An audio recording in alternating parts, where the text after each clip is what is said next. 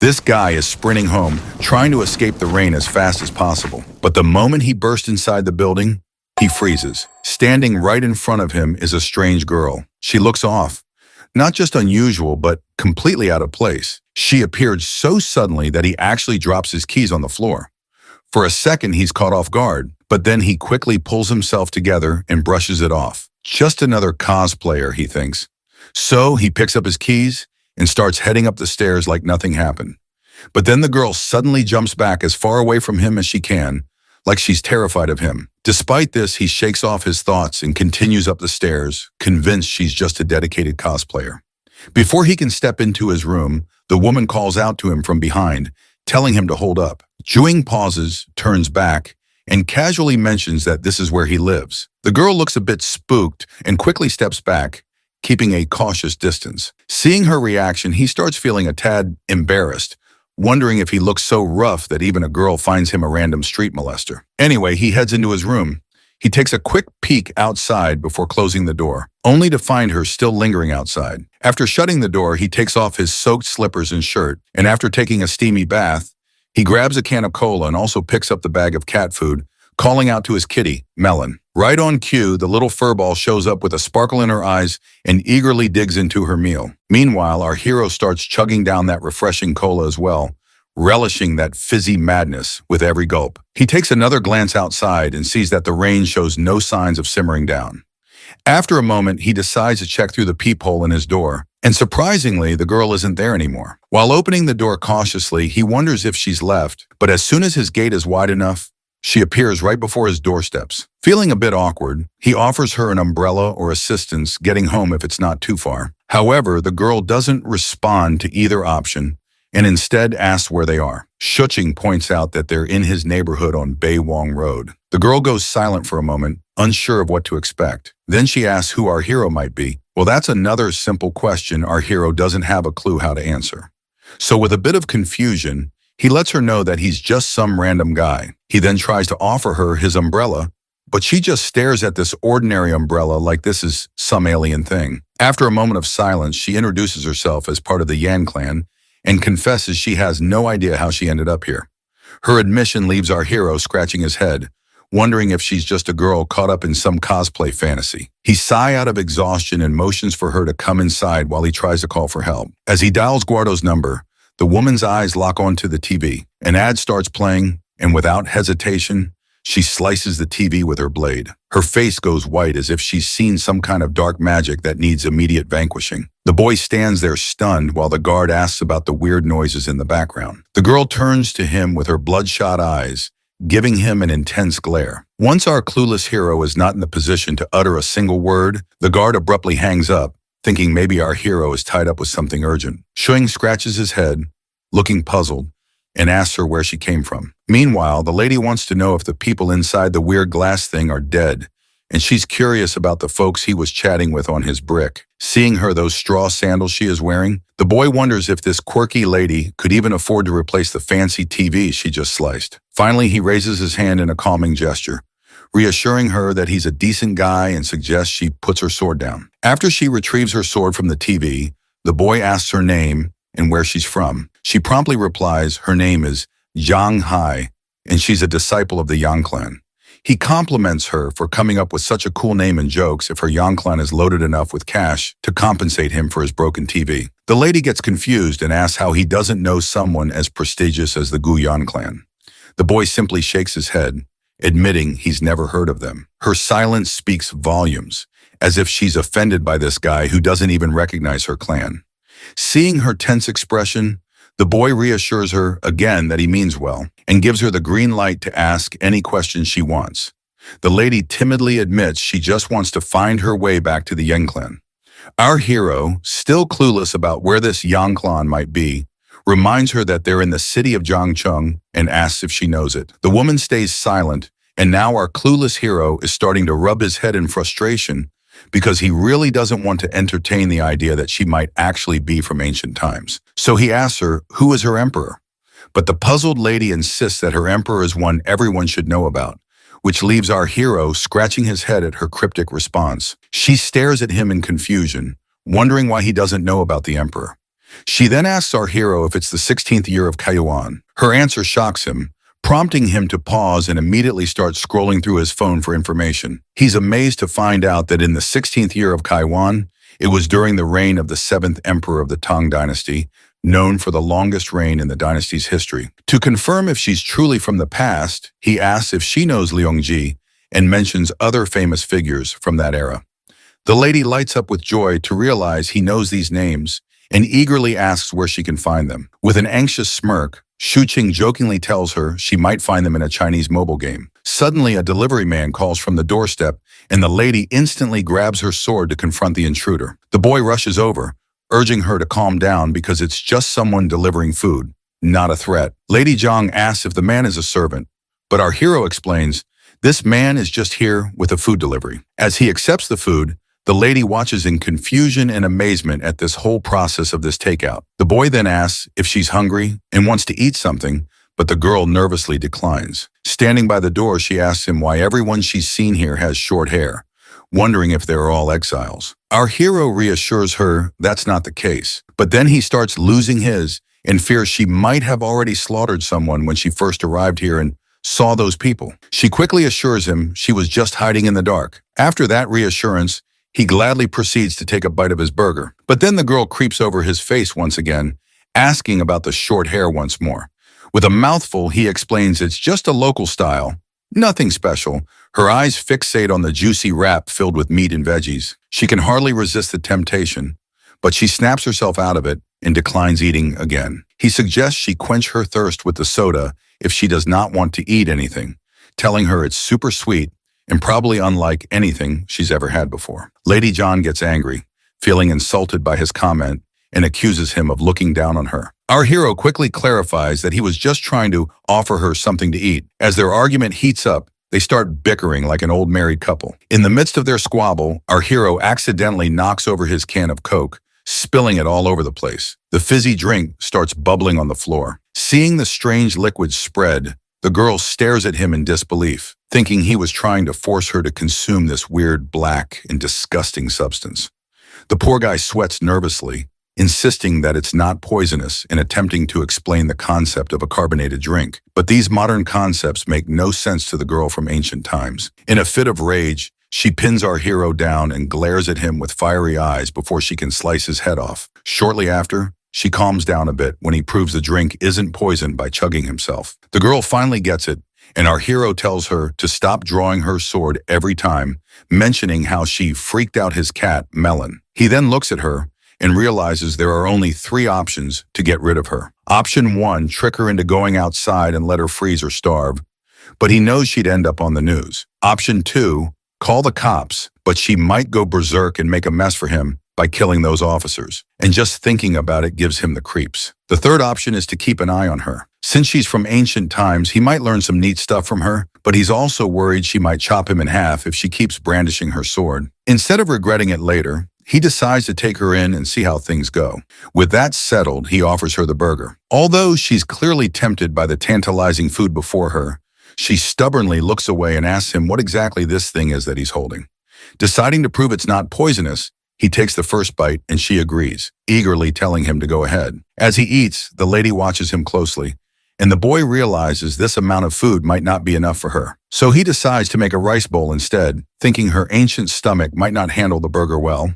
It seems he was just making excuses to eat the burger himself. Seeing him finish it off completely annoys the lady to no end. He gestures for her to sit down, but she cautiously checks the seat by pressing her hand against it before sitting down cautiously. Let's face it, she can't trust this strange guy completely, even though he did offer her his umbrella. His room is filled with oddities, and he eats weird stuff too. So she decides to remain vigilant and careful. She asks about this place again, and our hero reminds her it's Yongcheng City. The lady then asks if he knows how she can return home. This time, our hero panics when he sees her reaching for her sword again and insists she puts it down before he answers. Once the sword is out of sight, he somberly reveals to her that she might not be able to return because they are really far from her home. The girl perks up at this and immediately asks how far away they are. Our hero reluctantly tells her it's almost 1,200 years away. The girl asks what he means by 1200 years. So he explains that it's been that long since she came from her time. Famous folks like Li, Yang Yu Huan, and Lu Shan, all ancient history now, dead and gone for over 1,000 years. She's totally shocked by this news and straight up calls him a liar. But the boy tells her to just look around. Nothing's the same. This world runs on its own rules now. It could be cool if you get the hang of it, but also risky. She's still not buying it and raises her sword to his face. He calmly reminds her that waving swords around is against the law, and she better learn the rules fast. The woman asks why he's bothering to help her out. The boy explains it's kind of like how he rescued his fat cat, Melon, from the tough outside world. He just felt like he had to help. But our hero needs to pick his words better because she gets ticked off again, thinking he's comparing her to a cat. After a bit of thinking, she figures he's not such a bad guy since he let her in and offered food. So she asks him again why he bothered helping her. Our hero says meeting a quirky ancient girl like her isn't something he encounters every day, and he's genuinely curious about her. He adds that she'd probably be curious too if their roles were reversed. The lady quickly shuts that down, saying if someone as weird as our hero showed up in her era, the chief would have chopped him down right away. The guy reminds her that this era is all about peace and love. He tells her that as long as she's living here, she better learn to follow the law, never hurt people, and not destroy anyone's belongings. With that clear, he lets her choose whether she wants his help or prefers to wander outside. Before turning away, he reminds her one last time not to hurt civilians or she'll get arrested. The lady finds herself in a tight spot, not knowing what to do since she can't even leave this place. The boy then says if she wants to stay, he can order her some food, but she has to give up her sword because he doesn't want to get arrested either. With no other options, she reluctantly throws her sword down. With that settled, he starts brainstorming what to order for her that won't be too foreign for her. He briefly considers ordering some mooncakes, but then decides to get her some rice and buns instead. He tells her to take a shower while they wait for her food to arrive. The woman, clueless, asks where she's supposed to bathe. Our hero leads her into the bathroom, which leaves her amazed at the sight. He tells her not to be too surprised because there are many more surprises to come and reassures her not to be afraid as everything here is harmless. For instance, he shows her the shower and she looks at it curiously like a puppy. She tries it out herself and our hero can't resist capturing her curiosity on his phone. He then introduces her to bath shampoo and the concept of toilet. Afterwards, he waits outside while she showers. He rummages through his stuff, trying to find something suitable for her to wear. Inadvertently, he opens the bath door while attempting to knock, realizing she doesn't even know how to lock it. Nevertheless, he informs her he doesn't have any women's clothes, so she'll have to wait for proper clothing. He decides to teach her how to lock the door in the meantime. Shortly after, he is kicked outside, but the lady is now enjoying her first shower in this new world. She even tries tasting the shampoo bubbles, but ends up spitting it away. Meanwhile, our hero is questioning if all of this is actually real. He picks up her sword and closely examines the gleaming blade, deciding to have an expert check if it's authentic or not. The girl emerges from her bath in her new outfit, and while our hero is busy with something else, she asks what he's writing. He doesn't respond immediately, but eventually hands her the paper. It lists out current issues that need addressing,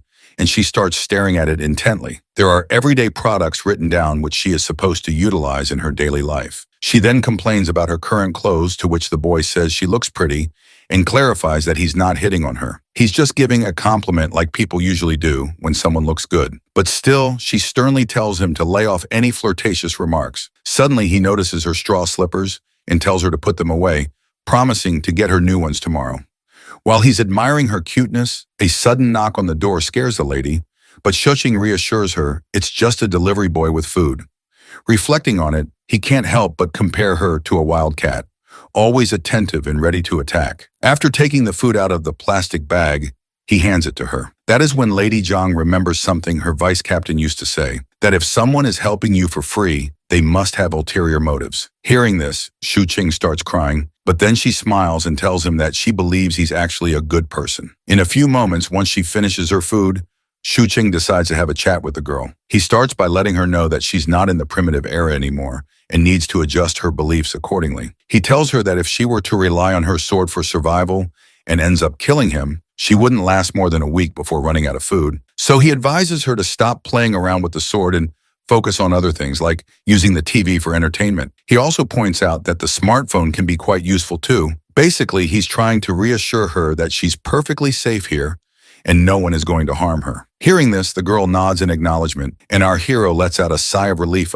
But when it comes to the outside world, things get complicated. He explains that while this is a peaceful world, it could be dangerous for her. Curious, Lady Zhang asks why that is, and our hero explains that she might end up accidentally hurting someone. For instance, if she strolled into a royal castle with her sword drawn, they'd likely throw her in jail. It's the same deal out there in this world as well. Not only that, he also explains the concept of an identity card to her, warning that she needs to watch out for cops who might ask to see it. So the first thing Shuqing wants to do is make her an ID card.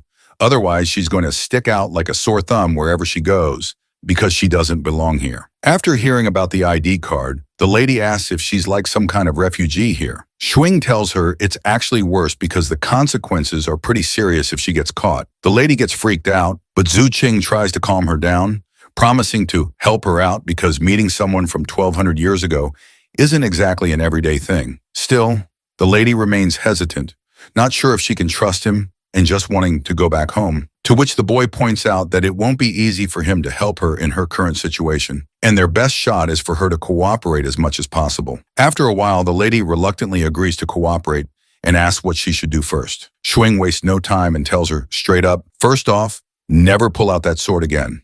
As they settle into a moment of quiet, the girl suddenly looks around and asks Shu Qing where his wife is because she wants someone to gossip with. But the poor guy, as much as he hates to admit it, says, I'm actually unmarried. It's quite a surprise for the lady, and a sudden silence fills the room. Shu Qing quickly reassures her that it's normal not to be married at his age and tells her to make herself comfortable in the spare room he has for her. She nods quietly and follows him as he shows her the new room she'll be staying in. Inside the room, there's a lot of stuff, but Shu Qing quickly tidies everything up, making enough space for one person snugly. It's clear the lady isn't exactly thrilled about staying in this place, especially with a weirdo like him. However, Shuqing grabs some spare blankets and neatly arranges them on her new bed, urging her to rest. He understands she must be feeling confused, and he hopes that when they wake up tomorrow, it'll all feel like they were in a dream. He proceeds to leave the room, and before he does, he introduces himself as Shuqing, wishes her good night, and leaves her alone in her room. The lady first places her sword back and then sits on her cozy bed. Once midnight strikes, Shuqing finds himself awake, feeling a bit restless while reflecting on the entire hectic day. First off, he got rejected in job interviews, and when he came back, it started raining. Somehow he managed to reach home and then ended up meeting a girl who draws her sword every time she feels like it. But then he says, scratch this, and goes to sleep because there's a lot of stuff to handle tomorrow. When the next day rolls around, he opens his eyes and picks up his phone to find that it's already 10 o'clock. He jolts awake in his bed, remembering the nut job lady. He immediately starts looking around, and when he sees her sitting there, he finally realizes that he wasn't dreaming after all. He gathers himself and wishes her a good morning, asking why she woke up so early, only for her to remind him it's almost noon. He then asks if she's hungry, to which she responds affirmatively, albeit a little. She, the stars, looking for something in her chest, and hurriedly goes back to her room, returning with 2 silver pieces, telling him he can buy food with them. Shu Qing is amazed to see the silver in his hands, though he knows silver doesn't fetch much. However, he thinks if she has any gold, he could use that to get cash and possibly help her obtain an ID card. The girl shows another piece of stone, but Shu Qing quickly tells her to keep it because she can't go outside yet. He looks at her closely, estimating her height and width, and promises to buy her some clothes later, along with bringing back some food. Afterwards, he heads to the bathroom, brushes his teeth, and freshens up. Then he heads to the shopping center to pick out some suitable clothes for her. After looking at several options, his eyes settle on a particular dress and tells the attendant that he'll take that one as well. It seems like he spotted some bras in the distance, but couldn't bring himself to enter that section alone. After an hour of shopping, he finally finishes and looks at the stuff he bought, feeling embarrassed about holding women's cosmetics. He then heads to the bookstore, grabs some books, and makes his way back to his apartment through the bustling city. Upon reaching the building entrance, the guard asks him about his shopping trip, and our guy tries to hide all the feminine stuff he's carrying. The guard also asks about the phone call from yesterday, and he makes up an excuse, saying he dialed the wrong number accidentally. Before he heads off, the guard warns him to be cautious due to recent thefts in the area. He nods and assures the guard he'll remember. Once he's back in his apartment, he finds the lady standing there with her sword almost drawn, ready to chop off any intruders. The boy assures her she's safe and hands over the food box, mentioning he's also brought some essentials. Suddenly, something clicks in his mind. He looks at her with curiosity, and she asks what's on his mind. He awkwardly wonders aloud if she should be thanking him and seeing him as some kind of young hero or a decent guy or something like that. The lady, not quite getting where he's coming from, thanks him anyway. It seems like it might take a while for her to figure out what this weirdo is always thinking. They dig into the food and the lady devour her meal like a wild animal, which surprises our hero given the elegant image he had of women from her era. Nonetheless, he's pleased to see her enjoying herself. After they finish eating, he lays out the clothes he bought, showing her the new dresses and shoes. He keeps digging around for more stuff, and meanwhile, the girl spots the bra he got for her. The guy freaks out like his soul might jump out of his virgin body and quickly tells her to keep that thing down and promises to send her a video on how to use the bra to cover up her headlights. Feeling embarrassed, he dumps all the stuff he bought and tells her to figure it out herself. Seems like he's picked up quite a few interesting items, though. Along with that, he's brought some books to help her understand this world and its culture better. He's even planning to teach her how to use a computer so she can learn on her own. Seeing her looking tired and restless, he suggests she get plenty of sleep before they can figure out their next move. But then she asks about his status in this world. Hearing this, he rethinks things and admits he's a graduate student still on the job hunt. It's funny how, despite being unemployed, he still manages to splash out on fancy clothes and cosmetics. So even the lady starts to think he's some rich kid, but our hero quickly shuts that down, saying he's from a poor background. Then she starts wondering if he might be a landlord or something. Nonetheless, she dives into her books. But when she sees those old pictures from her era, tears well up in her eyes as she thinks about how she can get back home. The boy reminds her he has no clue how to get her there, but asks her how she ended up here. The lady reveals she was chasing a small thief in heavy rain, got lost in the middle of the forest, and wandered around until she spotted these tall houses. Seems like this guy is clueless about how to get her home, but he cleverly changes the subject, telling her she's got to survive in this world before going back. Then, without skipping a beat, he asks about her military ranking and martial arts skills. You see, the reason this guy was asking in the first place was because he was interested in her martial arts skills to begin with, and the lady gives him an exact answer he likes, saying her Yan clan is considered the most powerful clan around. Excitedly, he asks how high she can jump without getting hurt. The lady confidently steps forward, pointing to the 4th floor of the building, saying she can jump from there without a scratch. This revelation leaves the guy's eyes practically popping out of their sockets. He then gets even more excited, eager to see all the fancy moves she's got under her belt. He starts spouting off a bunch of martial arts skill names he's probably picked up from video games, but it's all gibberish to her. He even asks if she knows Kung Fu and offers to learn from her eagerly. But the lady tells this enthusiastic guy to simmer down because he's past the age for learning, and even with perseverance and determination, he won't achieve much. The boy calms down and asks if these moves are like super strict or something. Lady Zhang shakes her head, saying, "It's not about being a master, just a few basic moves without all the strict rules." She then gets into position and shows him the first simple martial arts move, focusing on the waist and how to ground yourself. She explains that martial arts training takes time, building up bit by bit, day by day. He then asks if he can practice stakes and literally begs for it. She reminds him that it will take 3 years for him to learn stakes. The guy thinks that in that amount of time he could become a full-fledged army soldier, so he gives up on martial arts and asks her to teach him sword techniques instead. The lady brings him back to reality once again, saying he's also past the time to perfect his reflexes because his eyes can't keep up with his hands right now. Finally, he throws his idea of becoming a warrior into the dustbin and simply tells her to try on the clothes. Once she's in the bathroom, he wastes no time taking advantage of the moment. He grabs her sword and starts swinging it like he's the second coming of the ninja itself. But this loser can't keep up because the sword is way too heavy for his puny muscles. The lady finally comes out of the bathroom, and when the idiot looks at her, she's looking smoking hot in her new getup. Her clothes fit like they were made for her, and she even walks around to check if they're tight anywhere. That's when Mr. Forgetful perks up. Noticing her hair is all over the place and realizing he forgot to buy her a hairband, he tells her to tie her hair back with a band. And once she does, bam, she looks even hotter. A perfect wife material. Overcome with emotion, he starts crying, feeling bad for underestimating her intelligence just because she's from ancient times. He decides to take her for a walk tonight and promises to buy her a proper hair tie while back at home. As dusk arrives, the girl takes a peek outside her room and sees the boy sitting at the desk. She comes out and asks what he's doing. He tries to explain computers to her, like how you can trash talk everyone in the crazy lobbies of Call of Duty, and warns her to steer clear of 4chan if she wants to keep her sanity intact. The boy then asks if she's having fun reading books. She admits that most things are flying right over her head, but she's slowly learning. The dude tells her to take it easy, reassuring her there's no rush, and reminds her she's already brave and smart. He jokes that if he were in her shoes, he'd probably be a lost cause. Lady Zhang looks at our hero warmly, cheeks turning tomato red.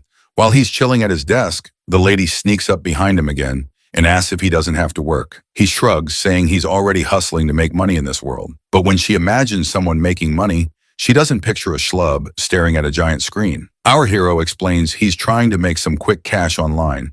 Since she wouldn't get all the tech stuff, he suggests she start with the basics. His mind is struck with a bright idea as to how to make her familiar with some basic stuff. He asks her how strong her chief's martial arts skills are, and she replies, pretty darn strong. So the dude plays a video on his computer and asks if these guys on screen are powerful enough. The lady's eyes light up as she watches the intense fight scenes on his screen. He looks at her with the same enthusiasm and asks for her thoughts.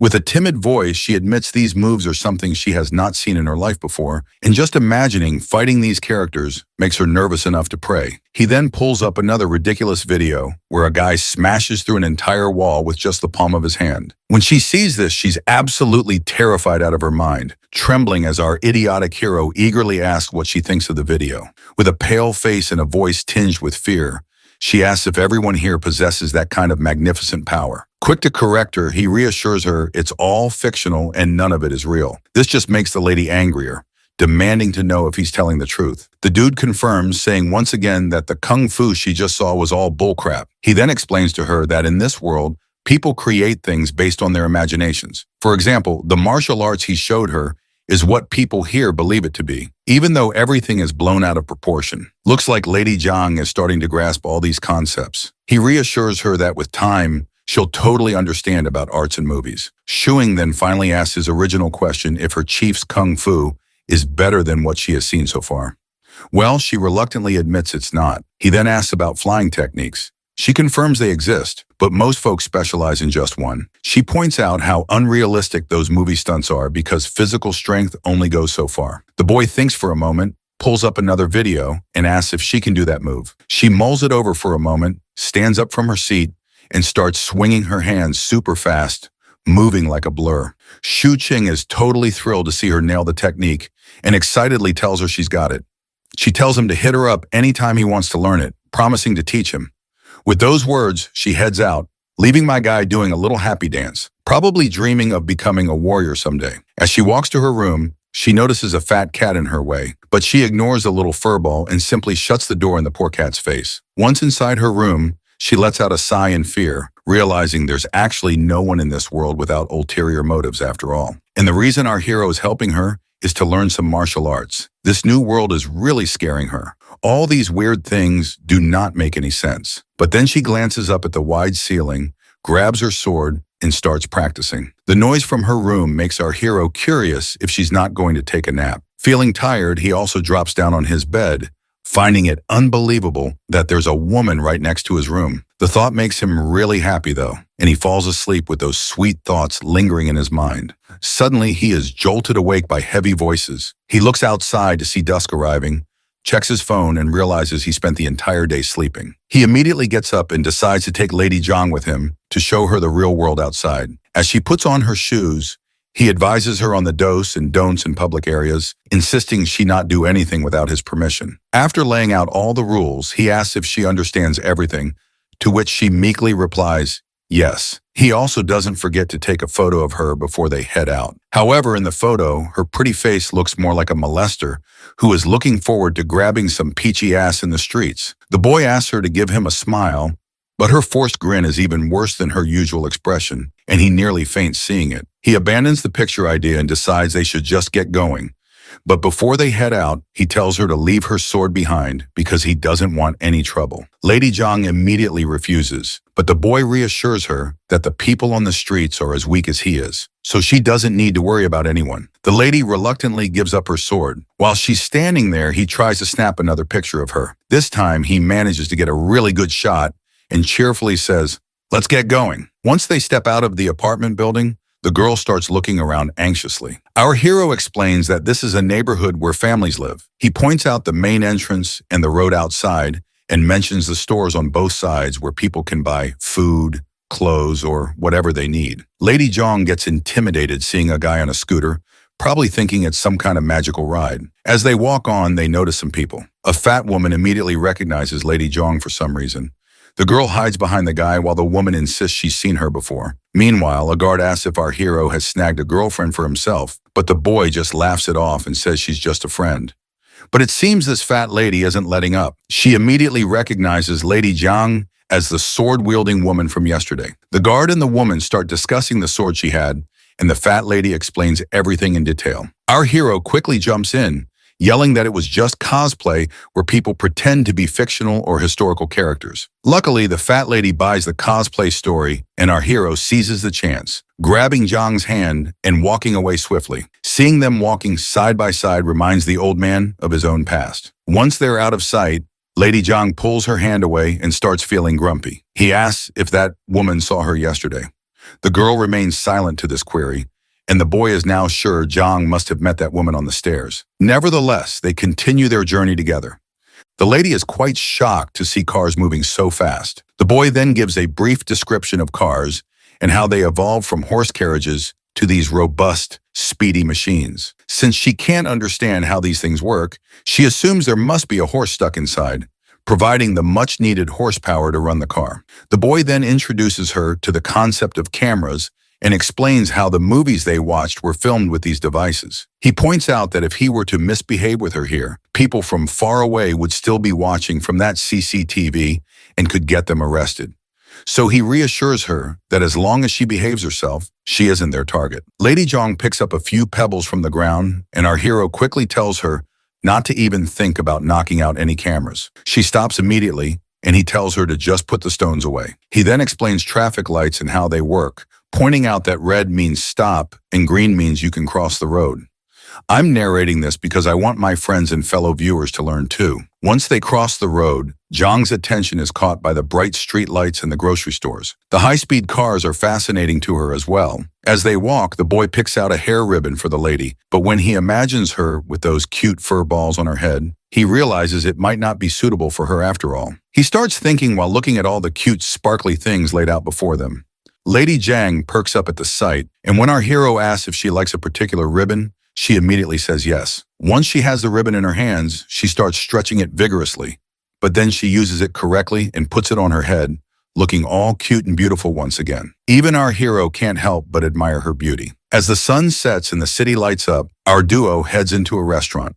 Our hero orders 2 fried rice cakes with extra spices and a plate of sliced cucumber as a side dish. As they look for a place to sit, the boy reveals to Zhang that this is the same place where all their food comes from. He relies on this restaurant because they serve the best food, and he's been enjoying it since he was a kid. Suddenly, Zhang's mind is totally captivated by the vibrant lights dancing before her eyes. She's so lost in the moment that she finds herself startled when the waiter arrives with their food. The boy decides to start eating and offers her a pair of chopsticks. She looks really nervous, and while he chugs down his lemon juice, he realizes he probably made the right choice by not letting her wander off by herself. She clearly needs more guidance than he thought, but he's confident he can teach her everything step by step. After they finish eating and pay the bill, they leave the restaurant feeling satisfied, especially our hero. They head back home, and once they're there, he asks if she's starting to feel more comfortable. She doesn't respond and just sits quietly on the couch. He tries to reassure her, saying that living in this world isn't so bad, especially with all the delicious food and junk food to match on. He tells her that once she has her own ID card, she'll be able to enjoy it even more. Despite his reassurances, she still doesn't seem too thrilled about staying, and quietly says she wants to go home. But then again, he reminds her that she can't go back home since it's already been 1,200 years. It looks like she has to accept reality. She asks how they're going to solve the identity problem. The dude explains he's no government guy to handle this stuff, but there's always a way, and reassure her that he'll help her. The girl gets flustered and feels grateful for his kind gesture. This time, she thanks him properly by calling him a young warrior. The boy responds with the same brotherly energy, emphasizing that identity is crucial in this world, and without it, it's difficult to navigate. He then asks her where the list he gave her yesterday is. The girl points to the dustbin. The boy is disappointed by her action and tells her to retrieve it right away. Once she gets the paper out of the bin, the lady asks what they'll do if the ID card issue isn't resolved. Our hero points out that she'll be a criminal and there's nothing he can do. Without an ID, she can't get a job, buy property, or even use public transport, and emphasizes that an ID card is the holy grail in this world. The lady gets a bright idea and asks if by making money and finding a place to live, the ID would become less important. The boy explains there are still many things she can't do without an ID, like having a bank account, a phone, online accounts, online shopping. The list goes on. He then opens his laptop, searches for unregistered resident certificate, while also telling the lady to approach the authorities directly for help with her ID card. He reassures her that the worst-case scenario is they might confiscate her, but he's sure they'll treat her nicely. Lady Zhang immediately reaches for her sword, asking if he's thinking about turning her into the authorities. The boy tells her to forget it and just focus on studying first. He suggests she look at history or something, and once she has a basic knowledge of modern society, she can decide for herself. The woman gets silent and seems visibly anxious and sad. She asks if it's a problem for him if she stays here. Our hero reassures her that she can crash here as long as she wants, but insists she shouldn't fight or kill with her sword. He promises everything will be fine. Just then the cat comes over, and the boy realizes he nearly forgot to feed this furball in all the madness. He plays around a bit with the cat and tells Lady Zhang that if she has nothing else to do, she can do some studying. The girl bows her head and decides to do just that. Looks like the dude found nothing worthwhile on the internet. So he checks his phone and decides to call someone he knows. He's about to call his best friend Shin Hao, who is now a good police officer, though he's not sure if his internship period is passed, and Shin Hao is now a full-blown officer. While texting Shin Hao, he wonders if he should mention that he's met a girl from 1,200 years ago, but he decides against it and sets up a meeting with his friend without revealing anything about their meeting. Feeling happy, the boy decides to take a shower to freshen up. After the steamy bath, he feels really satisfied. It then occurs to him that the girl hasn't showered yet, but he decides not to dwell on it. Suddenly, he remembers he's sharing space with someone of the opposite gender, and he knows he'd be in hot water if she caught him wandering around naked. Thankfully, no one sees him, and he hurries into his room. A while later, Lady Zhang cautiously emerges from her room, darts to the bathroom with clothes in hand, and immediately shuts the door for a much-needed bath, just like she used to do in ancient times regularly. Since it's the weekend, the boy grabs a digital writing pad and starts teaching her how to write. She's already good at reading traditional Chinese characters and nailing their pronunciation, so now she tries her hand at writing a few words. Suddenly, Melon pops up, grabbing both their attention. The cat looks hungry, so the boy decides to feed her, while Lady Zhang keeps practicing her writing. Watching him dish out cat food, Lady Zhang gets curious and asks what it actually is, to which Shuing explains it's food made just for cats to eat. Lady Zhang quickly imagines how they might produce such cat food, picturing pouches hanging from tall trees in her mind. Suddenly, there's a knock on the door, and the boy rushes to receive the food delivery. He hands it to the lady, telling her it's her dinner for tonight as he's going to meet his friend later to ask about her identity card. The girl immediately starts digging into the food, and our hero assures her he'll teach her how to use a phone and computer so they can stay in touch. While she eats, Little Melon chimes in, asking for some food, but the dude scoops up his cat and reminds her to stick to her own cat food. Curious, the lady meekly asks if she can't give this cat some of her food, to which the boy nods and explains that this kind of food isn't healthy for cats. The lady is shocked to hear this, and her mind stops for a moment. If this food isn't healthy for an animal, how can it be good for humans? She even starts feeling like her burger doesn't smell good anymore. Shortly after, he shows Lady Zhang how to use Discord to message him on his phone, making it clear that it will not be him hiding inside the computer, but rather it will be the transmission waves who will carry his voice to her. Leaving his dormitory, he scratches his head, wondering if this is all okay. Eventually, he reaches his destination after a bus ride. Stepping off, he looks around and spots his friends sitting in the distance, waving at him. When they finally meet face to face, they exchange greetings. Officer Chin then pours a cold beer for our hero, mentioning it's the first time he's serving him a cup of beer. They both sit down, and our hero asks his friend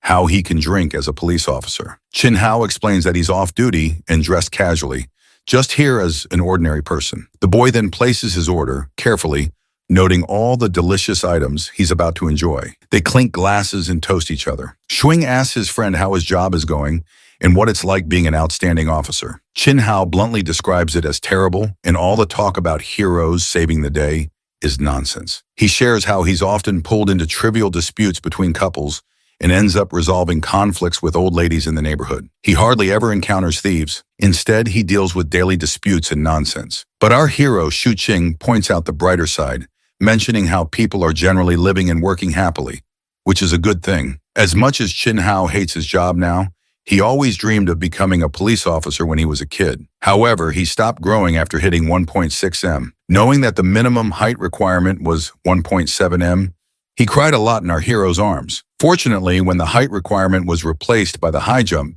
he was excited to start practicing every day, eventually achieving his dream. But after dealing with just trivial disputes, the officer is so worn out that he jokes he'd even fight a woman with a sword if he has to, just to make a big show. Our hero immediately tells him not to joke about such things. Suddenly, the boy changes the subject and casually asks about what happens if a homeless person who has lost their memory wants to get an ID card and work without any proof of citizenship, to which the officer bluntly states that getting an ID card isn't easy, and someone fitting that description is likely a shady person. With the energy of an officer, he asks our hero for the person's name and address he is speaking about. The boy tries to spin a tale about how his mother's brother had a son whose friend is in a similar situation. The officer cuts him off, telling him to stop the nonsense and reminding him that without proof of identity, like a blood test or something similar, they can't get an ID card. The boy presses further, asking if the person he encountered was unidentified and strange, like a homeless guy. The officer points out that if their behavior is suspicious, they must be investigated.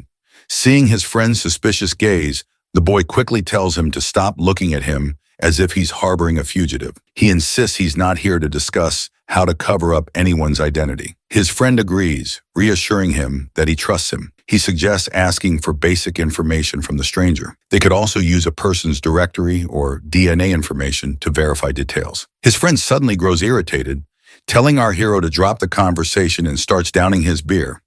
The boy jokes that he only came here because he needed something to talk about, otherwise they would not have met. Then he playfully tells his friend to forget everything and jokingly extends his hands, telling him to handcuff himself because he wants to experience what it's like to be interrogated and cuffed. After their banter, our hero brings up the ID card subject again, but the officer's answer remains the same. He gives an example that if it were so easy to get a new ID, criminals would be stabbing people daily and running off with new identities to start fresh. They continue their back and forth, and after drinking a lot of beer, the officer finds himself knocked out cold. Our hero tries to wake him up, reminding him of his duty to resolve disputes between old ladies. But the officer just wants more beer. So our hero tells the waiter not to bring any more. The boy pays the bill while his friend still wants more booze. Our hero then learns there's a 50% discount if you spend 100 yen. So he decides to get a lot of fish for Lady Zhang. After saying goodbye to his hiccuping friend, he grabs his takeout and heads back home. Though he is a bit let down that he got no lead, but he is not sweating it. Once he's back home, he finds the girl fast asleep, and he can't help but admire her beauty. His heart and brain seem to short-circuit as he gazes at her, unsure of the feelings stirring inside him. The girl wakes up abruptly, feeling a bit startled to see him back. He shows her the food he brought, and she quietly says thanks. Not satisfied with just a simple thank you, the boy playfully insists she say it loud and clear. Blushing, the girl says, "Thank you, young warrior," which prompts an exaggerated reaction from the boy, claiming it was an easy task and a small contribution. As he unpacks the food, the girl asks if he drank a lot. He says no and shows her a yogurt pack, telling her to lick it before drinking. He starts rubbing his tongue against the sweet and sour yogurt, and she follows suit, surprisingly enjoying it and diving right in. The boy tells her to eat up and not let the food get cold. As he heads into the bathroom to take a bath, he can't help but smile, feeling the warmth of coming back home and seeing someone waiting for him. After his bath, when he's back outside, the girl immediately notices him. He asks if she checked her clothes, which confuses her at first. Then she remembers the bra he brought for her and feels super embarrassed just thinking about it. Apparently trying to figure it out with YouTube tutorials didn't go so well. Later, she heads to the bathroom to change. She's nervous about trying on the fancy dress since she's used to plain outfits that match her mood. She wonders what kind of prickly princess she'll look like in this new dress. She lays out the bra and dress on the bed, takes a bath, and dries her hair with a blow dryer. She's really grateful for the kind young man helping her adjust to everything, but she knows relying on him isn't a long-term solution, and she can only get so far with her limited knowledge. The sunshine of the next day leaks through the window, and the girl comes out of her room while rubbing her tired, sleep-deprived eyes. It looks like our hero woke up early this time. Lady Jong asks him if he's working early in the morning, to which he replies that he's just watching some news. The girl immediately exudes a gloomy aura, asking if he is a government official. The boy reassures her that he's not, reminding her that if he were, she would already have her much-desired ID card. He then asks if she's hungry and offers to buy breakfast, asking if she'd like to come along. The girl declines and heads to the bathroom, so the boy decides to go by himself, telling her she can Netflix and chill in the meantime. Humming a tune, the boy strolls outside. The old guard calls him over, and the boy reluctantly approaches, noticing two more people present. One of the ladies asks if he's heard any creepy, weird noises lately. And the way she is looking at our hero, it's clear she suspects him of being the source of these sounds. It seems like the boy is completely clueless about what the lady is talking about, and he tells them that he didn't hear anything and slept soundly last night. He wonders if there was a theft, but the old man suggests that they might be haunted because his dog was terrified by something the other night, so much so that it didn't even bark. When the boy asks the old guard if he noticed anything else, the old man takes a puff of his cigarette, exhales the smoke, and confesses that he didn't see anything, but he caught something on video footage. They all gather in the surveillance room where the old man plays the video. In the footage, they see something moving so fast that it appears as just a blur, and everyone is visibly terrified by this mysterious creature. And the reason our hero is also feeling terrified is that he's pretty sure it's Lady Jong. He face palms himself, unsure why she's doing that, and decides to go back to the apartments to ask her himself. Well, it looks like now we know why Lady Jang was feeling tired a while ago. She was probably trying to explore this world by herself in the night to learn new things. The boy then asks the old man if the same had happened yesterday as well, to which the guard says no, noting that nothing unusual happened last night. He awkwardly laughs and decides to entertain the idea that maybe there's a ghost around. The bald guy over there and the chubby lady get curious, wondering why a ghost would be playing around in the dead of night, especially in their place. The old man decides to keep an eye out to see if there's some guy lurking around looking for a chance to steal. The boy finally gets back home and wastes no time yelling at her, asking why she snuck out in the middle of the night before. He stares at her with a mix of disappointment and concern. The girl meekly asks how he knew it was her wandering, which just infuriates the boy more. He face palms in frustration, reminding her about the CCTV cameras everywhere that caught her. The girl looks a bit scared and worried about him, so she quickly explains she was wearing a mask. Relieved, the boy sighs and figures, as long as she keeps her face hidden, they're probably safe. He tells her from now on if she wants to go out, she has to take him along. No solo trips allowed while she's staying here. He stresses how dangerous her situation is, so she can't just wander around freely. The lady timidly asks if she caused trouble for him, and he reassures her that luckily no one recognized her because everyone thought there was just a ghost haunting the place. Looks like the lady had no clue what haunting meant. Seeing her clueless face, my guy gets agitated once again and quickly tries to Google a movie about someone from ancient times who ends up in the future and gets into trouble because of their wild behavior. He wants to emphasize how dangerous her actions could be if she's not careful, and he is pretty sure what he just imagined perfectly fit the description of her character. The girl looks timid and promises to quit causing trouble if it's a bother to him. The boy then tells her to calm down and suggests ordering takeout later, asking what she'd like, whether hamburgers, chicken rolls, or anything else. The lady responds with a charming smile and thanks him for the healthy food he is ordering for her. But the boy teases her by reminding her that if she wants to eat even healthier, she could try the cat food. After their playful banter, the boy takes the laundry and puts the clothes into the washing machine. He also takes the opportunity to educate her about how the washing machine works. Upon seeing this, the girl quickly rushes to her room, retrieves her clothes, and returns to the laundry room to add them to the washing machine. While Shu-Ching is looking at the laundry, he notices something tucked inside her clothes. Curious, he pulls out the item and holds it up in the air, leaving the girl completely embarrassed. She hurriedly snatches the item back from his hand and rushes back to her room. Ju-Ching is surprised to realize that it's a foot binding, which does not make sense as how she was moving around the neighborhood with her injured feet tied up with the binding. He glances at her, recalling how her feet seemed perfectly fine when he last saw her in those shoes, so it does not make any sense for her to tie her feet with clothes. He then decides to search online to see if martial arts enthusiasts have any interest in some sort of foot binding practices. But by the looks on his face, the search results don't align with his expectations. Turning to her, he casually asks if he can take a look at her feet. She stubbornly pouts and shakes her head, clearly uncomfortable with the request. The boy asks, "Why is that?" To which the girl just gives him a silent treatment. Well, it looks like this clueless guy has finally caught on that those bindings weren't for her feet, but for her chest. It's no wonder why she didn't bother with the undergarments he brought earlier,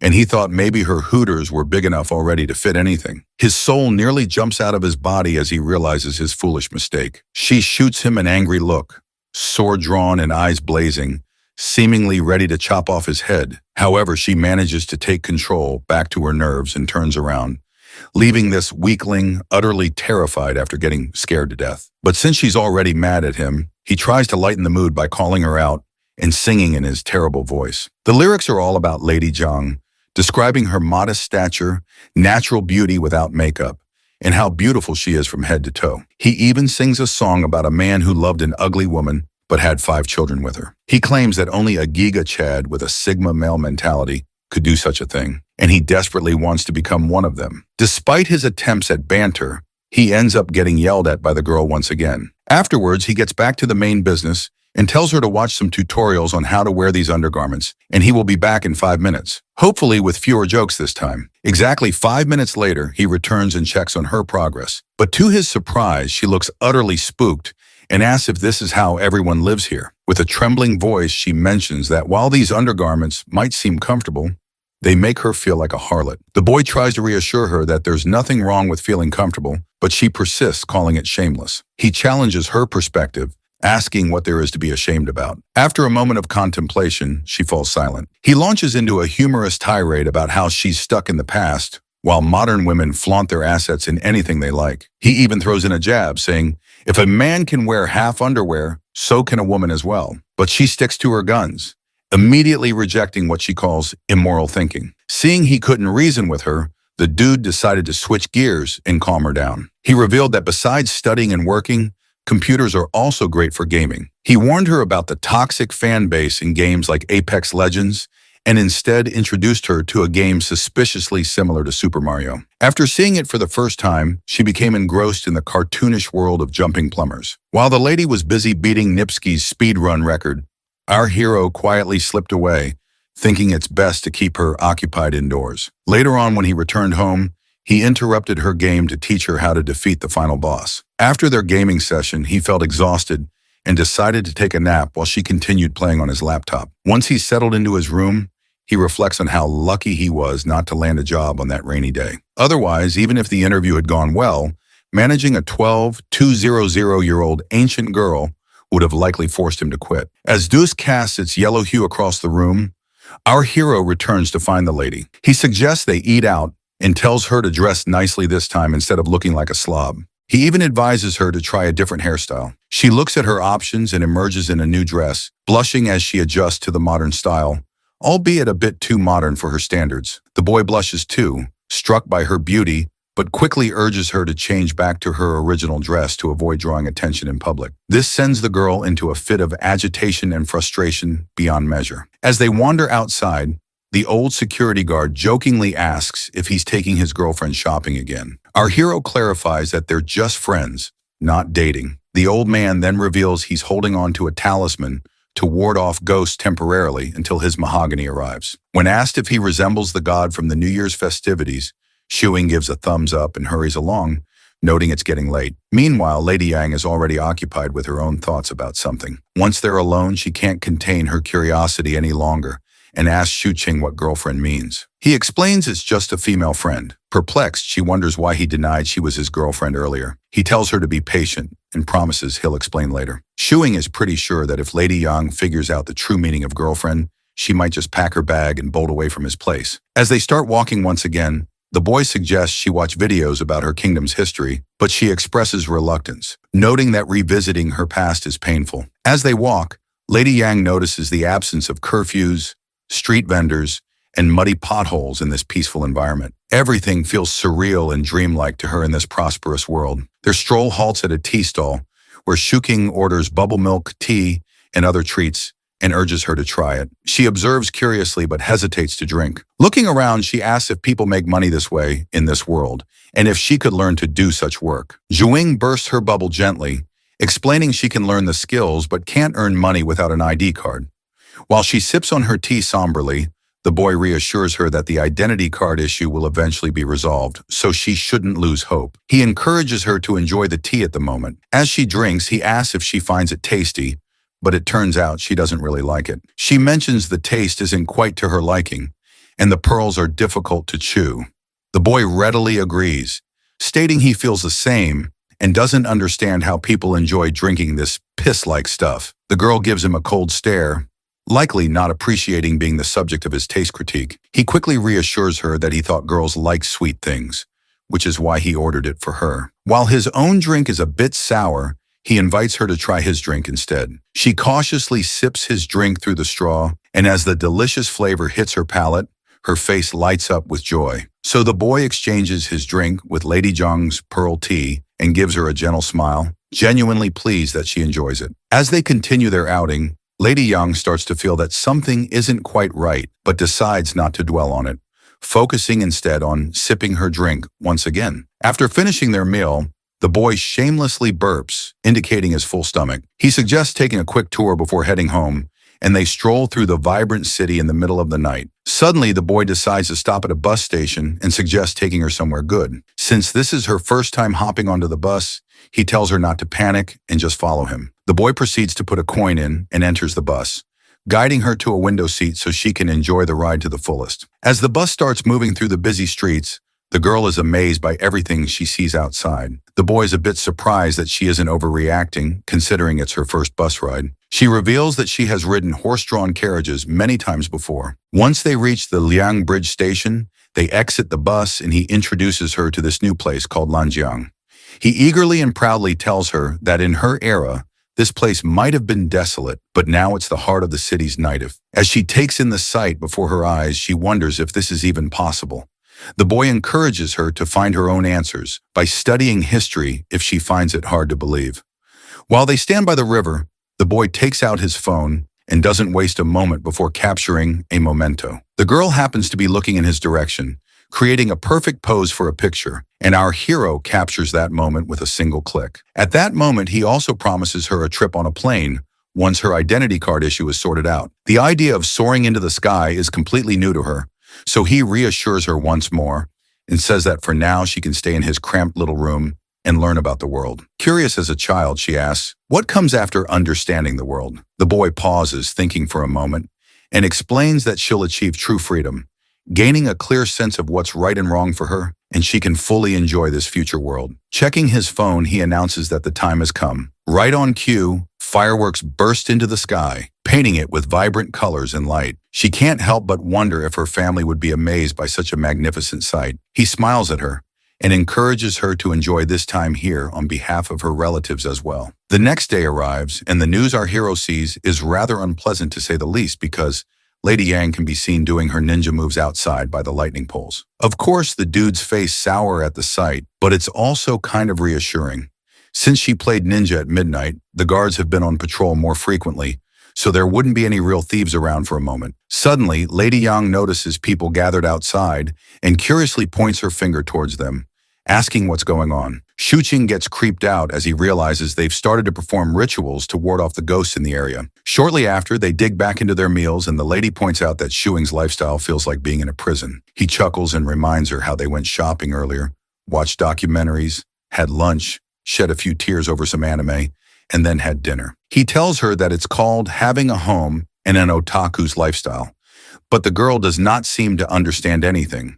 So Shuing explains that staying at home means having the freedom to choose what to do and where to go. He compares it to an ancient landlord who spends his days in the mansion with his family and a cat. The lady then decides to go for a little walk, and Shuqing asks if she wants to go out on her own. She stays silent, which is all the confirmation he needs. So he goes on a tirade listing all the dangers and her shortcomings she has, effectively shutting down the idea and telling her to just stay here for now until she is not fully aware of the world. He tells her that even if he gave her money to eat at restaurants, she still has to figure out how to earn money. Otherwise, she'll just be on a spending spree. He reminds her that she can either commit crimes to get some quick cash or do some hunting. But since there are no hunting forests around, she'll end up going through garbage. Finally, the girl gets silent and just eats her burger, thinking that without that single ID card, she can't even go out for walks on her own. Seeing her sad face, Shuqing then puts his hand into his pocket and offers her 2 coins, reminding her that she's at least learned how to take the bus so she can experience it by herself, which will be her first step forward. But the girl refuses to take the coins, saying she hasn't learned anything. Shuqing, however, forcibly gives her the coins, telling her to spend some time outside and assuring her that she's learned a lot in the first month she's been here. Curious, the girl asks if there are really ghosts out there, so he points at the people outside doing their ghost-busting routine. He assures her that once she starts making money, she can pay him back. When she wonders aloud what happens if she doesn't earn anything, he assures her they'll figure it out. Once again, she thanks him, calling him Young Warrior.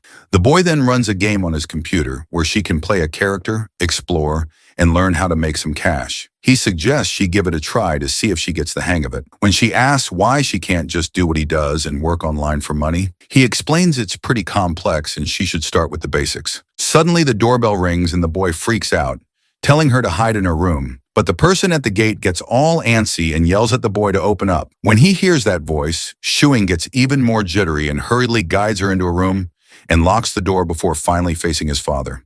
There's this grumpy old man staring him down. The boy nervously says hi, but the old man adjusts his glasses and insists the boy call him landlord for now. The old man then looks around, demanding to know if his son has found a job yet. The boy, addressing his father as landlord, assures him that he will pay the rent on time and defends himself, stating that since he can afford the rent and his current lifestyle, he does not feel the need to have a job. When the old man spots some RPG game running on the computer, he gets even more annoyed and makes it clear that if his son doesn't find a job by next month, he's hiking up the rent, no questions asked. His dad scolds him that he's not had a stable job ever, and he's always playing with weird things. God forbid if a man has a hobby or OnlyFans. Shuqing gets annoyed and tells him that he's sending his money to him right now, or if the landlord just came to see if he's going to work on the National Day holiday. These millennials and boomers hate seeing Jensen's knowing their rights.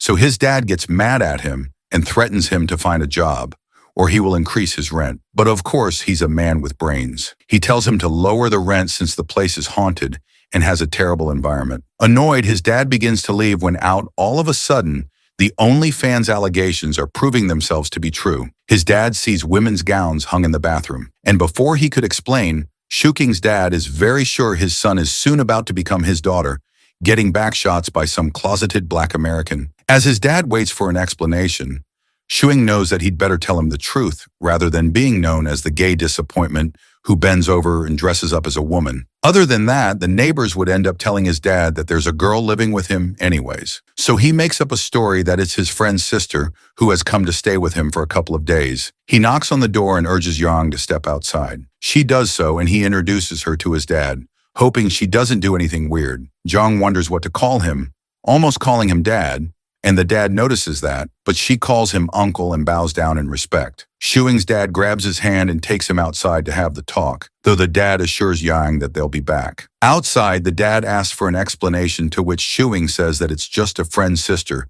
who is there to spend a few days at his place. He further asks his dad to not come over and hand over the spare key so he can give it to her, although he just wanted the spare key because he doesn't want his mom or dad to find her alone.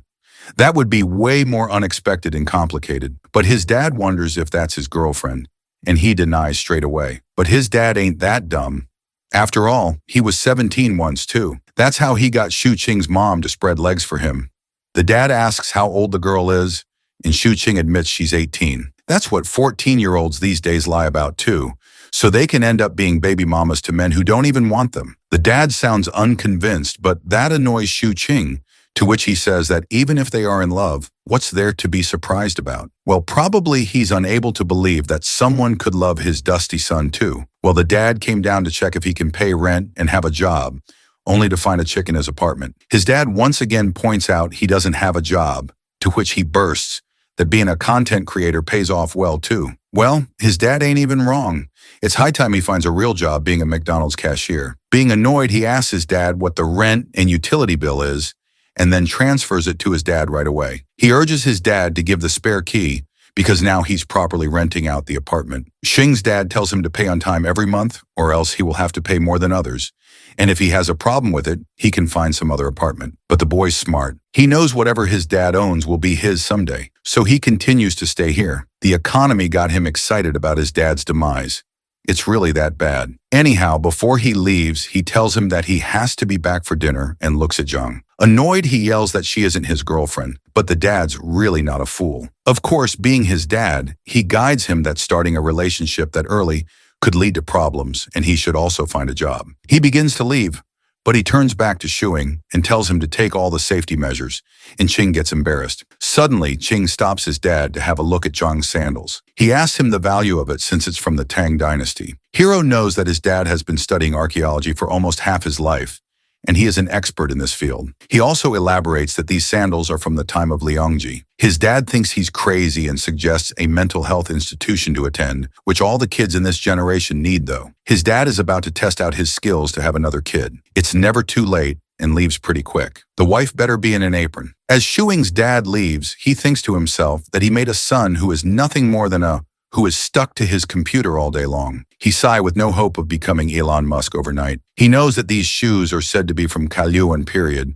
while also being from a week ago. Both statements are correct since there's a thin line between the past and present. Once it's punctured, anyone could fall through it. Anyways, the boy urges his dad to take a closer look and doesn't let him leave. His dad gets angry at the disappointment he created named Shuing and yells at him to get realistic with his life. He compares his son with his cousin who became a police officer. How? Shuing tells him that he's a freelancer while he hides Yang's shoes behind him before she thinks he's a creep. His dad doesn't get what a freelancer is, so he scolds him again, giving him daddy issues. Seems like he's about to give him a premium package of daddy issues as he takes Yang's sword to hit him. The sword hitting the hero doesn't scare him much, but knowing Yang would go crazy is what concerns him more. He begins to take it away from his dad, but Gramps definitely got a good grip. But our boy, being clever, tells him that this is definitely not an antique, but a toy, and his dad falls for it and gives him back the sword. He begins to leave while again telling him to get a job or take a civil service exam. As his dad finally leaves, Shuing looks at the sword and sees not a single mark of oxidation,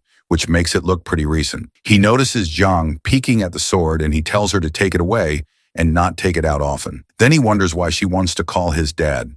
He clarifies that if she ends up seeing his mom, she's supposed to call her auntie and she listens. Then Qing asks Zhang if she wants to keep martial arts in practice. So badly, he wants to become a master in a quicker way. Someone whose stamina is so low that they bust just seeing a woman, having no way to become a master overnight. But he does know that it's useless in this era. So he brushes off the thought and takes Zhang to play the game with him. Qing thinks that he has to treat her like a child and teach her everything step by step. Kids mostly learn through toys and games, and online games are considered games too, having the same nature. Then he guides Yang how to play the game. She wonders how they make money off it, and he explains that once she learns how to play it, she can play it for others and they'll pay her. Qing explains to her in detail so she might not think that he's deceiving her. So he explains to her that this is sort of an entertainment for jobless people who have nothing else to do like a hobby, but there are still many people who don't have the time to play since not everyone has as much free time as he does, so that people like him who have more free time can play for them. Zhang still doesn't get it, asking if they don't have enough time to play, so would they hire others? That sounds absurd to her. But he elaborates that they already spent money to purchase the game, so they won't spend their time playing with an example. He knows that she's safer being an internet addict rather than coke addict. I mean, running out of the house. Shuqing doesn't want to think about the future right now, just the present for her survival. Suddenly, his fat-ass American-coated cat begins to rub itself on his feet, and he tells it to shoo off.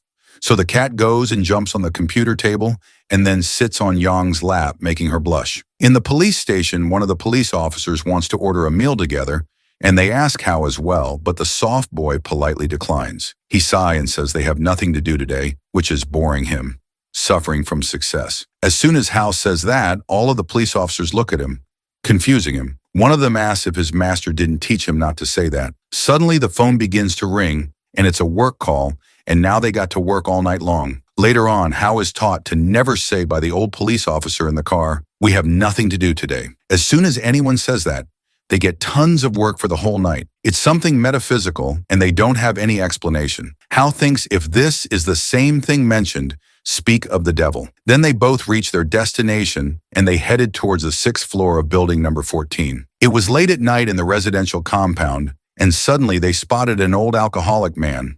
They ask him what he's doing there. Definitely not rehab. The old man yells, "What took them so long to reach?" Because he wants to go inside to his wife. He's smelling so strongly of alcohol, like the way a ran-through smells like a can of sardines, which makes Howell nauseous. The police officer knocks at the door, and the wife opens up. She wonders what the police are doing here since she didn't call the police on her husband.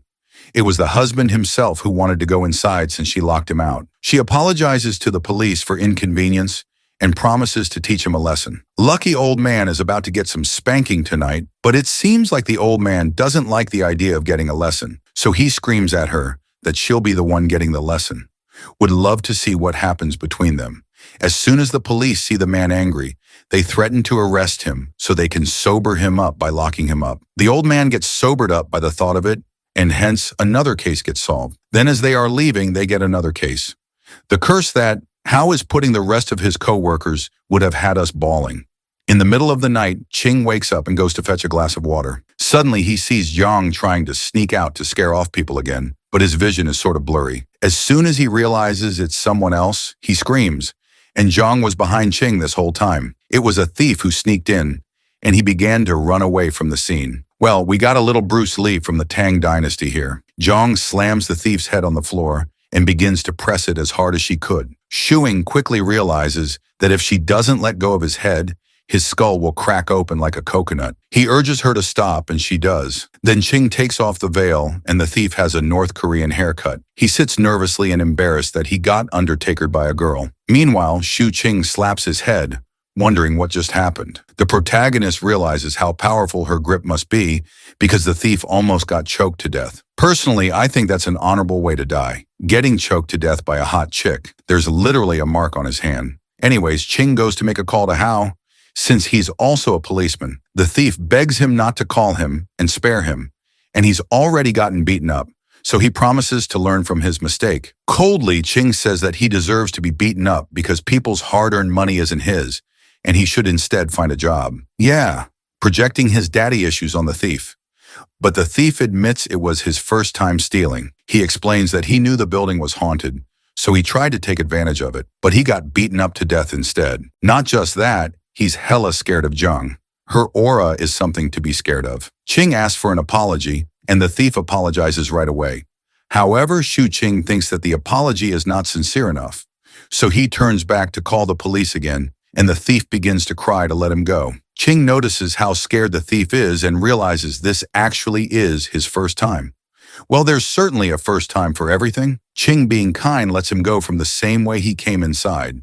The thief runs as quickly as an American man runs out to get the milk. As the thief runs out, Shu Ching is hoping that the neighbors didn't hear the screams of the thief, or else the gay allegations would have come true. But Young wonders why he let the thief go like that, to which he explains that they can call the police because they will hold her accountable for hitting him. Further, he says that if the police follow the process and find her suspicious, they will have to investigate her, and if they find out that she is an unregistered person, she'll be in trouble. That leaves Zhang confused, wondering why she'd be in trouble when she's not the thief. Ching explains that's because she also hit him. Suddenly, he sees and wonders why she's wearing an outfit which she's supposed to wear outside, and she answers that she heard some noise, so she got out to see what he was trying to do. Ching mocks her by saying that not everyone likes to go out in the middle of the night like her. Then he goes off to sleep, knowing he'll get someone to fix the window tomorrow. The next morning when he wakes up, he sees Yang all sweaty as she practiced all night long. God knows what kind of practice. She opens her hair and he's mesmerized and begs her to keep the door open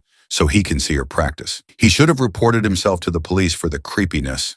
She agrees to it. While some women charge $5.99 monthly for it, he's surprised to see her agree with him so quickly, but she tells him that whether she agrees or not, he'll still be unhappy. That pisses him off, but he chooses not to have an argument. Then Shu Qing suggests they go out for breakfast while someone fixes the window. The night before, he thought about how it's not enough to stay at home and live without seeing anything. So he steps out to have some personal experiences too. As they walk outside, Qing guides Jung how to learn from the life all around them. She wonders how that could be, and he explains that she must abandon all her past thoughts and beliefs and start a brand new life and make new experiences. While mansplaining, Qing tells her to not be too harsh to people, like the way she was to the thief the night before. Because the way she was holding him down, it looked like she wanted to snap his neck.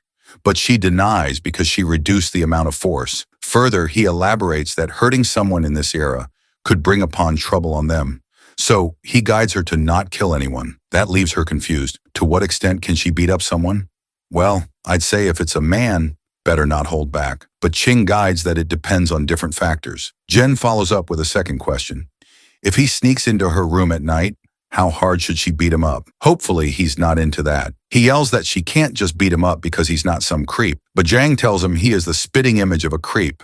Posing, he stands and defends himself, calling himself a hero of high moral standards. She's still unsure, to which he wonders why'd she even think he'll sneak into her room. He has picked up her shoes from the trash bin, but that's literally it. But he remembers that she's called him a douchebag before. Further, he defends himself that even if he sneaks into her room, she quite literally will end him and his bloodline. Still, he's curious what she would do if he does that. A man of culture, she asks if she could punch him, but surely that's enough to send him back to his mama's womb. In a bit, they reach their destination and they sit inside while Shu Qing orders breakfast for them. He tells her to remember this day and experience life from now. She looks at her hands while thinking that this is a world where no one needs to kill anyone. A while later, their breakfast is served. Yang likes the food while Shuing smiles as he looks at her that no one here knows that she's an ancient girl, which makes him think if all ancient people eat like there's no tomorrow. So, he assures her that she could definitely have some more food if she doesn't find it enough, but she wonders if it's expensive. But he explains that breakfast is the cheapest, and she doesn't need to worry about food in this world because food is cheap here. As he chomps down on food, he thinks about how it feels like he's raising a baby. Then John gets up to order 15 more buns, almost making Shu Qing spit out his food. Seeing that, he tells the waiter that the order is to go. He asks her if she can even eat that many, and she wonders if she ordered too many, but he just guides her to not eat that much in public and tells her to pack it up and eat the rest at home to save themselves from suspicions. While Yang eats, she assures him that she'll pay him back when she earns, though she could definitely use another way to pay him back. Then he gets the check and they leave. They pass by a hot pot buffet, and the lover boy promises her to bring her to eat some buffet next time. Jen wonders what that is, and he elaborates that in buffet they can pay a little money and eat whatever they want until they are full and there are plenty of other dishes. That makes Zhang think that it's like charity, but Shuing clarifies that it's nothing more than a marketing tactic. Then he says to her that mostly people in this era work through the brain, and since they don't do anything physically much, they don't feel hungry either. So her eating like an American fatty would get eyes on her, and everyone would end up knowing who she is. Basically, the buffet thing makes the owners profit more, because people don't eat much anyways. He highlights that girls and children are prime victims of this marketing tactic, as they would pay 100 yen and only eat food worth 30 yen. In other ways, people with bigger appetites can eat more because restaurants can earn it back from people with smaller appetites, as explained by Yang. Hearing her grasp the concept, Shuing shares a story where he thought as a kid that the buffet owner was very generous to let anyone eat how much they wanted. Jen wonders why do people with smaller appetites even bother going. He answers that it's more convenient and affordable for people. Later, he thinks about how she's been learning about the world bit by bit and how she could connect all the dots and one day suddenly learn about everything. It seems like Yong no longer feels like an outcast in this era. A few days later, the lover boy gives his lover girl a phone, and she wonders if Shuing is her sugar daddy now, considering how expensive a phone could be. But anyways, gamer guys are usually broke, and he got it from a giveaway too. Well, he went to get a sub card and top up, and they gave him an Android phone, which is worth over 1,000 yen, and he decided to get it for his heroine. She's so happy and thanks the hero. Then he urges her to follow the instructions and give him a call. He feels at ease that she is a smart girl and she could learn it really soon. A realization hits him that he feels like an NPC, but it's more convenient for him that she learns quicker. Then he gets up and tells her to have dinner by herself since he won't be home. And if she feels bored, she could learn how to use the phone or watch other videos. Shu Qing thinks that, since she has learned that she can earn money through playing games, she has turned into a game addict. And it is worrying at this point. Before he leaves, Yang asks if it is really a job to manipulate the characters running around, and he replies that if she continues to play afterwards, she is working overtime. But since she is already in an internship, there won't be extra pay for overtime. Then he reminds her that she should eat, and if she needs anything, she needs to call him. He leaves to go see his parents. He hasn't visited them since Zhang came. King steps inside and sees his dad. His dad tells him his mom is out playing mahjong.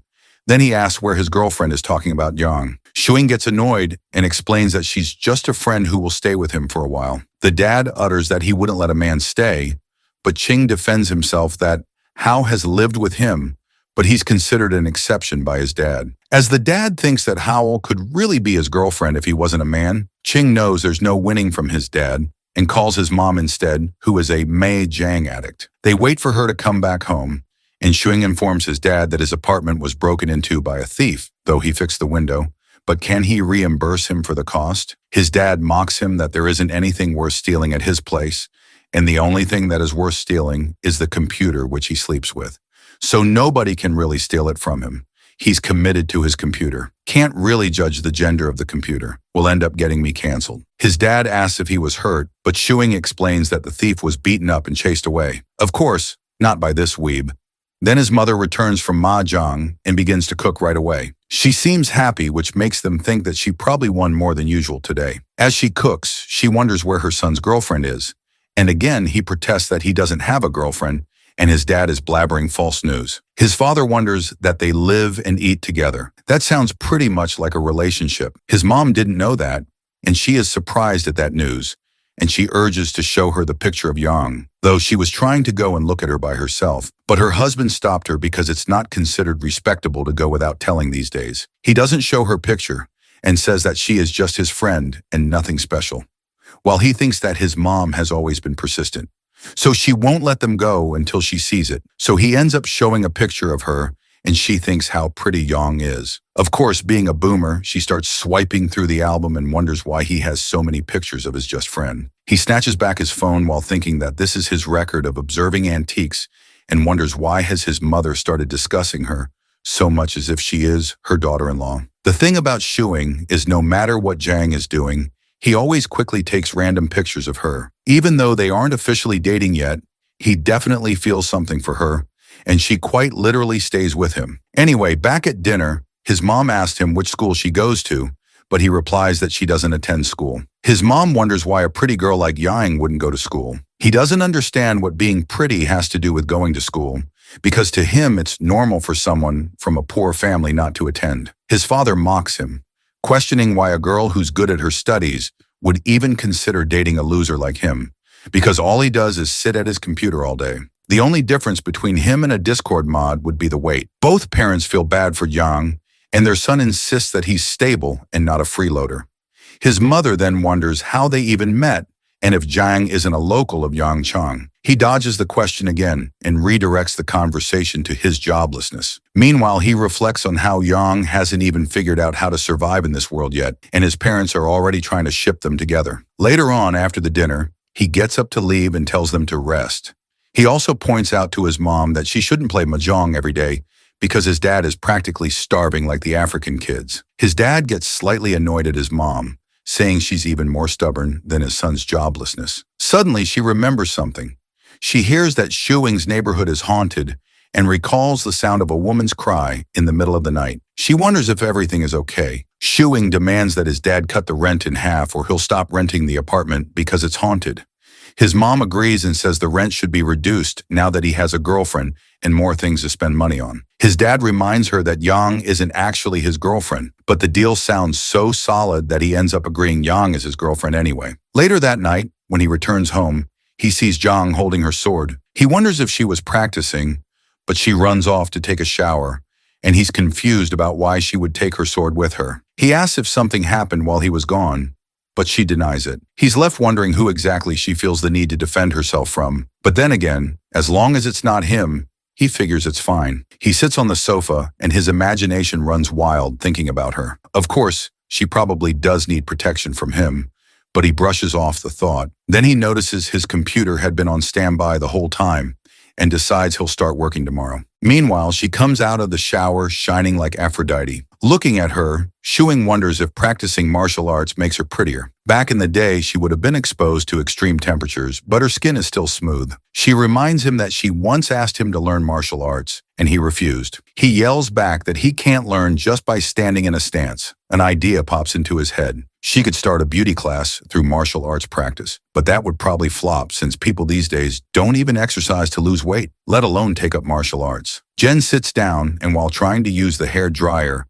asks if the Taoist caught the ghost. In truth, there never was a ghost.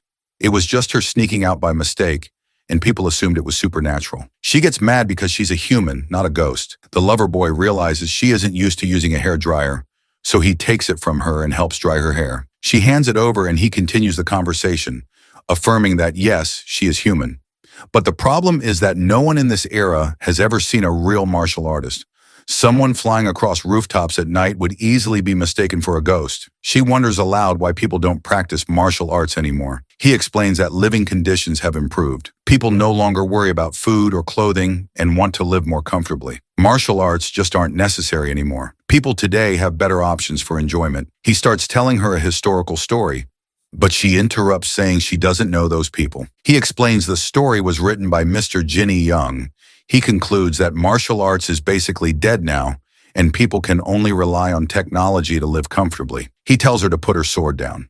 There's no one to defend against anymore, but she screams that there is a ghost and she has to protect herself. He tries to dismiss it, but she shivers and finally admits when he was away, she actually saw a ghost herself, with terror in her eyes as if she's seen Elon Musk without a shirt on. She informs him that when he went out, she saw a ghost.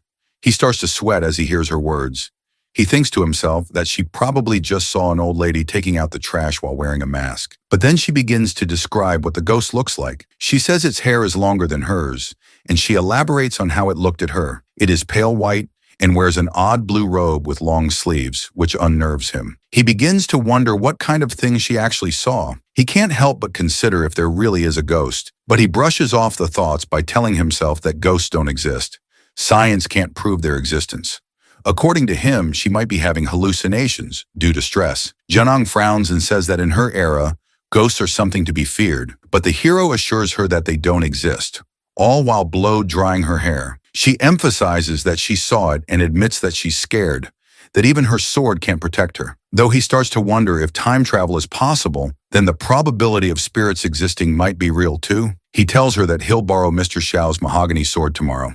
She thanks him and he tells her to go to bed while he wraps up the hair dryer. He decides to take a shower as well, but his shower time is shorter than usual, which makes him realize there's a big difference between living alone and living with another person. He can't help but feel creeped out too, and he can't fall asleep with that feeling lingering, so he sits down to work. Suddenly, he looks at his laptop and is shocked. On the other hand, Yang looks at the clothes the young hero bought for her. She compares them to the clothes worn by other people and finds the ones he got her to be more acceptable, which makes her feel warm. Then she takes out the clothes she was wearing when she came to this era. They have narrow shoulders, short sleeves, and rougher fabric. If she were back in her old world, Yang would probably make some changes to them.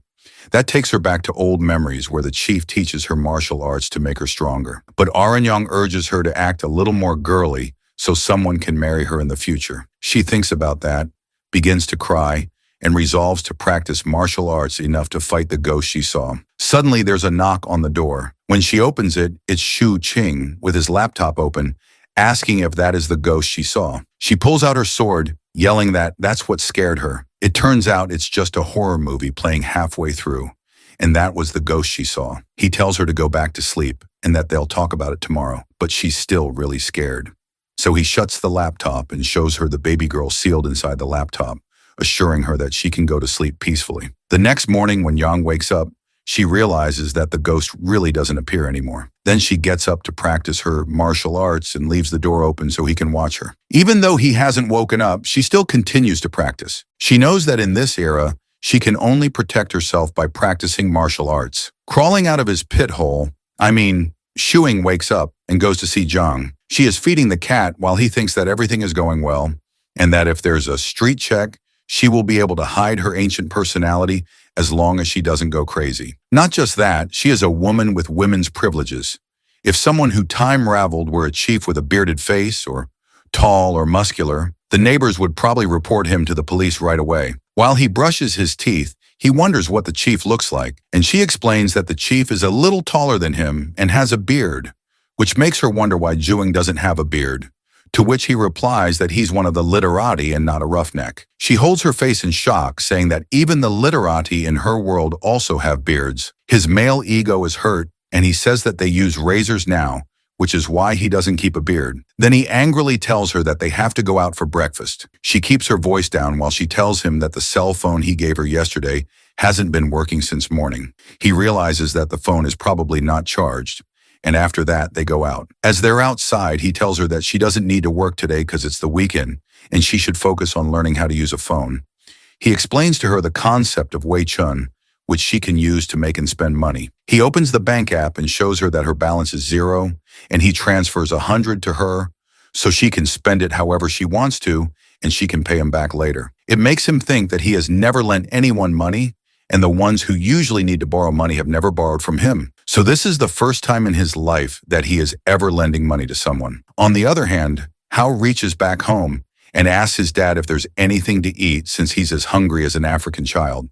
Later on, while he's eating, his dad wonders how many thieves he caught last night, to which he responds that they live in a peaceful time and there aren't many thieves around. Even beggars earn more than thieves now. Side hustle. His dad gets annoyed that Ching isn't even in the police yet. He caught a thief. And Hao exclaims, "When did that even happen?" His dad responds that Uncle Shu said Shu Qing's apartment was broken into and he beat the crap out of the thief and then let him go. Hao is mad and wonders why he let the thief go. What pisses him off is that he becomes a police officer just to do something good for society. But instead, Shu Qing, just by staying at home, catches a thief. His dad taunts him that the thief is already on the loose so he doesn't have to waste time asking about him. He tells him that apparently the lover boy also has a girlfriend who is living with him. Hao doesn't find that surprising because Shu Qing is conventionally attractive, and his dad gives him a death stare because his own son doesn't have a girlfriend. But Hao makes an excuse that he's not in a hurry and doesn't even have time for that. He would rather get married directly so he won't have to break up like Qing and his ex-girlfriend did. That's one more point for his dad to taunt him that his cousin already had 2 girlfriends, but he doesn't even have one yet. Hao tries to defend himself, saying that he's just trying to catch thieves right now, but still he's unsuccessful in both things, finding a girlfriend and finding a thief. At least what he says is that he wants to find a girlfriend when he becomes a detective, but his dad knows he really can't find a girlfriend. Hao takes that as an insult, as if his dad is looking down on him, and he assures him that one day he'll bring the most beautiful girlfriend to him. When his dad hears him boasting in front of him, he picks up his sandal and gets ready to give him the Asian treatment, telling him that he has to get a girlfriend no matter what. With the rice cake in his mouth, Hao says that he can't start a family without first making a career, but his dad is not willing to understand and runs after him with his sandal. Hao wonders after getting spanked by his daddy, what did he even say wrong? Surely his dad wants more from him rather than rotting away his life alone, living with an anime pillow as his wife. As Hai gobbles down his food, he gets a call to hang out later on, but he denies as he has to be at his job. He feels sleepy after the night shift and goes to sleep while he asks his dad to wake him up at 400 p.m. Coming back to Qing, he gets a call for a party too, and he knows Hao must be busy later at night. Definitely not banging chicks. Qing and Zhang enter the apartment while he's still on the call, confirming the dinner and wondering if he could bring Zhang with him too. After the call ends, he informs her that he'll be taking her to a party tonight. He asks her not to mess around and just listen to what he says. She agrees and then questions him if he meant that all the ghosts and martial arts are fake because that's strange for her. Patiently, he explains to her that it's not strange since all the basic survival needs are met. Humans develop a spiritual need. It could be anything from pets to games or movies. He wonders if she doesn't have novels in her world, but she isn't aware. Ching gives her an example of tea houses having storytellers who tell interesting stories. What he's trying to explain is where there's demand, there'll be supply. People solve each other's problems in return for some money, and hence a workflow is created. Giving another example, he explains that when everyone is seeking solutions from others, they are also helping others solve their problems, and that's how they earn. Realization hits Zhang, and now she understands how Ching can live like a landlord without having to go outside to work. She gets the concept of it, the concept of watching movies in leisure time, and he approves of her smartness. He tossed her a can of soft drink as a reward, but she wonders why he took her in. Was it for his spiritual need? He thinks and smiles at her and says he did what he wanted to. As he continues to play with the truck of a cat, she thinks that the young hero is really just a person with a big heart. She opens the can, and the entire soft drink fizzes up and spills on her. He hands her over a tissue to clean up herself. The world would become a boring place if everything was to be done with a purpose. Later at night, as they're making their way to the party, he guides her that she can eat and drink whatever she wants except for the alcohol, and there might be a lot of people coming to the party later on. They reach the place. He tells her that it's a place for her to experience newer things. As they step inside, he makes sure to let her know she can stuff her mouth with as much food as she wants. Zhang finds the music too loud, and by her looks, she looks uncomfortable, as if her uncle touched her. As Ching enters, they all seem happy for Ching to join. His friend informs that they all were waiting for him to arrive, and he should start singing now too. But Ching takes Zhang and decides to sit for a while. Zhang observes the place with uneasiness apparent on her face. Zhang is visibly uncomfortable. Her body language is awkward. Ching urges her to have some snacks before everyone arrives and they can eat properly. Handing her over some hazelnuts, he guides her how to crush them, but she can barely hear him because of the music. He realizes he has to speak louder, so he gets nearer and teaches her how to crack open a hazelnut. Then he wonders if she has had these before, but she hasn't. When she eats it, she finds them incredibly delicious, to which he apprises her to eat more. He isn't worried about how she cracks up the shell, because in a place crowded like that, no one would probably notice. And even if they do, they would probably only think how strong she is. Then he laughs and cheers while passing on a drink to his friend Zijun. He begins to party with them and drinks beer. Seeing him drink beer, Zhang wants to try it too, and he denies that a girl should know how to protect herself, and she's out. But she urges that she has had alcohol before, and she won't get drunk. He definitely has double standards because she just wants to have a taste, but he's not letting her. So after she insists a lot, he lets her have one of which brightens up her face. As she drinks it, he wonders if she likes the taste of it, and she ends up disapproving of the taste. On the other hand, his friend Zijun thinks that they are doing something fishy and stops them, but Ching tells him to mind his own business. Jun hops over to him and questions whether Zhang is his girlfriend, to which he denies that they're just friends. Ching turns to Zhang and introduces his friend to her as a real nouveau riche. However, this friend of the young hero doesn't have good intentions with her, but Ching stops him. Zijun wonders if he's not good enough, to which Ching doesn't even deny that, but what Jun brings to the table is his money. Anyhow, he walks away while Ching wonders when they're going to eat because he's really hungry. Zijun tells him to hold his horses because some people have yet to arrive. As he goes over to party again, he talks about how being on duty and how it's so life-sucking. Ching gets angry knowing that Hao is doing a great job. On the other hand, the party's going on, which is making Yang uncomfortable, and she wonders why are there so many people around here. He knows that there is a need to help her integrate into modern society, and this is a way for her to experience new things. Ching urges her to take this as a form of celebration because it's his friend's girlfriend's birthday. After that, he asks her to break some hazelnuts for him, and she does so, and he thanks the heroine. He wonders if she can sing, but she has never tried singing before, though he's a little controlling and says he wouldn't even let her sing, and he'll show his singing skills sometime later. Suddenly, he sees a guy with a white outfit come too, and he catches his attention, leaving him wondering what he's doing here. The guy and Ching look at each other, and the guy coldly passes by him. King gets busy on his phone again when suddenly he hears the constant sound of nuts cracking, only to find out that Zhang has eaten all the nuts out of hunger. He wonders if she's hungry, and she admits to it. So he assures her that in a little while there will be a super-sized cake. Her mouth waters, just thinking about it. She comes to think of it, she hasn't had any bad experiences with food over here. The worst food she had was the half-eaten bun and the hamburger when she first arrived. They were a little hard and tasteless, but even those were better than the pancakes in the Guarel. Zijun gets Ching's attention and urges him to sing since Hao isn't here, and he agrees to sing just one song. He takes the mic from Zijun, and Zhang, out of curiosity, leans over to see what that is. Suddenly, hearing her own voice being extremely loud, she gets scared. Ching tells her to relax and explains that it's a microphone. Well, now at least she'll be prepared for the speakers she'll be hearing the broadcast from. He looks over at her face. She looks extremely adorable, and he wants to pinch her cheek, but brushes off the thought, knowing that someday he will try it. Then he begins to sing with his friend.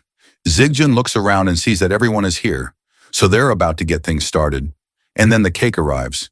He holds the microphone and says that it's his girlfriend's birthday, only to suddenly realize that his girlfriend is missing. Someone informs him that she went out earlier. Ching smirks, joking that his girlfriend isn't even around, and he was about to cut the cake because he thought the girlfriend was the girl who was singing with him earlier. Jun looks around and finds her nowhere, so they just decide to keep on partying. Ching wonders if that's his new girlfriend, but Jun says they've been together for over a month and she is his true love. Zhang listens to them and questions the hero, asking if girlfriend means wife. He explains that girlfriend is just a term of endearment, while Jun looks at her, wondering how she doesn't know what a girlfriend is.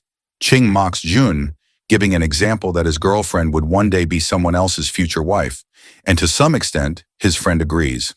Zhang then wonders who Ching's wife is, giving him a deadly look. He explains that he's an otaku, and for him a girlfriend can be everything, which makes his friend laugh. Although Jun wonders if the two of them are really just friends, Ching quickly changes the topic, saying they haven't talked like this in such a long time, and that they should have a few more drinks, mainly because he has to hide the fact that he was just explaining the concept of a girlfriend to an ancient person. Suddenly, Zun looks at his watch and realizes how late it is, so he goes off to find his girlfriend. Ching and Zhang sit down, and suddenly Ching hears a voice he was expecting, asking him if Zhang is his girlfriend. He tells him to mind his own business.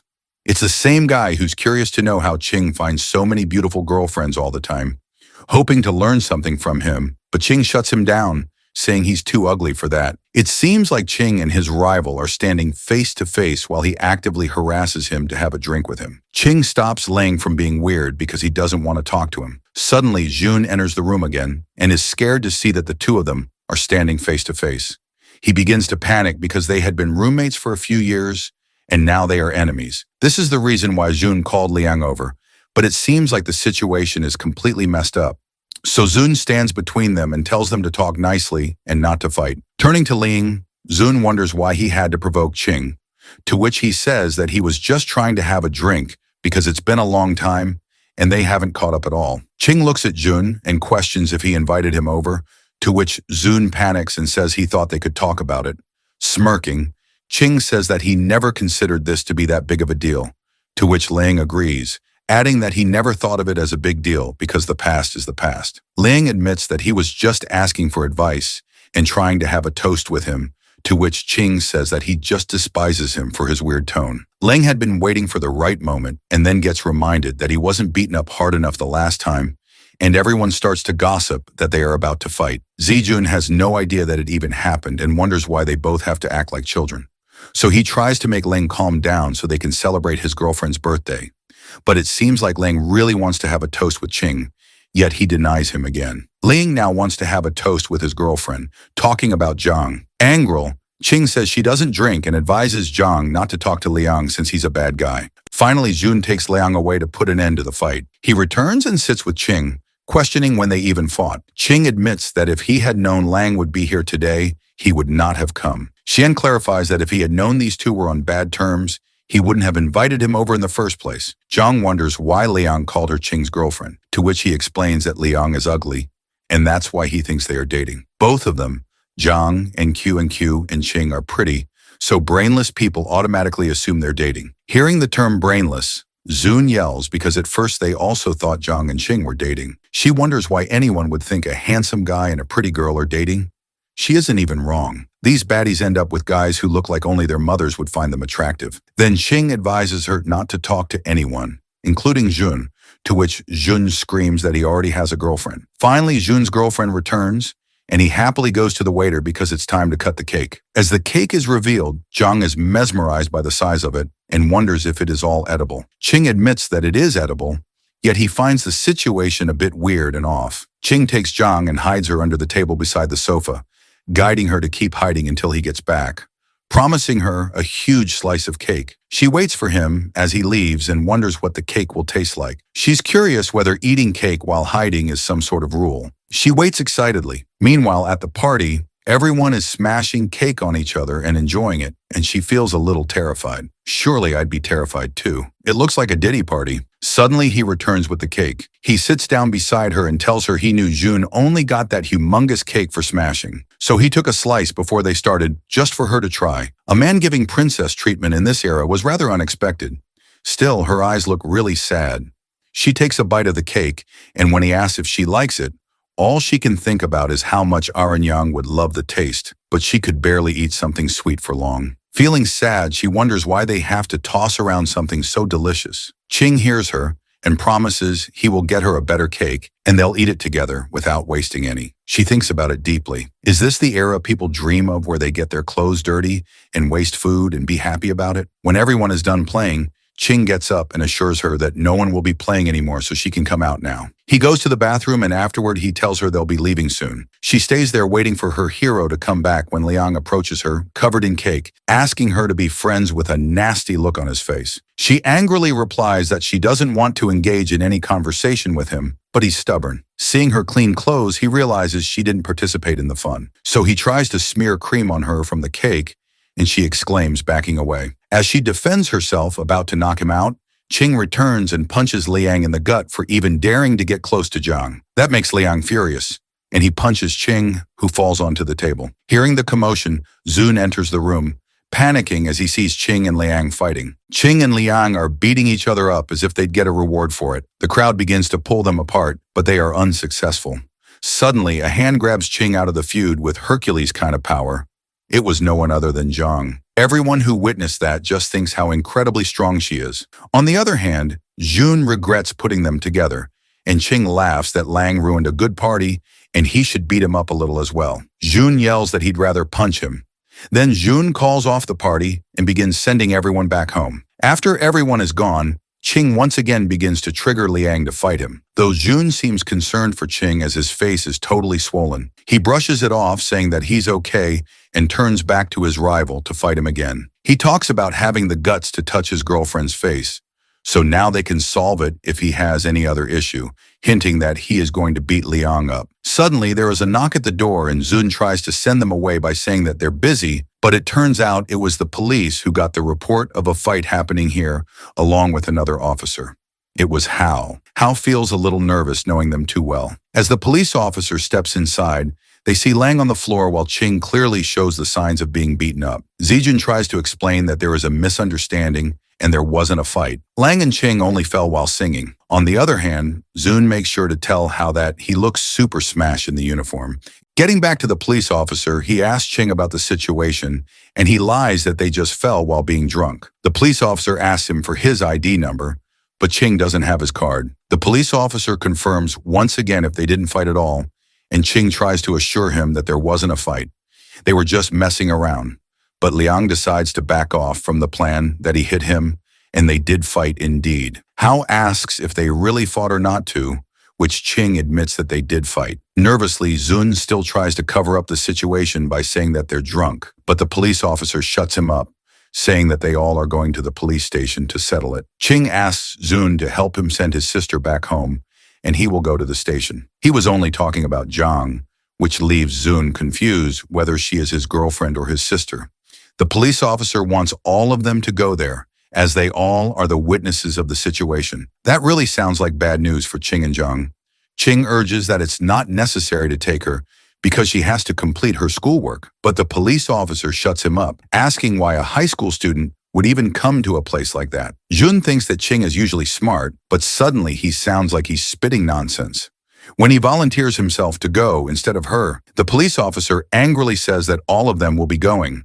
They all look at Hao, and he slips off, saying that he can't do anything because he's just a rookie right now. He explains that his cousin just moved out of the village. She hasn't been to a place like that, and she'll be scared. Hao is sure that they're just going to be asked some questions, and that's it. Meanwhile, he wonders if the officer thinks this girl is Ching's girlfriend, as he heard from his father. On the way to the station, Hao asks Ching how he suddenly has a cousin, because that would make Hao her brother. Hao inquires about her name, but Ching says that she is in high school, doesn't have an ID card yet, and is just here to stay with him for a few days. Hao looks at her and introduces himself as her brother. Meanwhile, Jun complains that Hao didn't come to the party when he invited him, but now he's here after everything is already done. As they reach the station, Ching feels a little nervous and wonders if this is what people call a guilty conscience. However, Jang is preparing herself for the questions she's about to be asked. She cheers herself up, and seeing her motivation, Ching becomes a little less nervous because they would eventually have to face these problems.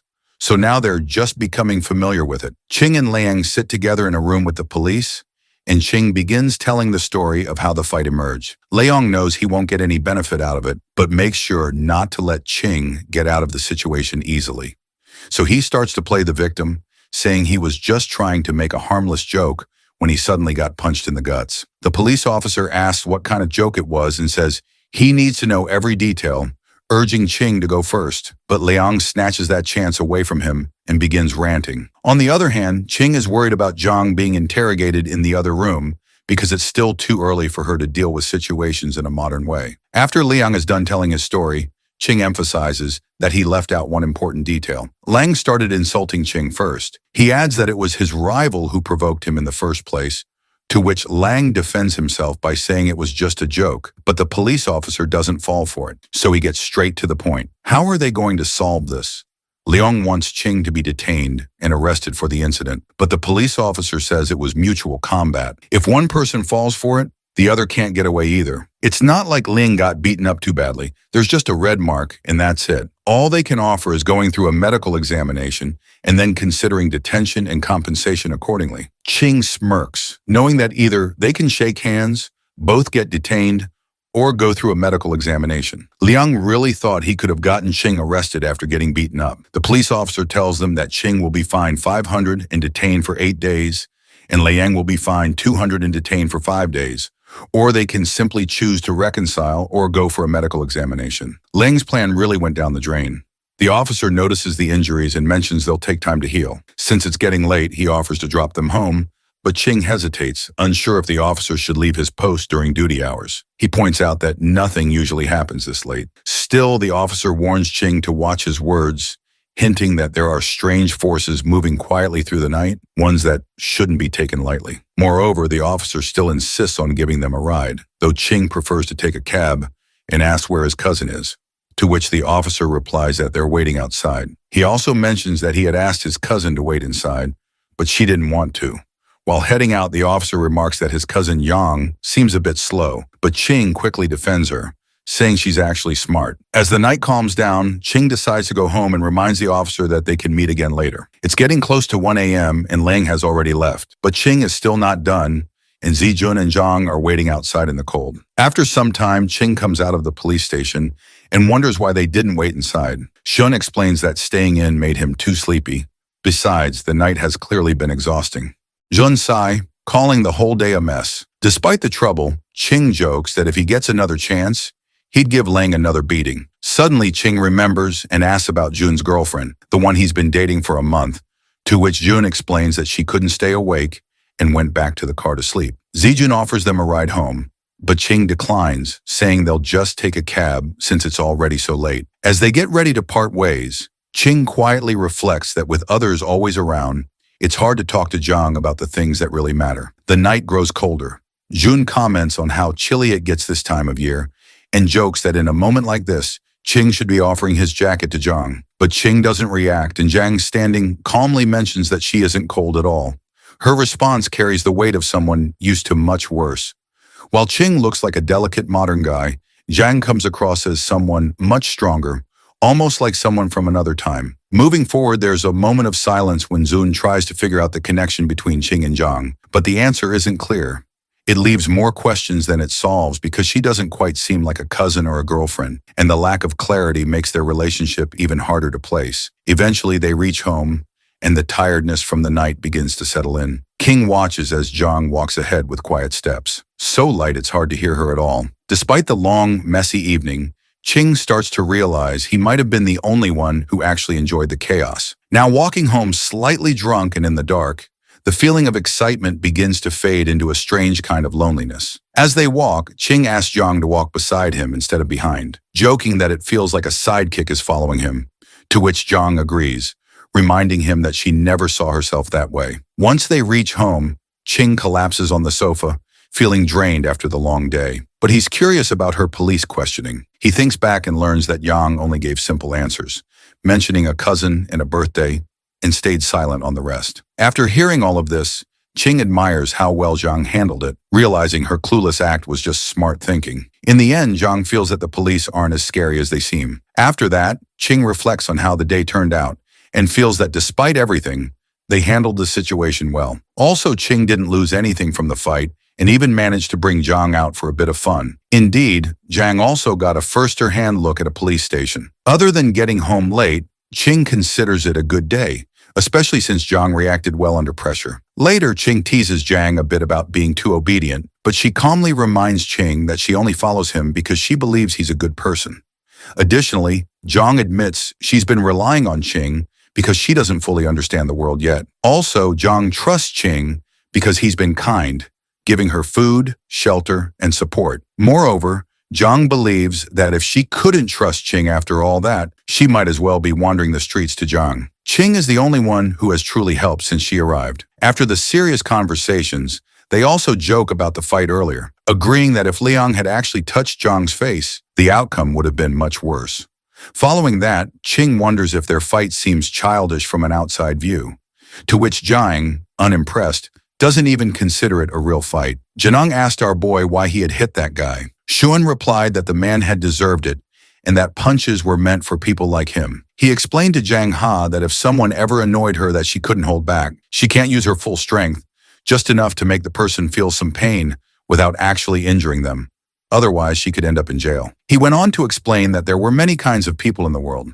Some wished to wear bougie things but couldn't afford them. The hero told Zhang Hai that such people might give her a nasty look if they saw her wearing these things, but they would only act this way toward people they were familiar with, especially those who were out of their league. Shuing said that these people found it natural for others to be wealthier or more capable, but they couldn't stand seeing someone they actually knew doing better than them. Zhang Hu asked if that really happened. Our guy replied that he looked down on people who behaved that way and on bootlickers in general. Jen Hu asked what a bootlicker was. Our boy explained that it was a very common type of person and jokingly someone who deserved to die. He reassured her that she would understand in due time. John Hu didn't understand much of what he said. Seeing her confused expression, Shu King suggested she take a shower. Noting that it was late, Zhanga agreed and left. Our hero sighed, leaning against the sofa. Realizing that having someone to chat with at home felt surprisingly good, he wondered briefly and awkwardly if they could cuddle to sleep once she was done, but immediately realized how weird the thought was. When Yang Hu returned from the shower holding a blow dryer, Shuing stood and told her she could dry her hair herself today as he was going to shower. As he entered the washroom, he sighed, realizing he had been standing a little too close to her earlier. After a shower, Shu Qing returned to see Zhang Hu holding the blow dryer. She mentioned that many girls had short hair and asked if it was normal for people to cut their hair here. Our hero explained that hairstyle was a personal choice. Even going bald was fine if she wanted. He asked if she wanted to cut her hair. Jenga said she wanted to trim it a little. Our boy advised against cutting it, saying that long hair was beautiful. He took the blow dryer from her and declared that he would dry her hair from now on, asking her not to consider cutting it short just for convenience. Zhanga nodded, then asked if it was normal for guys to help girls blow dry their hair. Shuing smirked and reassured her that it was very normal. After some time, the hero placed the blow dryer on the table and said they were done. He began leaving, reminding Zhang Hu to go to bed early. He turned off the light and wished her good night. Zhang replied and typed good night into her phone, playing a song and following along with the lyrics. The next morning, Shu Qing walked over to Zhang Ho and greeted her with a cheerful good morning. She replied in kind. Our boy admitted he had woken up a little late and asked if she wanted to go out for breakfast. She declined, saying she was at work.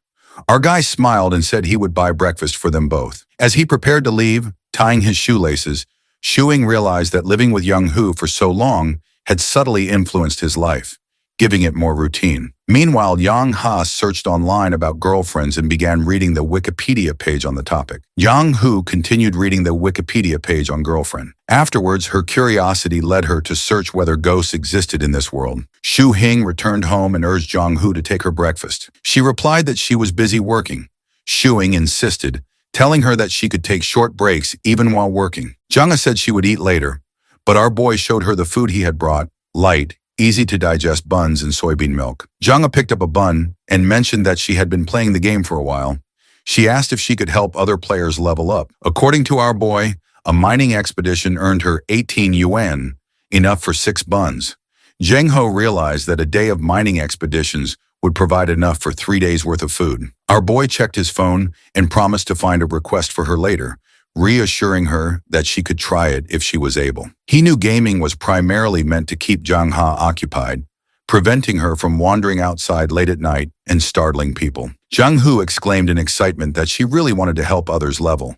Shuing smiled, thinking that once she was more familiar with the modern world, he could give her something more practical to do. Zhang Ho remarked that the food was really tasty.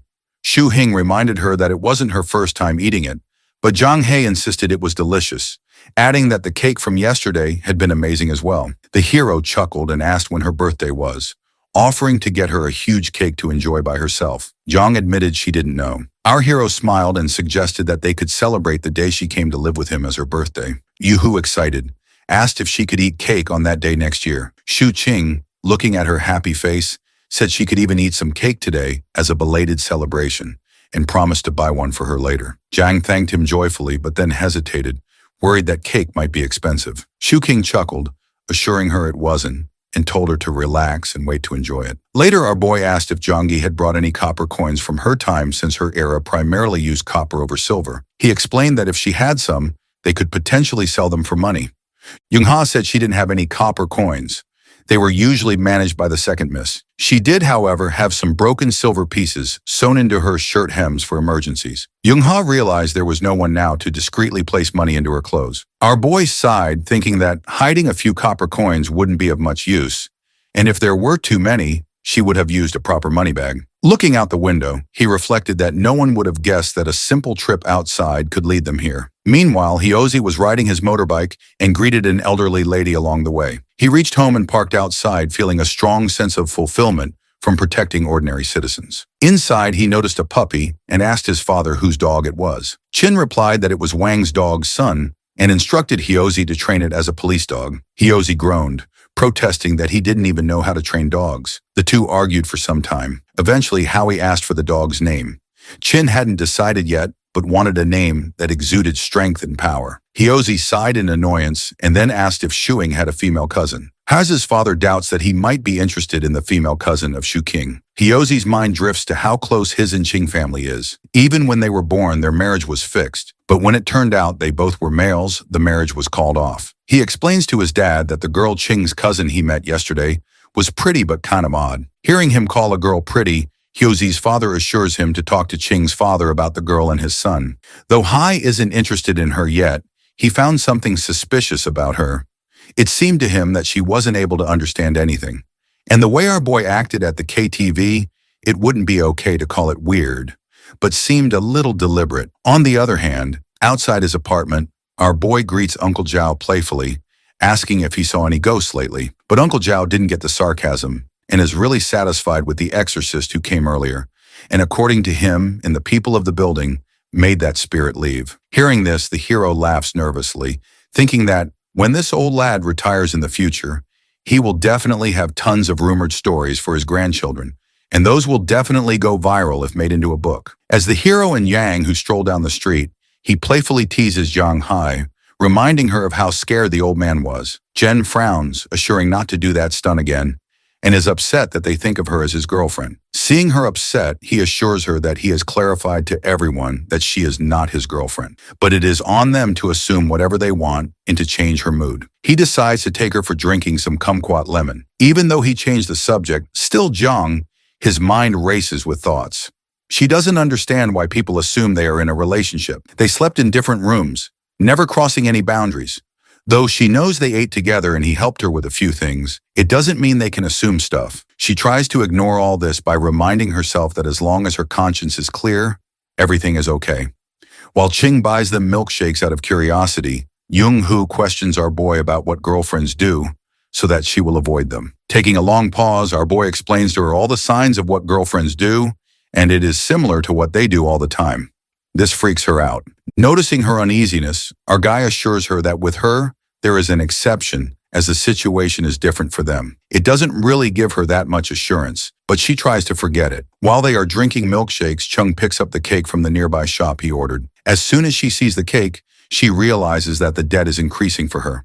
So, she offers to let her help him in whatever way he wants. This makes the hero grin, and he decides to tease her, claiming that the problem he is facing is a lack of a girlfriend. So if she helps him with that, it would be great. Hearing this, Jong-hoo starts to think about it, which makes Ching smile. He wonders if she will agree to be his girlfriend, but he knows one thing: he will never make a move on her. Instantly, Jong-ho freaks out, declaring that she will never help him to kidnap a lady. At that moment, he's stunned by the realization of just how naive she is and how far beyond her his thoughts are drifting. Shuing admires Jong for her willingness and open-mindedness to listen to everything he has to say. However, when they witness a couple kissing in public, Yang questions whether it is even appropriate to do such a thing so openly. Our boy's a lonely buddy, hence he finds it indecent as well, but then references Lee Shaman asking, weren't the people in her era open-minded? To this, Jang replies that she had heard a little about him.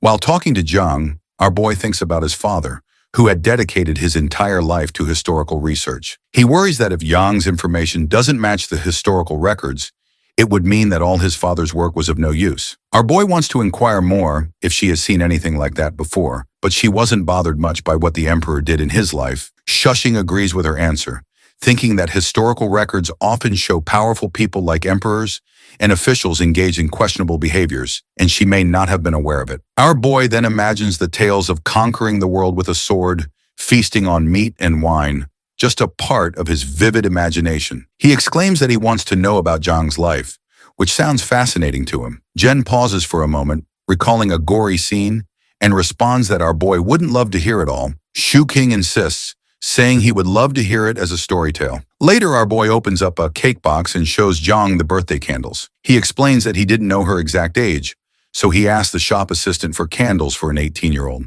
Zhang is surprised and is told she can place the candles wherever she wants on the cake. Shuing also tells her that he's going to turn off the lights, which Zhang questions. Our boy explains that it's part of the birthday celebration. After switching off the lights, our guy excitedly praises Zhang, calling her the birthday star of the Night Warrior, and tells her to close her eyes and wish for her heart's deepest desire, then blow out the candles in one breath. He tells her that since it's her first birthday in this era, whatever she wishes will surely come true. Zhang closes her eyes and takes a long time wishing, which makes Shu Qing impatient. He asks if she's done so, she can blow out the candles. Yang finds the entire ceremony weird. The hero explains that this is a Western tradition, and with time, it will get normal for her. Zhang then wants to use her phone to take a picture of the birthday cake as a memory. Su Qing helps her take the pictures and tells her that once she's done, she can cut the cake. Since Zhang is new to all this, he politely helps and guides her in cutting the cake. Jen wants Juking to have the first slice of cake, but he tells her she can have the entire cake. Yang gets excited, and upon being asked by the hero whether she didn't like the cake, she takes a bite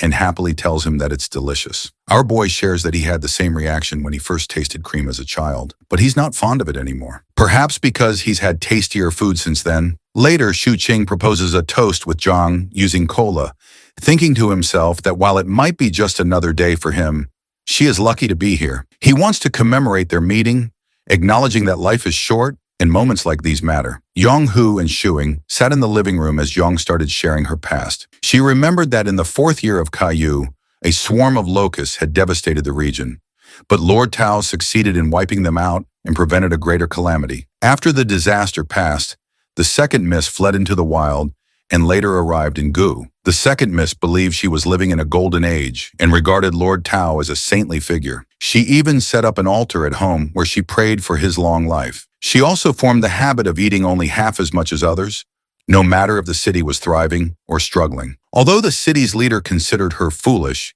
she would simply laugh and say the remaining half of her meal was offered for her savior's long life in this golden era. Shuing felt confused and asked how her family, who practiced martial arts, could keep an altar wishing for the longevity of a government official. Since stories often portrayed martial artists and officials as enemies, Zhang explained that without Lord Tao, the second miss would never have escaped Lu safely, and many more lives might have been lost. In the second M's eyes, every additional day she lived was a gift granted because of Lord Tao. Shu Qing then wondered whether Zhang truly came from the Caillou era and questioned what she would call the Dark Ages if her time was considered a golden one. Zhang explained that her era had suffered through droughts, floods, wars, and numerous other disasters. If there were no human-caused calamities, people would already regard it as a golden age. So the second miss believed their time was especially remarkable. Curious, Shuing searched for Caillou online and concluded that the era could be viewed as both prosperous and troubled. He felt fortunate to have been born in a time of plenty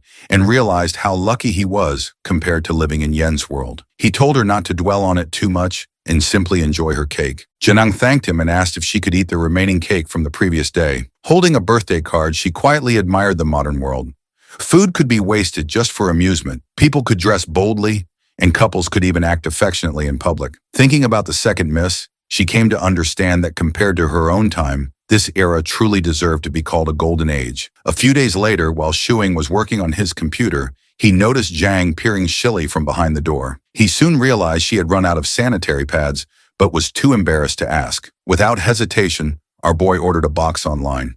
He told her he would transfer money to her later and would also teach her how to order whatever she needed in the future so she wouldn't feel awkward about it. Janang blushed when Shuing spoke so openly about the matter and asked whether it was normal in this era to discuss such private topics. Our boy assured her that nowadays people could talk about these things openly since there was nothing to hide. Zhang Ha handed Shu Qing 100 yuan, but he noticed the reluctant sadness on her face as she parted with the money. Realizing she needed something to occupy her time, our boy asked if she knew how to cook. Zhang admitted that she could only prepare porridge and reheat leftovers. Our boy said he would teach her, believing that a practical skill like cooking would benefit her for the rest of her life. In his mind, learning something useful mattered far more than her martial arts skills, which had little value in modern society. Smiling to himself, the hero reassured his conscience that he wasn't exploiting her. He was simply helping Yang discover abilities that could truly help her. Compared to earning money from video games at home, cooking was a real practical skill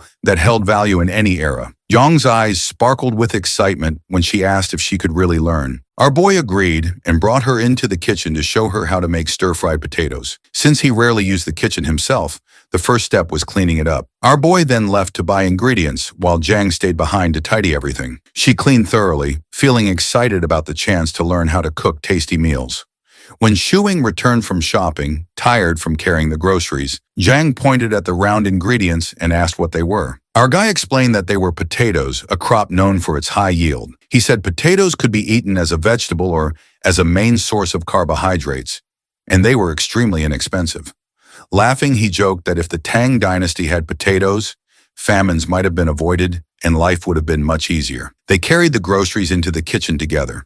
Shuing told Zhang to wash the dirt off the potatoes and then peel them with a potato peeler. He added that once she learned to cook, she could also handle the dishes, and he would even pay her 5 yen for each meal she prepared. Zhang quickly declined, saying it didn't feel right to receive money when she was already staying with our boy and would be eating the food herself. Shu Qing insisted she treat it like a small tip and reminded her that homemade meals were healthier than takeout. He was confident that with her discipline as a warrior, Zhang would quickly learn how to cook well. Still adapting to modern life, Zhang found the idea of regularly eating meals at home somewhat unusual. Shu Qing then showed her a photo demonstrating how to slice the peeled potatoes into thin strips. At that moment, our hero received a call from his friend Hyozi. Before answering, he told Zhang to finish cutting the potatoes and soak them in a bowl of water until he came back. When he picked up the phone, Hyozi said he was finally free and wanted to go out for skewers to celebrate. Shuing declined politely, explaining that he already had food prepared at home and suggesting they meet another time. Ha was surprised to hear that Shu Qing had actually cooked. Confused by the reaction,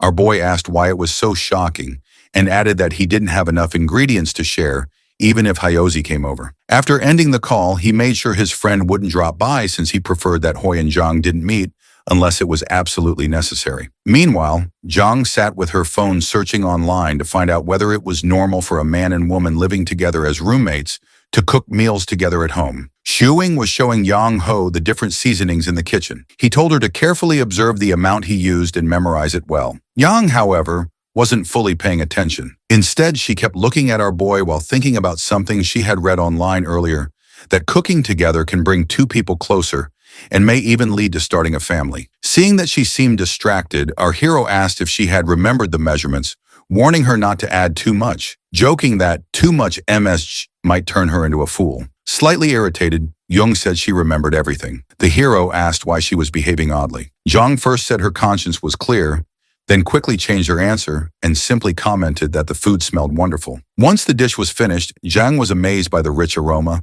Our boy handed her a bowl of rice. During the 2 months they had lived together, this was the first time they had actually cooked a meal side by side. When Yang tasted the stir-fried potatoes, she was captivated by the flavor. Curious, she asked whether potatoes were grown in the soil. Our hero jokingly answered that, of course they came from the ground and didn't appear out of nowhere. He then showed her a steamed potato and said it was one of his favorites. In his enthusiasm, he accidentally grabbed a hot one before realizing it, then passed another to Zhang. He explained that it was understandable she had never seen potatoes before since they originally came from the West. Teasing her, he said that if she ever returned to her own era, sailed southeast and claimed some land, she could become famous enough to be recorded in history books. Janang, however, spoke more seriously. She said she was thinking about finding land in this era, settling down, planting vegetables, and cooking her own meals. Shuing thought that was unrealistic, explaining that farming alone wasn't a dependable way to survive in modern society. To him, people from her time seemed overly attached to land as a means of stability, but times had changed. Still determined, Jung said she could work hard, save money, and eventually start her own farm. She planned to cultivate crops, wait 3 or 4 years for harvests, and repay our guy for everything he had done for her. Shu Qing cut her off, saying that what she needed first was to learn how to live in the modern world, and he told her not to focus on farming for now. Jen's expression immediately dimmed, so our boy quickly reassured her, saying she could treat his home like her own, and that he would look after her. Hearing that made Yang blush. The hero quickly clarified that he only meant he would take care of her openly, just like he did with the cat, and that anything else was a matter for the future. Janang firmly replied that he didn't need to joke about such things. She felt grateful to him for letting her stay there, and said she would find another way to repay him, but certainly not by offering herself. Our boy was stunned, wondering how such outrageous thoughts had entered her mind. Jen added that she couldn't truly regard Shuing's home as her permanent residence and would only remain there temporarily. Since neither of them had anything to hide, Shuing agreed, feeling that the matter cleared their consciences. He reminded her that he had never made any personal promises and asked whether she thought he was a bad person. Jen answered that he was a good man. Smiling, our hero told her to call him Young Master, joking that he wasn't actually such a good person. Later that night, Zhang browsed through Shu Qing's social media using his account and stumbled upon some old photos of him. She asked if the person in the pictures was really Shu Qing. He initially denied it, but Zhang kept pressing until he finally admitted the photos were from his flashy younger days. Our boy flushed with embarrassment. He had hidden those pictures in a private folder, so he wouldn't be reminded of that past, but somehow Zhang had managed to find them anyway. Zhang asked Shu Qing if he had ever had long hair. Shu Qing replied that his long hair had been for his funeral love phase, something Zhang likely wouldn't understand. He explained that he and his friends had been trendsetters back then. Our boy thought to himself that if he hadn't looked like a bum in the past, his father wouldn't nag him every other day like he did now. Paying rent for a home owned by his family still made no sense to him. Our boy then helped Zhang create her own social media account where she could post and store pictures as long as nothing went wrong. He helped her set a password using her name in English and created an internet handle, Fly Dancer, reflecting her martial arts background. Shuing also joined her in online gaming communities and showed her how to use them. Exhausted, he collapsed on the couch and noticed a friend request notification for Yang. He wondered if she would become an internet addict at this rate, but he decided it was far better than her ending up as a miner or a vigilante. After just 2 months, the boy realized he had grown used to having Yang around. He also saw that she was adapting to modern life, slowly becoming a city girl. In her own time, she had been just a grain of sand, but in this era, she was becoming a brick, solid, and capable, which made our guy happy to help her. Later, Yang got up to take a shower. Our boy told her he had bought a high-absorbent towel so she could dry her hair easily. While in the bathroom, Zhang reflected on how Shuing had been right. In this era, many things existed for enjoyment, not for mere survival, as in her own time. After 2 months, she could feel how much she had changed since arriving. When Yang came out of the shower, Shuing offered to blow dry her hair before taking his own shower. He thought that helping her would prevent her from getting annoyed and cutting her hair short impulsively. Yang suggested that Shuing could consider growing his hair long, too, as long as he didn't dye it red, so she could return the favor by blow-drying his hair. Our boy was happy with his current hairstyle and told her that helping her was no trouble at all. Blow-drying was a daily task at hair salons. He even added that he would take her to get a haircut so she could look her best, making Yang smile in gratitude. Janang wondered if the roles were reversed if Shuing had come to her time, whether he would have survived without modern skills with her protecting him instead. She thought it would have been a piece of cake. She hoped Shuing would never have to experience her era, as things were already good for them in the present. The next day, Shuing took pictures of Yang dressed in winter clothes. Realizing that she was becoming a dress-up darling, he wondered whether her martial arts could help her tolerate the cold. Jang confidently replied that she would manage better than the hero. The hero teased her, saying her toes would freeze in her straw shoes, which made Yang scowl in anger. Later, Shuing left the house, telling Yang to cook for herself since he would be eating out. As he walked out, he thought about how it was already late November and he still hadn't paid his rent. He considered transferring the money to his father, but decided it would be better to visit in person. Since his father had lowered the rent, Shuing wanted to prevent any misunderstandings. He didn't want his parents arriving unannounced and assuming there was a romantic relationship between him and Yang. Shu King sends his mother a message before going to visit her. When he arrives, she immediately asks if he has come alone. Our boy casually asks who else he could have brought. His mother looks around and asks where his girlfriend is. He replies that he left Yang at home.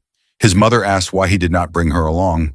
Our boy tells her not to glare at him. Zhang is only his girlfriend, so there is no need to bring her every time. Besides, he jokes that his father would probably complain again about him freeloading off them. His mother then wonders how he and Yang ended up living together and suspiciously asks if he picked her up off the street. Shuing explains that Yang came to the city alone to search for work and does not know anyone in this unfamiliar place. At first, he treats her like a younger sister, but gradually their relationship changes. When asked where Zhang is from, our boy says she comes from the mountains. He tells his mother that when he first meets her, her shoes are torn, and she even refuses to accept a new pair. Her clothes are full of patches, and she is often hungry.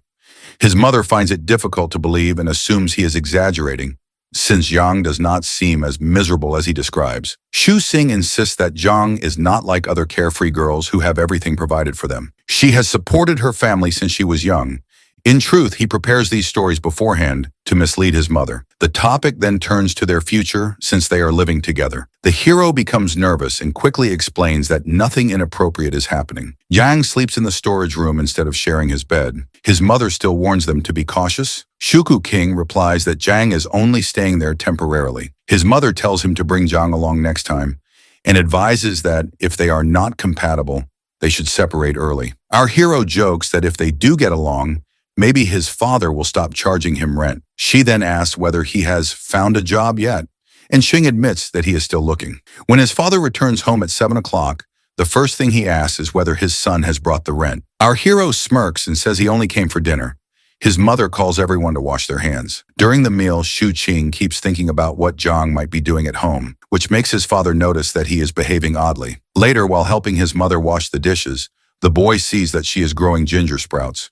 When he reaches for one, she lightly slaps his hand away. After he says he wants to plant one himself, she finally lets him take a single sprout. He plans to give it to Yang, knowing she will enjoy taking care of it. As he prepares to leave, his mother tells him to go home since it is getting late. Our guy hesitates for a moment, then admits with a red face that he thinks he has fallen in love. On the way back, he keeps turning the thought over in his mind. He truly has fallen for Zhang, a girl who comes from 1,000 years in the past. Shuking enters the house and asks Zhang what she is doing. She panics a bit, but explains that she is about to play some games. Instead, our guy hands her a small plant. Yang studies it curiously, confused.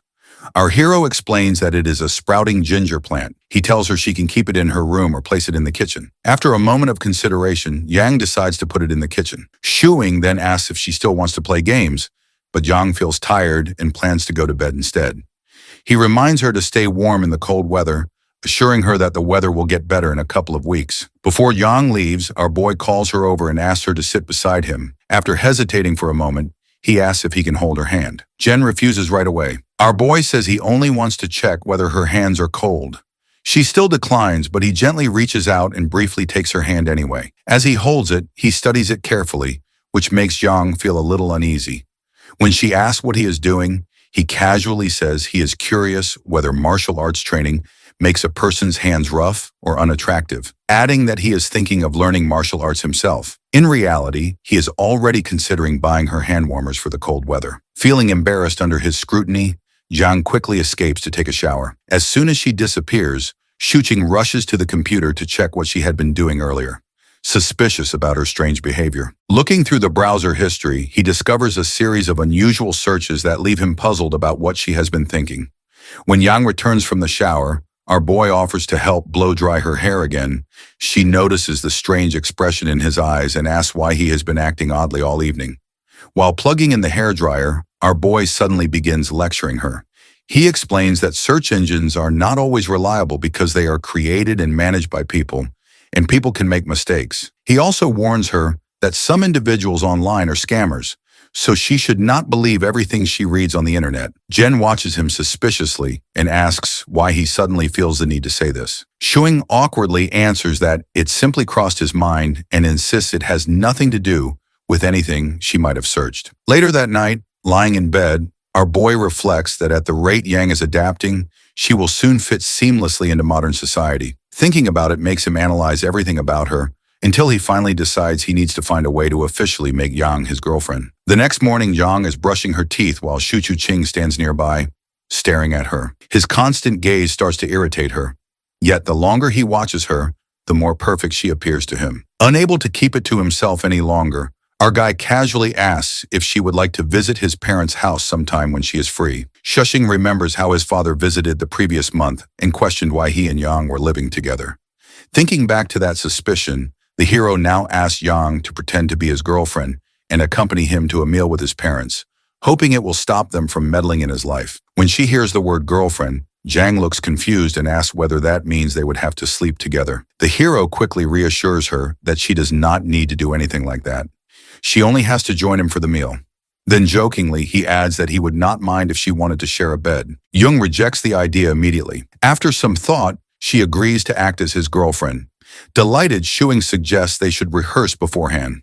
Janang frowns, not understanding why practice is necessary if they are simply going out to eat. Caught off guard, our boy hastily changes the subject and offers to take her to an all-you-can-eat buffet for lunch. The promise of unlimited food instantly sparks Jung's excitement. While they are outside, the hero asks if she feels cold. Jung says her clothes are warm enough.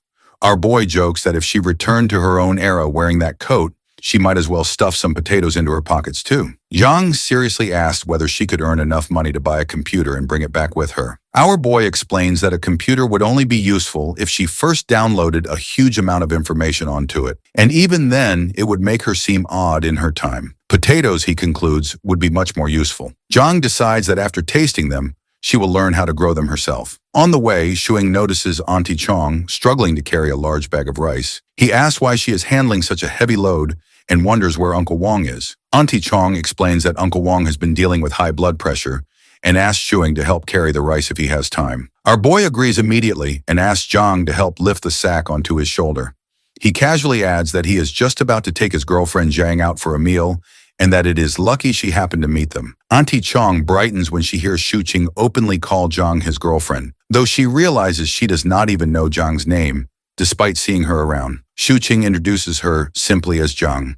Zhang like ginger sprout. Auntie Chong laughs and comments that the name suits her gentle nature. After setting the rice down at her door, he remarks that Auntie Chong must have met Zhang before. However, she cannot remember such a meeting and calls for her husband to open the door. Thinking quickly, Shuqing tries to plant a memory, saying they actually met 4 or 5 years ago when Zhang had a rounder face. Auntie Chong chuckles and blames her fading memory on age, inviting them inside for a drink. Our boy politely refuses, explaining they are heading out for lunch. As they walk away, John questions why he told so many lies. Our boy explains that if she wants to live independently in this world, rather than relying completely on him, she needs to become part of people's memories. Because her real past is different from everyone else's, He intentionally tells Auntie Chang, who is known as the neighborhood gossip, knowing she will quickly spread the story that Zhang is his girlfriend. In that way, Zhang will gradually gain a place in people's awareness. From then on, Shuing introduces Zhang as his girlfriend to everyone they pass. He even tries to take her hand, but fails because she keeps her hands tucked inside her sleeves. He explains that he is only doing it so others will notice her more easily. Understanding his reasoning, Yang offers him the sleeve of her coat to hold instead. Shuing smiles and says it is unnecessary when no one is around. As they continue walking, the hero realizes that if he truly wants Zhang to become his girlfriend for real, the journey ahead will be long and it will take a great deal of effort. Shuking takes Zhang out for hot pot, hoping for a quiet evening. As they chat on the way, he suddenly freezes. Hyozi is standing ahead laughing with a group of friends. Our boy instinctively wants to turn around and avoid him, but it's too late. Hyozi has already spotted them. With narrowed eyes, Hyozi asks what Shu Qing is doing there, clearly suspecting he's up to something. Our boy casually replies that they're just going to eat hot pot and even invites Hyozi to join them. Hyozi declines, saying he's working, but his attention shifts to Zhang, recognizing her as the high school cousin Shuing once mentioned. Howie begins firing math questions at her, leaving Yang visibly confused. Before things spiral further, our hero cuts in and boldly announces that Yang isn't his cousin. She's his girlfriend. That only deepens Hyo's suspicion. If Zhang is his girlfriend, why did Shuing introduce her as his cousin before? Something is definitely off. Smirking, Shuing mockingly calls Hyozi Sherlock Holmes and admits there is a story behind it, but he'll explain another day because he's starving. If Hyozi insists on interrogating him now, our hero jokes that he's ready to be arrested on the spot. Hyozi finally lets them go, but not without a warning. The hero had better come clean later, or Hyozi will tell his father about his drinking and gambling habits. Shuing brushes it off and tells Zhang to ignore him. The two head into the restaurant, leaving Hyozi fuming. Inside, Zhang grows uneasy.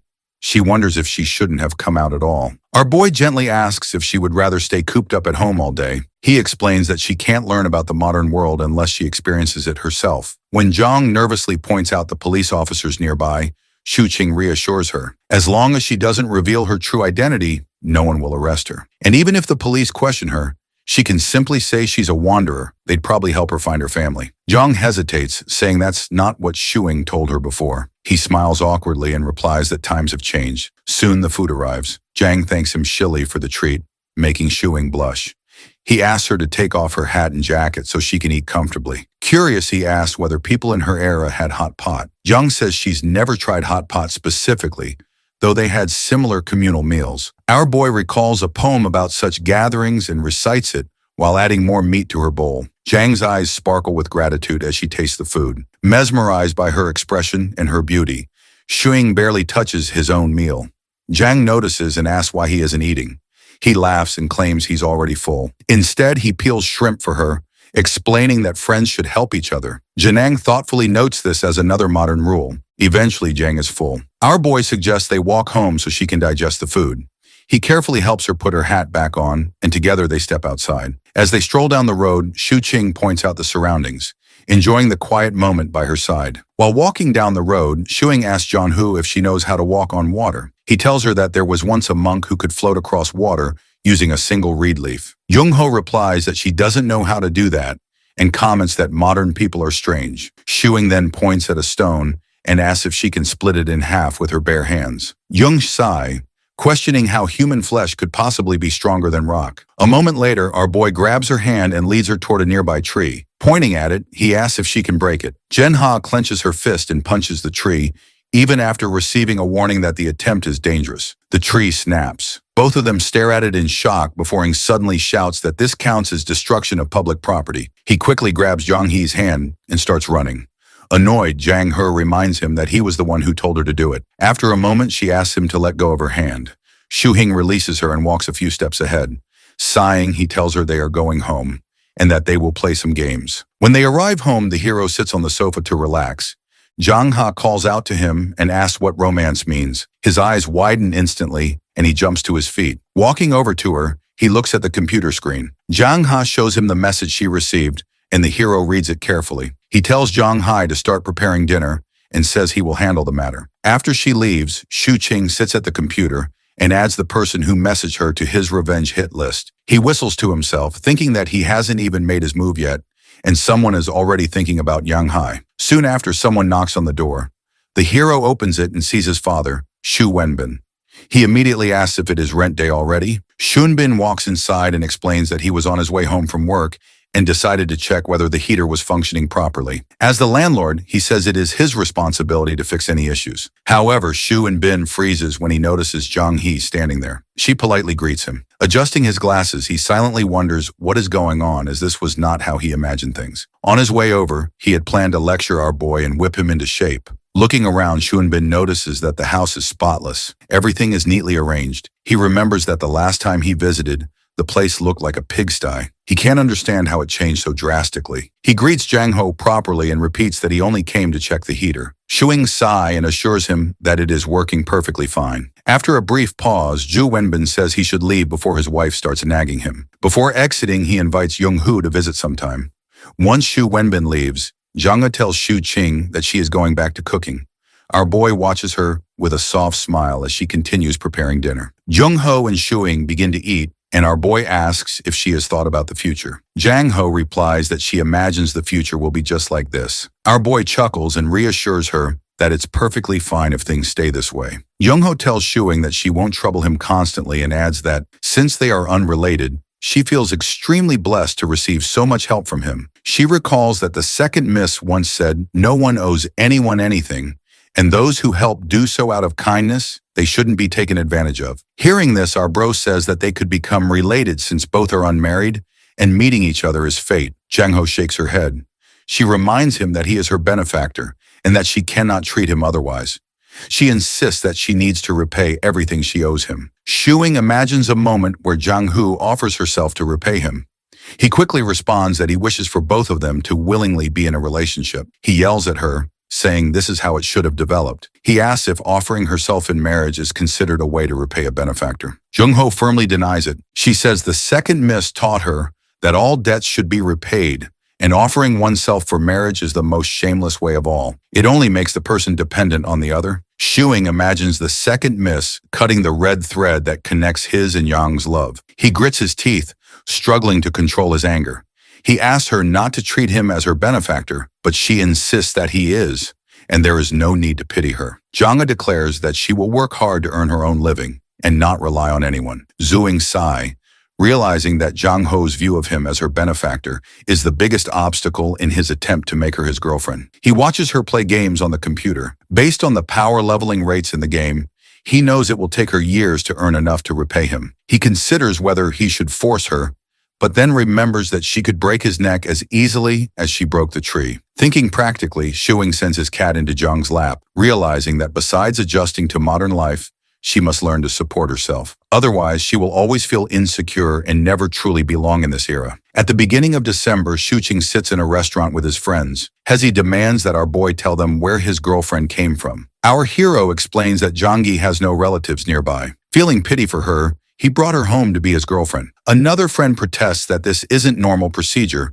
but the hero argues that a couple can be together as long as both are willing. Hyozi presses him, asking why Shuqing had previously said Zhang Hu was his cousin. The hero, wearing a helpless expression, explains that he was helping her hide her identity. He recounts that Zhang Hu was homeless, doing odd jobs, and had nowhere to live. If he didn't help her, she might have been sent to a shelter, and he would still have to look after her afterward. Hai, feeling pity, agrees to believe him for now. Shuqing smiles and shoulder bumps Hosey, asking him to help John Ho with the ID issue they discussed earlier.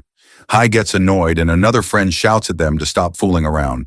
Our bro continues teasing Hyosi, and all three cheer with their drinks. After some time, Hosey leaves, explaining that he has work tomorrow. Shuqing and another friend see him off, thanking him for his hard work as a police officer. Our bro then sits in another car with a friend, asking if any of his family shops have job openings that don't require an identity card. His friend tells him that if it's for his girlfriend, she just needs to give them a heads up. Shuqing admits it would be difficult since her only verifiable history is being homeless, and having a legitimate background would help. His friend suggests jobs even a 16-year-old could do, noting that it would be ideal for her. Our boy asks if it's possible to make it appear as though John Hu has been working at one of his family's shops for the past 2 years. His friend nods and reassures him that he will figure out a way to make it happen. Later, Shuqing announces his arrival as he steps inside the home. Janong informs her that she's already eaten and left his food in the kitchen. He crashes down on the couch lazily while teasing his cat when Zhang smells the alcohol from his mouth, interrogating him about the smell of alcohol.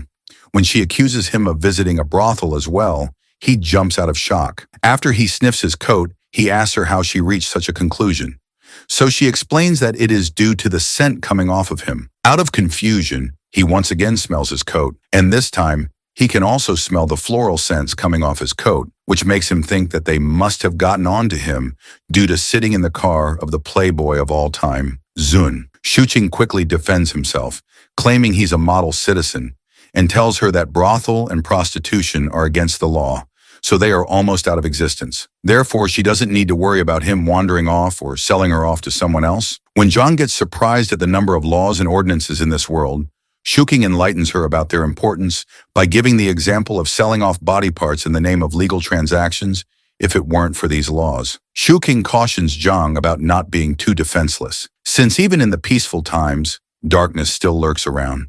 His words throw her into deep imaginings of him selling away her body parts, and he notices it. Our bro tries to change the topic by reminding him how essential it is for her to have at least a little level of weariness, but Zhang is too lost in her scary imaginations to listen to Shuqing. The hero decides to leave her alone with her thoughts and checks the food left for him in the kitchen. He eats it happily despite not being hungry, and after washing the dishes and changing his clothes, he slumps back onto the couch. He looks over at Yang, who is working on the computer, and finds her so adorable that he wants to hug her. Shuqing asks Yang what she thinks about his father, while sadly telling her how demanding and emotionally unavailable his father has always been. When he mentions how jealous it makes him feel to see people having good relations with their dads, Yang turns to look at him. He very cleverly finally reaches the point of what he initiated the conversation for and cries about his father never hugging him when that's all he craved his whole life. Calling it an absurd request, he asks her for a hug, and it makes Yang confused about the situation.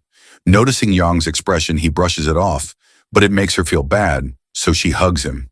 He squeezes her body quickly into a tight hug, catching her off guard. At first, she tries to resist him and pull herself out of the suffocating hug, but slowly calms down and holds onto his shirt. She tries to relax by reminding herself that it is just for the sake of the young master's experience, and her conscience is clear. On the other hand, our bro is enjoying the scent of her hair while holding himself back from hugging her tighter. After she asks him if he is done with the hug, he pulls back while thanking her and gets up to take a shower, leaving her worried about him not being as relaxed as he looks. Yang's practicing martial arts with a sword in the morning, while our bro is secretly recording a video of her. She stops immediately when she notices him, and he also stops the recording before asking her about the significance of martial arts. She answers that it works out quite well for her and flaunts her strength. After scrolling through some articles on his phone, Shuqing gets to know the importance of martial arts and gets down on his knees, asking her to teach him too, since it would be sad if such an important tradition disappeared over time. When he enthusiastically announces to practice it wholeheartedly to excel his skills, he gets into a random position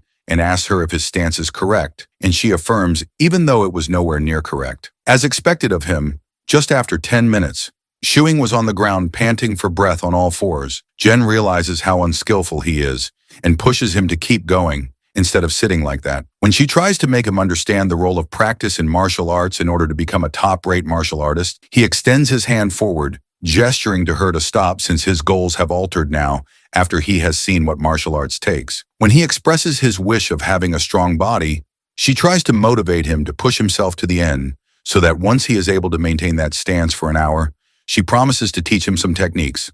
Then Shuqing excitedly asks if he would get to practice his skills in the snow once he has mastered them, which makes Yang confused about such an absurd wish of his. As soon as the first snowfall of Yongcheng's winter hits the ground, our bro starts his journey of learning martial arts. One day when they're outside, Yang looks quite happy and excited to be out in the snow, which makes him notice how relaxed she has finally gotten as compared to the first time she arrived here. She skids through the snowy and slippery ground like a kid, so he leads her to their ride. While they're sitting on the back seat of the car, Yang notices how calm and relaxed the driver is inside the car, and all he has to do is to turn the steering wheel while staying oblivious of the cold outside. Interested in the driving job, she whispers to Shu Qing about her thought of becoming a driver. Our boy is quick to dismiss her thought, saying he can't teach all the necessary things to her alone, and he can't allow her to get into road accidents voluntarily. Listening to him, she realizes that our boy knows how to drive and asks his reason for not driving one, to which he simply mentions his poverty. They arrive outside Shu Cheng's parents' house, and while assuring her to stay calm, he reminds her of the lie about coming here from the mountains of Yachen in search of a job, which she needs to tell his parents later. Suddenly, the hero notices his Uncle Chin and calls him out while telling Yang to quickly grab his hand. After she reminds herself again about her conscience being clear about holding his hand, she holds his hand. Uncle Chin notices them, and our bro quickly introduces Zhang to him, while Zhang plays with Uncle Chin's newly found puppy. Uncle Chin asks Shuing to teach Hyozi some dating tricks as well, but he says Hyozi suits arranged dates the best. While they walk to Shu Qing parents' home, he teaches her small tips on their way. He tells her how normal holding hands is, so she doesn't need to feel awkward about it, even if there's nobody. She seemed a bit perplexed over his claim, so he shifted the topic to satisfying his mother's questions. In his tips on how not to give unclear answers, he first tells her to figure out what his mother wants to hear so she can say so to make her answer sound genuine. Secondly, if she is asked about her routine, she should lie about being busy with her own things rather than mention her addiction to games. However, she gets a bit confused about what exactly it means, and he sums it up by telling her to stay in the role of his girlfriend. They enter the house, and after Shu Qing introduces the two to each other, his mother tells them to take a seat while they wait for food to be ready. Her mother secretly finds Yang beautiful, whereas the hero takes her inside and helps her take off her jacket and hat. His father comes out of his room and looks at the two of them curiously through his spectacles. So, Shuing introduces Yang to him, reminding him how he has already met him before. His father didn't look pleased to see them together and annoyedly asked the hero why he was looking so happy. After putting forward Yang as his reason for happiness, he internally laughs at his father not being able to recognize a person from ancient times, despite him being a historical researcher. Ju King tells Zhang to relax and peels an orange for her. As soon as he hands her the orange, he suddenly realizes how he has forgotten to bring something home, since it is the first time he is here with his girlfriend. However, his father rudely tells him that they already have everything, so he does not need to bring over anything. His mother calls them for food, so he guides Yang to the washroom and goes ahead to help out his mother. When the table is set, Yang comes out of the washroom hesitantly, so his mother warmly welcomes her to the table, telling her to drop her shyness. She happily runs to the table and gets herself seated while Shuing's mother serves her food. When Yang looks at the food and rice on the table, she is surprised by the variety since she has been thinking it was going to be a simple lunch. Zhang shares the tasty food his mother has cooked while his mother adores how good they look together. His father's eye on the other side twitches with annoyance at the sight of seeing them happy together. After a while, Shuing's mother's adoration and his father's annoyance both turn into extreme shock as they watch Zhang munches down a second bowl of rice, which both of them combined haven't eaten. After the lunch, when our bro is helping out with the dishes, his father demands he visit him in his study later. Shuing's mother offers some water to her, but she gets quite uncomfortable at his mother's sincere efforts to make her feel at home.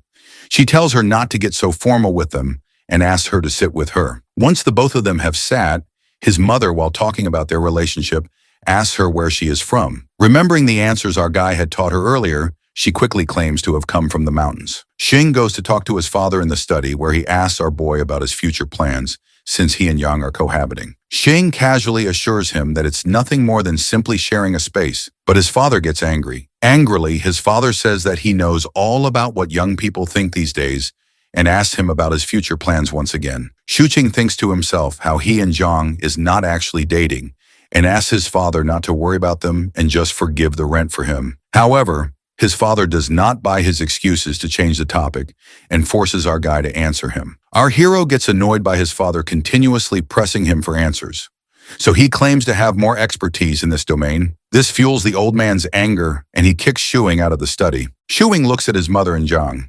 He is sitting together in the living room, and he knows better than to leave Zhang. He alone has to answer his mother's questions. He takes his parents' permission, and they both leave for their home after saying goodbye. As soon as they step outside, the protagonist's father immediately starts asking his wife about the girl. But thanks to our guy's prior lesson given to Zhang, it turns out that is all useless information the woman could get out of Zhang. As Shu Qing and Zhang walk out of the block, His father glares at them angrily from the window because they somehow manage to dodge all the questions while fully enjoying the lunch. While walking out of the block, our guy carries the bag of oranges his mother gave to them. He asks her if she wants to eat something. She refuses, reasoning that she has less hunger these days. He then tells her how normal it is to have less appetite since she isn't so active these days, but she should still take care of her diet and not overeat since it can hinder her movement abilities. Janong scaredly agrees, to which he tells her that it is fine since she loses enough calories while practicing martial arts. When he promises to buy a weighing scale for her to keep balance, she seems confused about it. He pranks her by telling her a scale is what a person is tied to and then lift it up to measure their weight. When she looks scared by the description, he chuckles and tells her that it's just a joke. Later at home, Young worries about getting a job to pay her debts quickly, so she asks our guy about it. Since he could not think of a suitable job for her, he tells her to keep playing games until she finally finds something that interests her, since the most important thing in life is to enjoy it. After some thought, she confesses to not having anything that interests her, and then asks about the reason for their cat, Winter Melon Life. After he expresses his oblivion about it, he tells how jealous he is of Winter Melon for not living under the shackles of society. When she asks the meaning of the metaphor,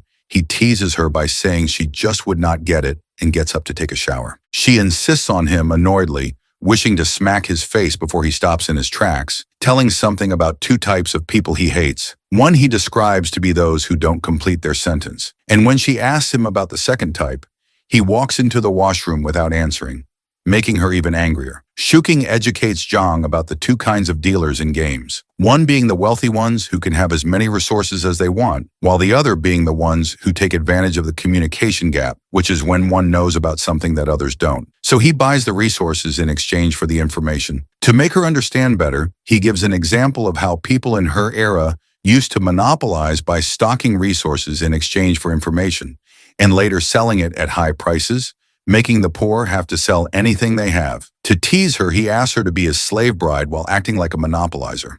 So she angrily refuses him. He assures her that he's just kidding and realizes how oblivious she's about everything right now. Considering this, he tells her to search about humanities and tells her this is what she needs to learn. They read through the online articles about the things included in humanities and guarantee to look for novels and movies on this topic to watch with her. She curiously asks if learning about it will finally clear the information gap between them. So he confirms and tells her to get ready for sleep. Jen is still lost in her thoughts about the information gap and asks if he wanted to take advantage of it to make her his girlfriend. The question catches our guy off guard, and despite it being the truth, he calls it an accusation since she has no evidence regarding it. He urges Zhang to take a shower and then sneaks onto his computer chair as he doubts that she is up to something. After looking through her search history, he finds out many weird, doubtful questions she had searched about him and his intentions. He wonders if it is not normal for two opposite-gendered people to develop feelings even after living together. Shuking realizes how she has been acting normal all this time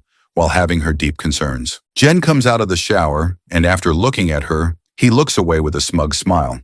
On being asked about it, he acts clueless and nonchalantly offers to dry her hair. She accepts his help and wonders why he still wants to end the knowledge gap between them when he should be wishing that she had never known about his secret feelings. She goes to bed while wondering if Shuing's intentions are purely for her sake. Shuing wakes up in the morning from his phone ringing. Upon receiving the call, his ears are blasted by his friend Hio's voice yelling through the phone. He asks our guy angrily about what he has told his father, Uncle Chin. So the hero says he praised the choice of name of his pet dog. Huzi gets angrier at the hero playing dumb and directly asks him about matchmaking. Shuing laughs when he remembers about it and teases him before hanging up. Shuing gets out of his room, and upon being asked, he says that he's up early to strengthen his body, considering that she makes him get into a martial arts stance and stay in it. He asks if there isn't any quick way to gain strength, like castration or dual cultivation. She concernedly asks him if he wants to get castration, but he refuses and instead claims to want dual cultivation. She looks away embarrassingly while denying the existence of such a technique, but the blush in her cheeks gives her off, and our guy starts teasing her for that. After continuous practice, Shuing levels up somewhat in maintaining his stance, but he still could not see any difference in his body visually. According to his fantasies, having a warrior S from the Tang dynasty should have automatically gotten him loaded with ultimate techniques so they could fight off evil on their way to living in the wilderness. The thought of his parents finally bringing him back to reality from his wish to live in the wilderness. Later, when Shuqing is working on his laptop, Yang is lying down beside him on the couch while reading a book. He cautions her about the risk of becoming nearsighted due to reading a book like that and explains to her what it means since she doesn't seem to understand the word. He gets up and brings her non-prescription rectangular frame glasses and gives them to her. He reminds her that it is the same as the ones that his father was wearing when they visited his parents' house. She carefully puts them on and asks him for assurance if she has put them on correctly. He turns on the front camera in his mobile phone and shows her how she looks. Our boy finds it perfect on her, but Zhang has a hard time getting used to its existence on her nose. He looks at her focused expression closely and starts blushing because he wants to hug her once again. Reminded of the same tactic, he brings up his father again. He asks her if Second Miss ever hugged her, so she affirms and tells him about how Second Miss would actually squeeze her tightly into a hug, especially on cold days, and used to make her feel at ease a lot. Before Shuing can say anything, his mobile phone starts ringing. He looks at the contact name and announces that it is Jun who is calling him. He attends the call, and after confirming if our guy's at home, Jun tells him that he has the documents related to the employment issue that he needs to get signed by the hero. So he wants to come to Shuing's place to get them signed. After listening to how the rich dude Shun has already looked into his problem and even has the documents to be filled out, our boy invites him. Not so long after, the front door of our guy's house is knocked. Before he could answer the door, Yang volunteers and runs to the door.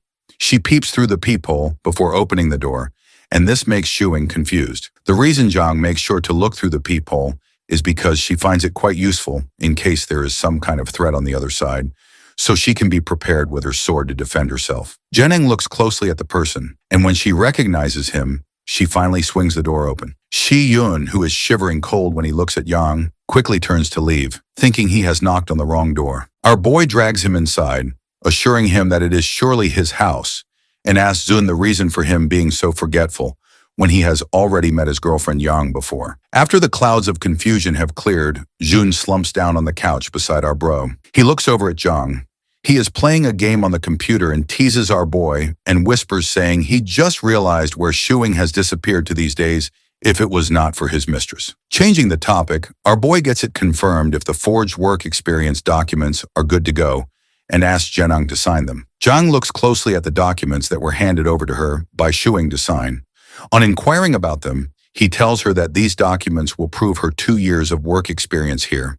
In case she does not know how to read and write, our boy writes her name on his phone and shows it to her, telling her to copy it in the places her signature is required. When Jun sees him teaching her how to do her own signatures, he asks our guy in shock if she actually is not aware of how to read and write on her own. Seeing Jun's reaction, he realizes the need for an explanation. So while Yang signs the documents, our guy lies to Jun about picking her up from the streets she has been wandering around for over 10 years. When Shuqing continues to give absurd details about Zhang's appearance when he found her, Jun refuses to believe him, whereas Zhang does her best to hold herself back from beating some sense into Shuing. Shuing offers Zijun to stay over for a meal and asks Yang to cook some more food. Ziyun seems surprised about the idea of having homemade food when he had been expecting them to go out. But our guy says he wants to benefit from a girlfriend who can cook well. While they wait for food, Jun walks over to the computer system and asks Shuqing to help him out with setting up the new PC he is about to get. After Shuqing agrees to send him help,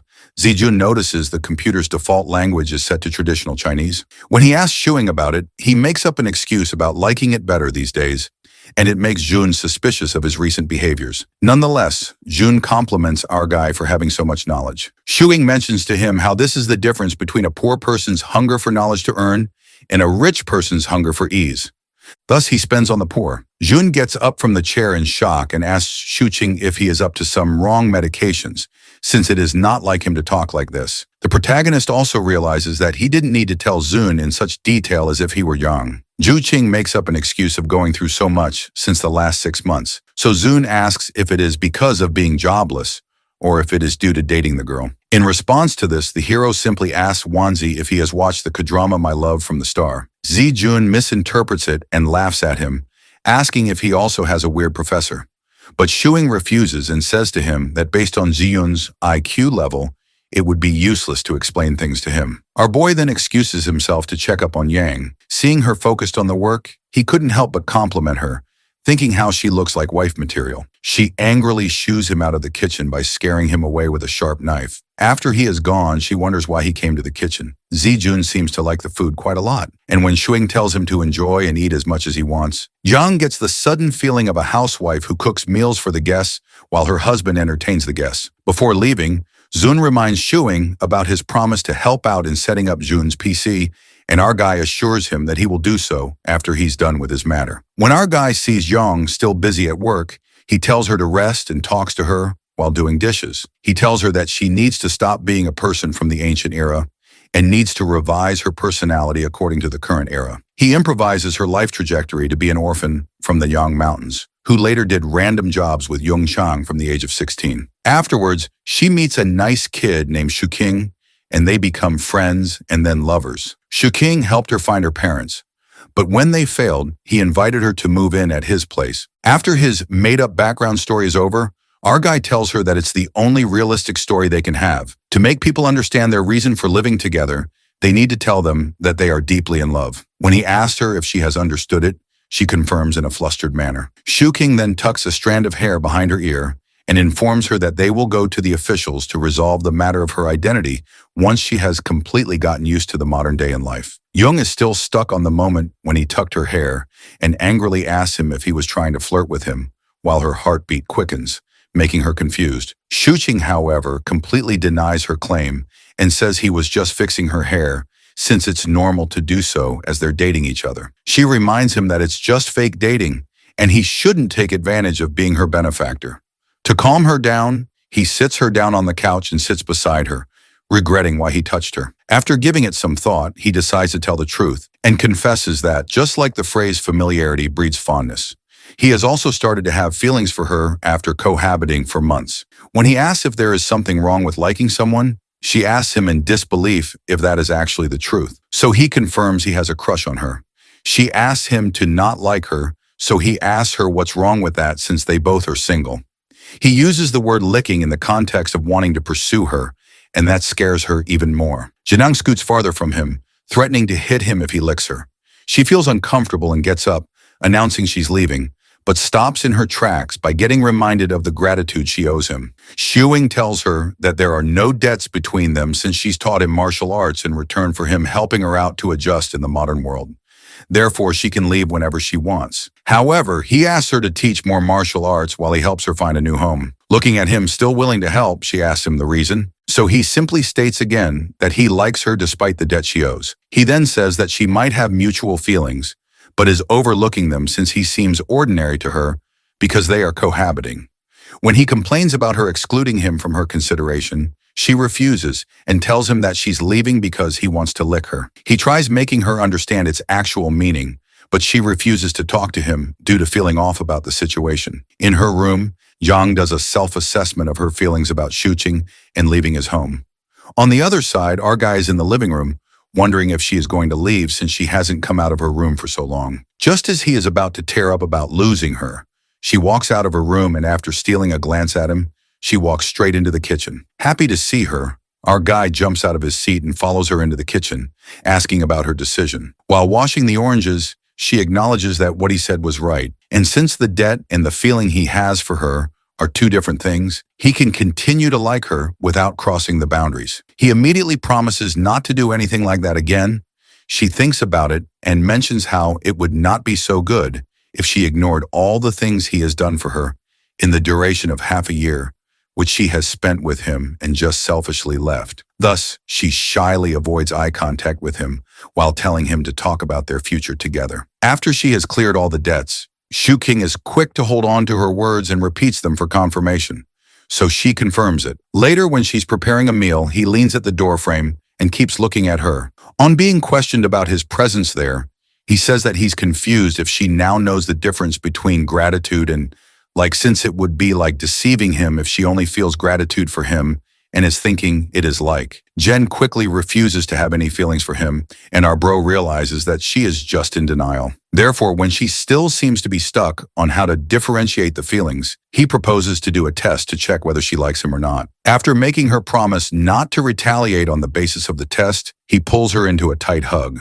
When he slowly lets go of her, Both of their faces are flushed, and he tells her that if her heartbeat has quickened now, it means she likes him. She shyly turns her back on him, telling him not to bother her while acting unfazed by the hug. As he leaves, he realizes that she actually likes him too, since she did not pull back from the hug and let him hold her as long as he wanted. On the other hand, Zhang is blushing intensely, and she cups her face in confusion, as she now knows the difference between some mere gratitude and the feeling of like which is tinting her face red right now. When the dinner is ready, she announces it. She makes sure not to have eye contact with Shuing and sets up the table quietly. The hero thinks that this matter is not as important as making her learn about the modern world's culture and ethics. And the important thing is teaching her how to smile. He remembers how the only time she smiles is when she's curious about a new thing, like when she saw the snow and can't understand the various types of entertainment. He decides to take a step towards teaching her how to smile and plays a comedy movie to watch with her. While watching the movie, he notices that she is still not laughing or smiling, even in the funny scenes, and realizes how hard it is to make an ancient person merge into the modern world. Jen is busy playing video games, but our guy feels sleepy, so he heads to bed first after telling her. She watched him leave and then sighed, wondering how to face him with her feelings so evident on her face. After a little while, when it is around 10:30, she gets up from the PC and sneaks into Shuing's room, who is in deep sleep. She stays there for some time, looking at him while hovering over his face like a ghost, and then decides to leave. When they both come out of their rooms in the morning, Shuing notices how tired she looks and asks if she didn't sleep well. She had obviously not slept a minute the whole night, but lied to him, saying she slept late. After having breakfast, Shuing takes her out to experience pretty things. They put on their coats and take a walk outside, when Yang looks down at her intertwined hands and asks if this is also one of the pretty things he mentioned to make her experience. With a sly smile, he affirms, reasoning that the quickening of the heartbeat is indeed a beautiful experience. He rubs her finger on her palm to tease her and asks if she can feel anything new or different. Flustered by their proximity, she looks at him for a second before quickly pulling her hand back from his grip. He laughs and takes back her hand, saying he was only giving an example to her. In disguise of making her experience the world, Shuing was making sure he was also giving her introductory classes on dating. They take a bus from 520th Street. When she asks him about their destination, he tries cracking a joke for her to laugh by referencing a meme, but due to her lack of knowledge about this domain, she stares at him blankly in confusion. He chuckles after looking at her reaction and assures her not to worry and just to put her trust in him. As they go around on their experience, they get down from the bus and he quickly holds her hand again. The way Shuing was holding her hand and guiding her around made her feel safe and comfortable, despite getting treated this way for the first time. The two of them then walk to an electronics shop, and Yang's eyes widen with surprise and start shining as she looks around at the large number of computers there. After Shuqing tells her that it is a place to buy or sell computers, he leads her to a man named Gao Bo, who is currently working on some part of the computer. Shuing calls out his name and gets Zhang and himself seated on the chairs in front of Gao. On being asked, our guy explains to Gao that he wants a computer within the range of 20,000 yen with a flashy case. While Shuing writes down all of his requirements for the computer he wants to get assembled, Yang keeps looking around with a mix of awkwardness and curiosity. When our guy is done writing down everything, he hands it to Gao, emphasizing wanting to get the computer put together as early as possible. After our hero instructs him to deliver the computer to the person whose number he has written on the paper, he gets up to leave. Gao asks him why he's leaving so soon. So our guy replies that he is taking his girlfriend around. Shuing instructs Zhang to remember where they are right now and tells her that the place is called Zhangcheng Square. He patiently explains the directions they took to get here, pointing out a few landmarks along the way, just in case she needs to navigate back on her own. The hero also instructs her about the place where she used to work about 2 years ago, mentioning how she was selling alcohol at a small booth set up nearby during festival seasons, creating a fake story about her. It feels strange to him now seeing her like this, compared to the past he barely knows. He eventually asks if she would be able to make her way by herself now. Yang assures him with a firm nod that she knows the routes they took and won't get lost. As they are about to leave, Jen notices a small shop nearby and curiously asks if they can go inside. Juqing quickly stops her and lightly taps her forehead, telling her not to get curious about every little place since wandering around like that can easily waste time. Jung pouts in response but decides not to argue. After walking a bit farther, our bro glances at her and asks whether she's hungry. When she admits that she is, He immediately brings her to a barbecue buffet he had been considering earlier. Once they sit down, Zhang casually remarks that she actually prefers hot pot buffets since the food can be left simmering without needing constant attention, like grilled meat. Shuing laughs and agrees that her reasoning makes sense, finding her practical thinking amusing. He tells her to relax and just focus on eating until she's satisfied. Shuing carefully grills the meat, making sure every piece is cooked just right. While doing so, he tells her that sharing warm food together feels a lot like holding hands, something simple yet meaningful. He adds that a good meal isn't just about filling the stomach, but also about feeling satisfied mentally. Jen listens seriously but then mischievously asks him to bring her some cake for dessert. Shuqing agrees and soon returns with 2 small cakes, one for her and one for himself. Jang takes a bite and quietly wonders to herself, so this is what mental satisfaction feels like. She doesn't say the thought out loud, but a faint smile appears on her face. After some time, our bro tells her about a small game the restaurant is hosting. If they manage to finish all the food on their plates, they can win a prize. He asks if she wants to try, thinking that no girl, even one who lived thousands of years ago, could resist a plush toy. Shuing expects her to be excited. Yang looks over the available prizes and ends up choosing a soft bear simply because its color reminds her of the winter melons she used to eat. When they leave the restaurant, Yang asks what the point of the bear is. Our guy chuckles and says she can hug it when she sleeps, and when she does, she should think about him. Yang immediately threatens to rip the bear in half if he keeps saying such embarrassing things, which quickly shuts him up. With most of their date plan finished, food and some window shopping, only the movie remains. The boy tells her that the theater is a bit far, so they should walk there to help digest the food and save some money. Zhang agrees without any hesitation, which surprises him. He jokingly says that most girls would act shy, stomp their feet, and refuse to walk, wanting to be treated like princesses instead. When Zhang looks genuinely puzzled, Shuing exaggerates the behavior, pouting, stomping, and whining in a high-pitched voice to demonstrate. Janong stares at him blankly, completely unable to understand why anyone would act that way. Seeing her confused expression, Shuing laughs so hard that his stomach begins to hurt. Then he mischievously asks if she would like to try acting coy as well. In response, Zhang lifts the bear again and threatens to tear it apart if he keeps insisting. Our guy immediately raises his hands in surrender and backs off, thinking that maybe her straightforward nature was better after all. When they arrive at the movie theater, Young asks why they can't simply watch movies at home. Shuqing explains that it feels different because they are on a date, and watching a film in a theater creates a completely different atmosphere compared to sitting at home. He points out that whenever they watch movies at home, she treats them too seriously, almost as if she is studying or completing a mission. According to him, movies are meant to be relaxing, not something to analyze like a task. He tells her that inside the theater, they will sit quietly in the dark and simply enjoy the film. Our boy reminds her not to make noise, and if she wants to do something else, she should quietly leave the theater first so she does not disturb anyone. After explaining all that, he suddenly asks in a serious tone whether he can hold her hand while they watch. Jen stares at him in confusion, wondering why he would want to do that. In her mind, her hands are rough and unattractive. She recalls the story of Dong Tusi, who loves his wife even though she is not beautiful and even has 4 children with her. Thinking about it, Yang concludes that our guy must be like Dong Tusi. She firmly warns him not to ask that question again, which startles our guy a little. He wonders how someone so young can be so fierce. Jen then suggests that he should quickly improve his martial arts so that they can properly spar with each other one day. Before she can refuse again, our guy quickly grabs her hand and pulls her toward the theater entrance. Once inside, he introduces her to popcorn and buys a large bucket for them to share. As the movie begins, Yang stares seriously at the large screen. When our guy tries to hold her hand again, she immediately pulls it away. He remembers how they have held hands before and cannot help noticing that she now seems determined to avoid it. Meanwhile, Yang is thinking about how rough her hands are and how unpleasant they must feel to touch. She glances at Shu Qing and suddenly imagines him asking her to have children with him. Embarrassed by her own strange imagination, she quickly shakes her head. Shuing notices the odd expression on her face and wonders what she could possibly be thinking about to make such a face.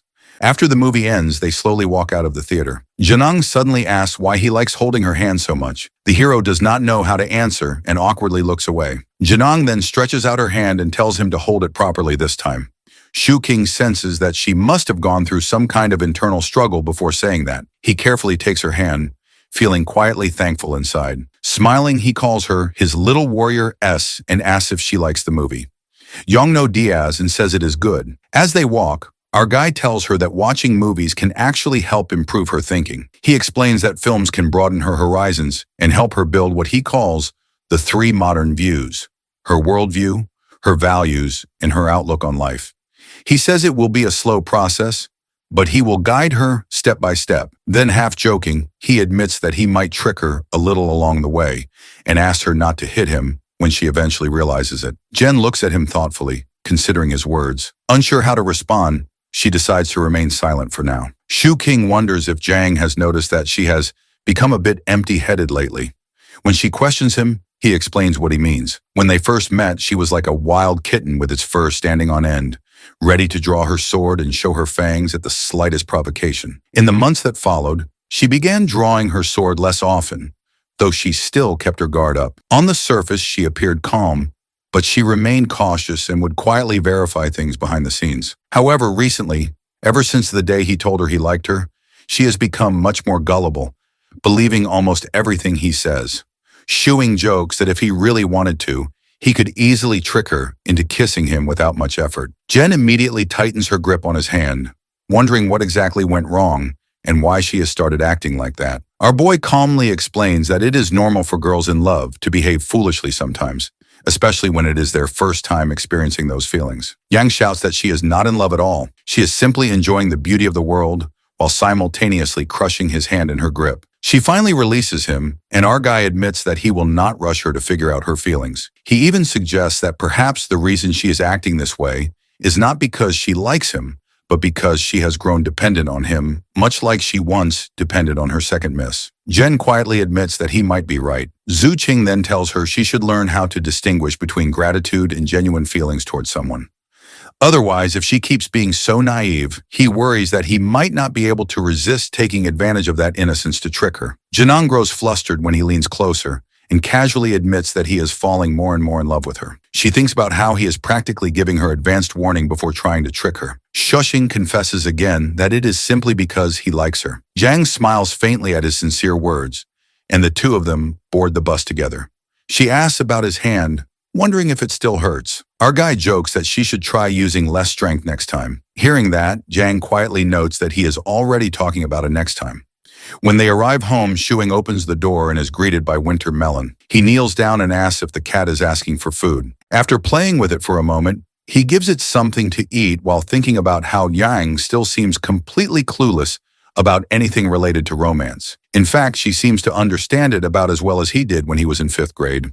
Remembering the awkward times when he rejected girls in the past, he cannot help feeling slightly traumatized by those memories. He soon starts forming a plan. If Yang is going to understand romance better, he will probably need help from old romance stories. He stays up all night editing things and eventually begins thinking about dinner. Shuking knocks on Yang's door. When she opens it, she asks why he is there. The hero wonders if she has been sleeping the whole time, and she admits that she did sleep for a bit. Our boy checks her temperature and notices that she looks slightly feverish, but the thermometer shows that her temperature is normal. Yang insists that she is fine and says that she will make dinner now. The hero suddenly realizes that Zhang is a girl and that she will be sick for a few days every month. He quickly pours her a cup of water, urges her to rest, and cooks 2 packs of noodles himself. He even adds garlic, thinking happily that she is the best since she eats both garlic and onions. Our hero soon receives a call from his friend, who excitedly tells him that Shuqing's friend is amazing and that the computer is finally done. He just tried using it and says it is even better than his previous one. Smooth and incredibly fast. Meanwhile, Yang sits quietly searching on a website about the difference between the feelings of liking someone and dependency, her brows furrowed in deep confusion. After a couple of snowfalls, the coldest part of winter arrives. Shuing's dad asks his wife to carefully probe our guy and find out whether he has already run out of money. He remarks that it is still not too late for their son to find a proper job. Meanwhile, the mother is distracted by another concern entirely. She keeps thinking about the girl and how she still hasn't managed to get close to her. Later, our guy and Yang arrive at the house carrying many things with them, their hands full of groceries and gifts. His mother warmly welcomes them inside. Shuing curiously asks his mom what she is making and proudly tells her that Yang cooks amazing food and could even help her in the kitchen. However, his mother politely declines the offer. Watching his son boast like that irritates our guy's father, who feels that he is being arrogant. The hero and Yang sit down on the sofa to watch TV. Shooting's father quietly observes them for a while, before suddenly asking Yang what she does for a living. Our boy had already warned Jiang that they would not be able to avoid such questions, and told her that if his parents asked anything, she should simply repeat what he had taught her. Jiang follows his instructions perfectly. She calmly explains that through the use of integrated circuits and microprocessors, she connects to online services through a modem and performs high-speed information exchanges with other users on the online service platform. Although Shuing's father does not actually understand anything she says, he pretends that he does and compliments her anyway. Thinking that it sounds professional enough, the hero quickly agrees and adds that the work is extremely difficult and mentally exhausting. Still curious, his father continues probing and asks what she mainly does during her work. Jane calmly replies that she uses a set of number and letter keycaps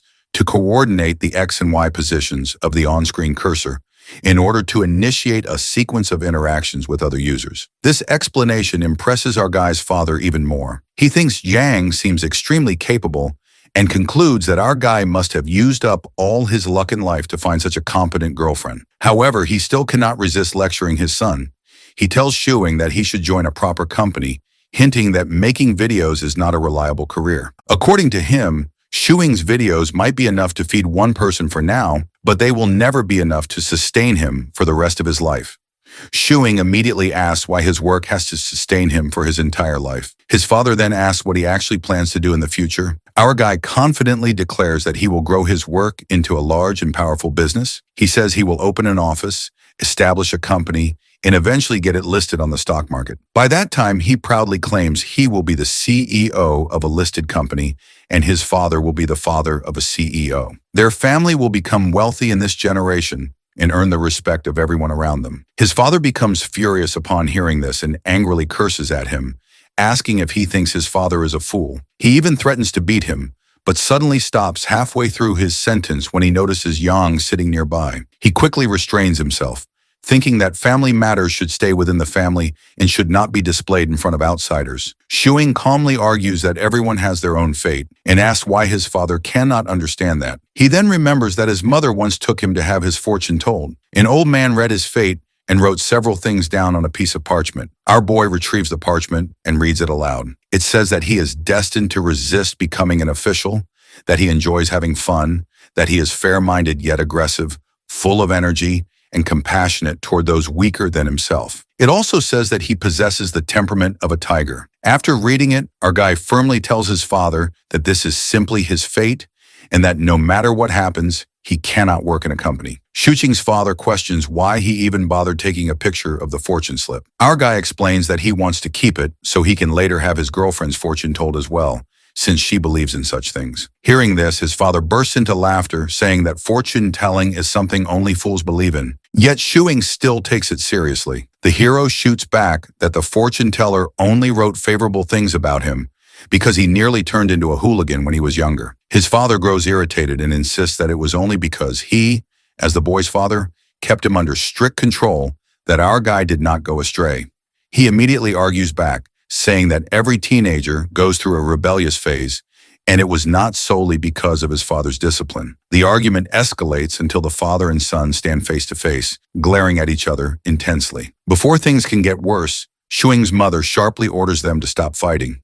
She quietly pulls her husband aside and reminds him not to cause a scene in front of Yang. With an annoyed huff, the father stands up and storms out of the room. Turning back to Jiang, the mother reassures her that the two of them are simply bickering and that she should not take it seriously. She invites Zhang to sit down and get ready for dinner before leaving Shuing and Zhang alone. The moment his mother disappears, our guy turns to Zhang with a grin and suddenly pushes a peeled orange into her mouth. He praises her performance earlier, saying she handled his father's questions like a professional. Zhang Shili agrees while he continues feeding her orange slices one after another out of boredom. After a moment, Shuing grabs her hand and studies it carefully. He wonders how hands that appear so ordinary at first glance could possess such frightening strength. He cannot help but question whether that power truly comes from her own body or from something else. Zhang becomes embarrassed again when she notices his fascination with her hands and silently wonders why he finds staring at her palms so interesting. Suddenly, Jong grabs his hand in return and declares that she will examine his hands as well. She observes that his hands are noticeably larger than hers and that his fingernails are short, clean, and neatly trimmed. Zuching casually asks if she knows how to read palms. At once, Yang lets go of his hand and denies it, saying she does not know anything about palmistry and that he should not even ask such a thing. Later after dinner, our bro approaches his mother and asks whether he can bring Yang over during the New Year celebrations. His mother wonders if Jong will not be going back to her own home. The hero honestly explains that Jong has no family and would otherwise spend the New Year alone. His mother pauses briefly, making sure that he is being serious. After a short silence, she tells him that he can bring Yang over without any problem.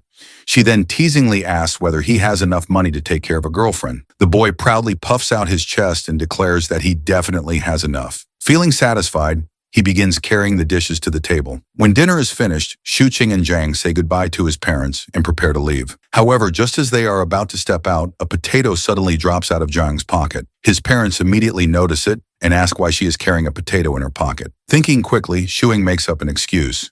He explains that Yang does not have an affinity with earth elements, so she needs to carry a potato as a kind of talisman. They chose a potato instead of dirt because it is more portable. Without hesitation, he picks the potato up and slips it back into Zhang's pocket, carefully hiding the real reason that the potato was actually being used to track her. Shuing's mother laughs at the explanation and jokes that she will cook more potato dishes for Yang next time, since she must really enjoy potatoes. Hearing this, Zhang politely bows and thanks her for her kindness. His mother warmly reassures her, saying that she was just as shy when she first met Shuing's grandmother, so there is no need for Zhang to feel embarrassed. As Shuqing and Zhang finally leave, his mother watches them walk away. In her heart, she feels that the two of them look very compatible together.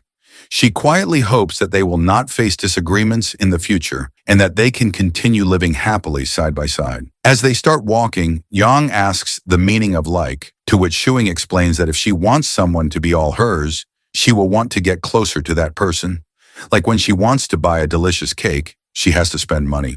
But Zhang shows her concern that if she can't afford it, then our boy tells her that in that case, she will have to work hard to earn money and give it her all in order to get her likely things. He further adds that wanting something to make it hers without making an effort doesn't count as liking. He continues that he doesn't want to deceive her because he likes her and offers to leave. If she doesn't feel the same way, he'll respect her choice. It will be considered licking you by giving his all without wanting to make her his. Suddenly, he hesitates and clears that he doesn't mean something odd by saying the word licking. This doesn't seem simple, as he says to Yang. She feels tricked by this sentence.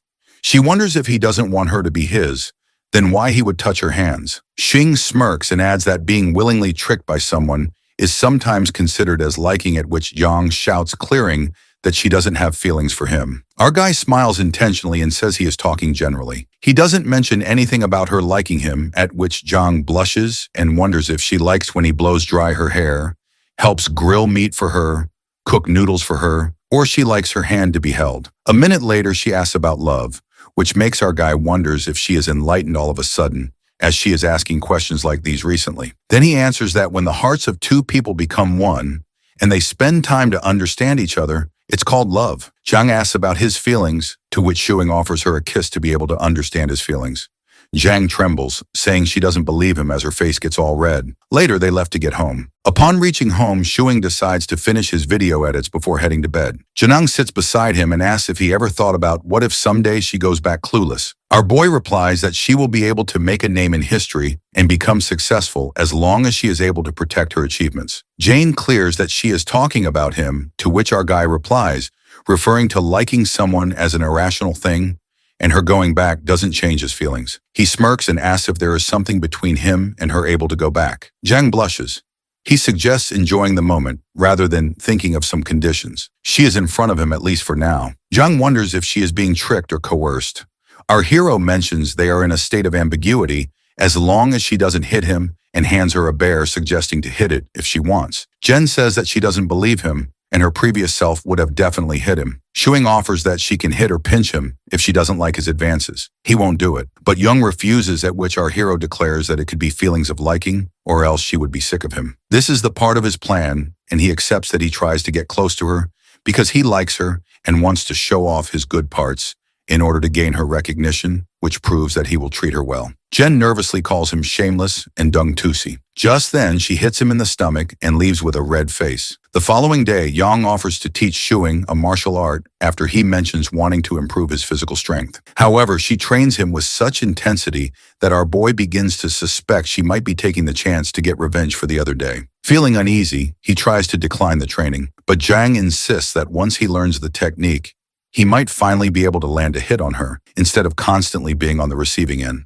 Zuqing laughs and says he would never hit her, though deep inside he knows that even after learning the martial art, he would probably still be the one getting beaten. To demonstrate, Zhang performs one of her techniques called the Tang Fist, which is built around 3 key points in 6 parts of the body, focusing mainly on palm-based strikes. As she launches a punch toward him, Shuqing immediately drops to his knees and begs her to postpone the training until tomorrow, claiming that his chest still hurts. Zhang agrees and heads off to prepare breakfast.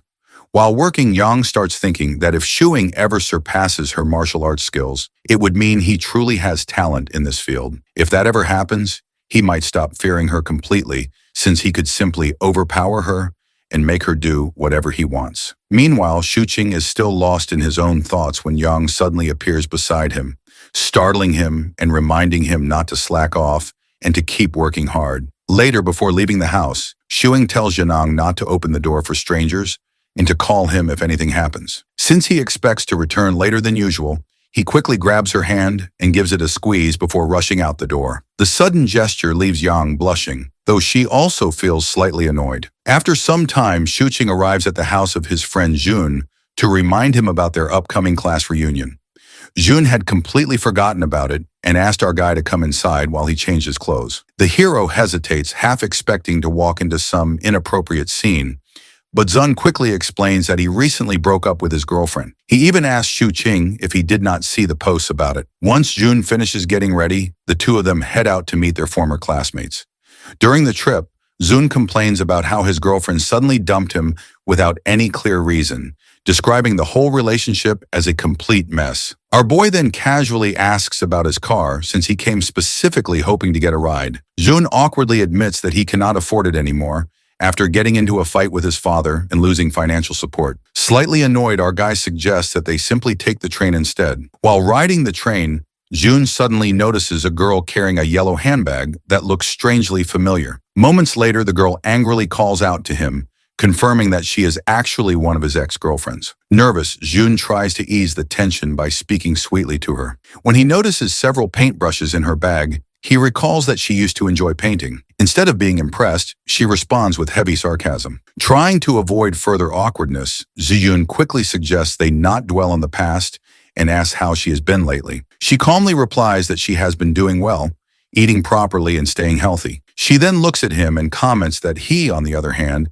does not seem to be in very good condition these days. Zen awkwardly agrees with her observation. Watching this exchange makes our guy feel strangely lonely. Even though the two claim to have broken up, the emotions in their eyes still linger, making them look more like a couple than strangers. Seeing this makes Shuqing suddenly think about Zhang waiting at home. Without thinking too much, he pulls out his phone and sends her a message confessing his feelings. Zhang gets a notification of a message as he opens the chat. It's Chu Qing's text, at which she gets annoyed over his nonsense stuff, but blushes as well. She also finds his profile picture irritating as him. Completely ignoring the main text, she asked him if he also wants her to wash his clothes, to which our guy agrees. As she checks his room to find his clothes, she sees her slippers that she wore when she first arrived. She wonders if Shuqing not only likes her hands, but also her slippers. Back there, our boy is blushing and lost in his thoughts. Jian asks him to catch the classmates first, and he'll join in the afternoon as he has something urgent to look at. Later, when Shuqing joins the mates, they ask for Jun as they were supposed to come together. Our boy mentions that he ran into his ex-girlfriend, so he'll probably be late, at which one of his classmates sarcastically comments that peasants like them won't be able to understand rich man's world. Then he asks Shuqing about his busy schedule as they haven't hung out in a while. The hero explains how he has been so busy recently and doesn't get the time to relax as it's the end of the year. On this, one of the mates mentions how he worked overtime and had to crawl his way to hang with them, at which the other one mocks him by asking him to show the performance of how he crawls. After a while, Shuqing grabs a drink and stands alone at the corner as he gets bored and misses little Yang. At the time of the dinner, a classmate notices a change in Shu Qing's self and asks about it, to which he says that he has been so tired recently, so it might be the reason. He offers our guy to join them at karaoke so he can cheer up, but he politely refuses, mentioning that he is drunk and he has to get sober up a little. As the mate leaves, our guy wonders why he liked these gatherings in the past. He wonders if he is influenced by Zhang and changes his old life into new. As the gathering gets over, suddenly the hero receives a call from Jun. As he picks up the call, Jun cries out loud and begs to save him. Half an hour later, Shu Qing reaches Jun. As he knocks on the door, Zun shows up in a towel, only crying. Shuing questions if he has been blackmailed by his ex-girlfriend. Jun explains how he gets tricked by his girlfriend when he follows her here, and she insists him to take a shower. As he got out after a shower, she was left with all his clothes. Our boy mocks him, asking if that's all, which makes Jun annoyed. He calls her ex-girlfriend evil and shameless. After that, Jun suggests heading to the karaoke together, but Shuing calmly refuses to go as from the past half a year. He didn't come out much, but Jun calls, declares him drunk, and suggests he go so he can get well. Our bro again refuses to go and asks to just have meals with the close ones occasionally. He don't feel like partying anymore and want to stay grounded. Our bro keeps lying on the hotel bed and tells Zun to go and enjoy the karaoke without him, since he wants to relax in peace. Ex-Yun informs him that he can stay in the hotel room while he recovers from the alcohol till afternoon and leaves. After Jun leaves, Shu Qing thinks about this non-partying life he has started for the person he is living together with. He thinks about how he has been planning ways to convince Yang to marry him. But he should also know that marriage is not something that simple. Our guy arrives home with his legs wobbly from being drunk and slumps his body over Yang. She manages to take him inside while he does drunk talks. By the time she realizes how drunk he is, he tilts her chin up and starts flirting with her. So she pushes him off onto the couch. She pinches her nose and asks him how drunk he is, but he refuses and says he had very little alcohol. The hero puts a bag of pork ribs, which he bought for her, and tells her it'll be tasty after stewing them. She happily picks it up, deciding to stew them the next day. When she notices him still sitting on the couch, she asks him why he isn't going to sleep in his room. So he says he will go after a while. Later, when Yang is using the computer, she comes across something named the Golden Lotus, a mature movie on the computer, and asks him about it. He lunges towards the computer from the couch and immediately deletes it. When she asks the reason for his actions, he makes up a lie, saying it's related to reincarnation, which would be so much for her to watch right now, since her knowledge is still low. Shuing can't believe how Yang learned to check the download history, and asked him why he deleted it if he could just forbid her from watching it. He replies that he has just hidden it for now, and sigh at how narrowly he dodged the bullet. After a while, Yang finds him asleep on the couch and puts a blanket over him. She looks at him closely until suddenly she is hit by the flashbacks of him getting close to her in order to flirt. She immediately pulls herself back from him and runs away to prepare dinner as a distraction from her flustered self. Quite later, Shu Qing finally wakes up from his deep sleep on the couch with a heavy head. Zhang is watching some movie on the computer while having her dinner and tells him that she has prepared porridge for him instead since she suspected he would have a hangover. He smiles to himself at the fact that she deeply cares about him in secret, like putting a blanket over him and preparing porridge for him. Shu Qing gets up from the couch and notices that Yang is watching one of the movies he had selected for her and tells him the context about it somewhat resembling her era. When he mentions things changing over time, she wonders if second Mrs. words have also become outdated over the course of time. When Yang has left the computer to take a shower before bed, Shuing sneaks up onto the chair to check out her search history once again, since he feels a bit off about her once again. However, to his surprise, when he clicks on the search engine, he finds out that her search history has been cleared. John comes out of the washroom after taking a shower with a towel over her head. Our boy can't help but have his eyes follow her as she walks from the bathroom door to the dining table across the room behind him. Intoxicated by her beauty, he tilts his head backward to look at her and says he'd be involved in a crime if he wasn't afraid of getting killed by her. Jen asks him what he'd have done to her if she was defenseless when they first met, so he answers that he'd have handed her over to the security, thinking she was a cosplaying Chunabu. She asks him if he would not have committed a crime, and it makes him shocked at the fact that she thought of him like that. While Zhang dries her hair with the help of a hair dryer, Shu Qing breaks the silence by questioning her about her feelings for him. Now she turns off the hair dryer, and after a pause, she claims not to know it. Getting a slightly different answer than he had expected, he turns around to look at her and asks if this lifestyle suits her better than the previous one. When she claims to like this lifestyle better, he tells her how he finds the world quite exciting and she will get it too when she has turned into a modern person like him. He tells her how he feels so ordinary after comparing himself to others, and this makes an awkward silence between them. When she doesn't say anything, he asks her if she doesn't have anything to say. He then tells her how basic and ordinary the life they are living together is. So if he manages to somehow pursue her and get married to her by his charms, he would be selfishly destroying the future opportunities awaiting her in the future. She looks at him and asks him why he feels so bad about being ordinary, because if it wasn't for his help, she would not even be ordinary. So when she asks him the reason for saying all this, he confesses that the thought of them being together or married frightens him and makes him confused because it feels like he should be more thoughtful of his actions instead of mindlessly following his wishes. He internally wonders if he should be slow about his advances or pursue her with all of his tricks. Thinking about it, he gets an idea to get closer to her. He tells her dramatically how his chest hurts at the place where she bumped her head, suspecting if it is some internal injury, too innocent to understand his tricks. When he asks her to rub his chest to soothe the pain, she asks him if it actually hurts that bad. He affirms over-exaggerating about her strength, so she walks over to him and rubs his chest after sitting beside him. Shuing feels so happy and talks about the saying that all encounters in life are a long overdue reunion. So if she were actually defenseless at the time when they met, the outcomes would be extremely different from how they are now. She suddenly asks if that means he'd stop tricking him, and that word annoys him.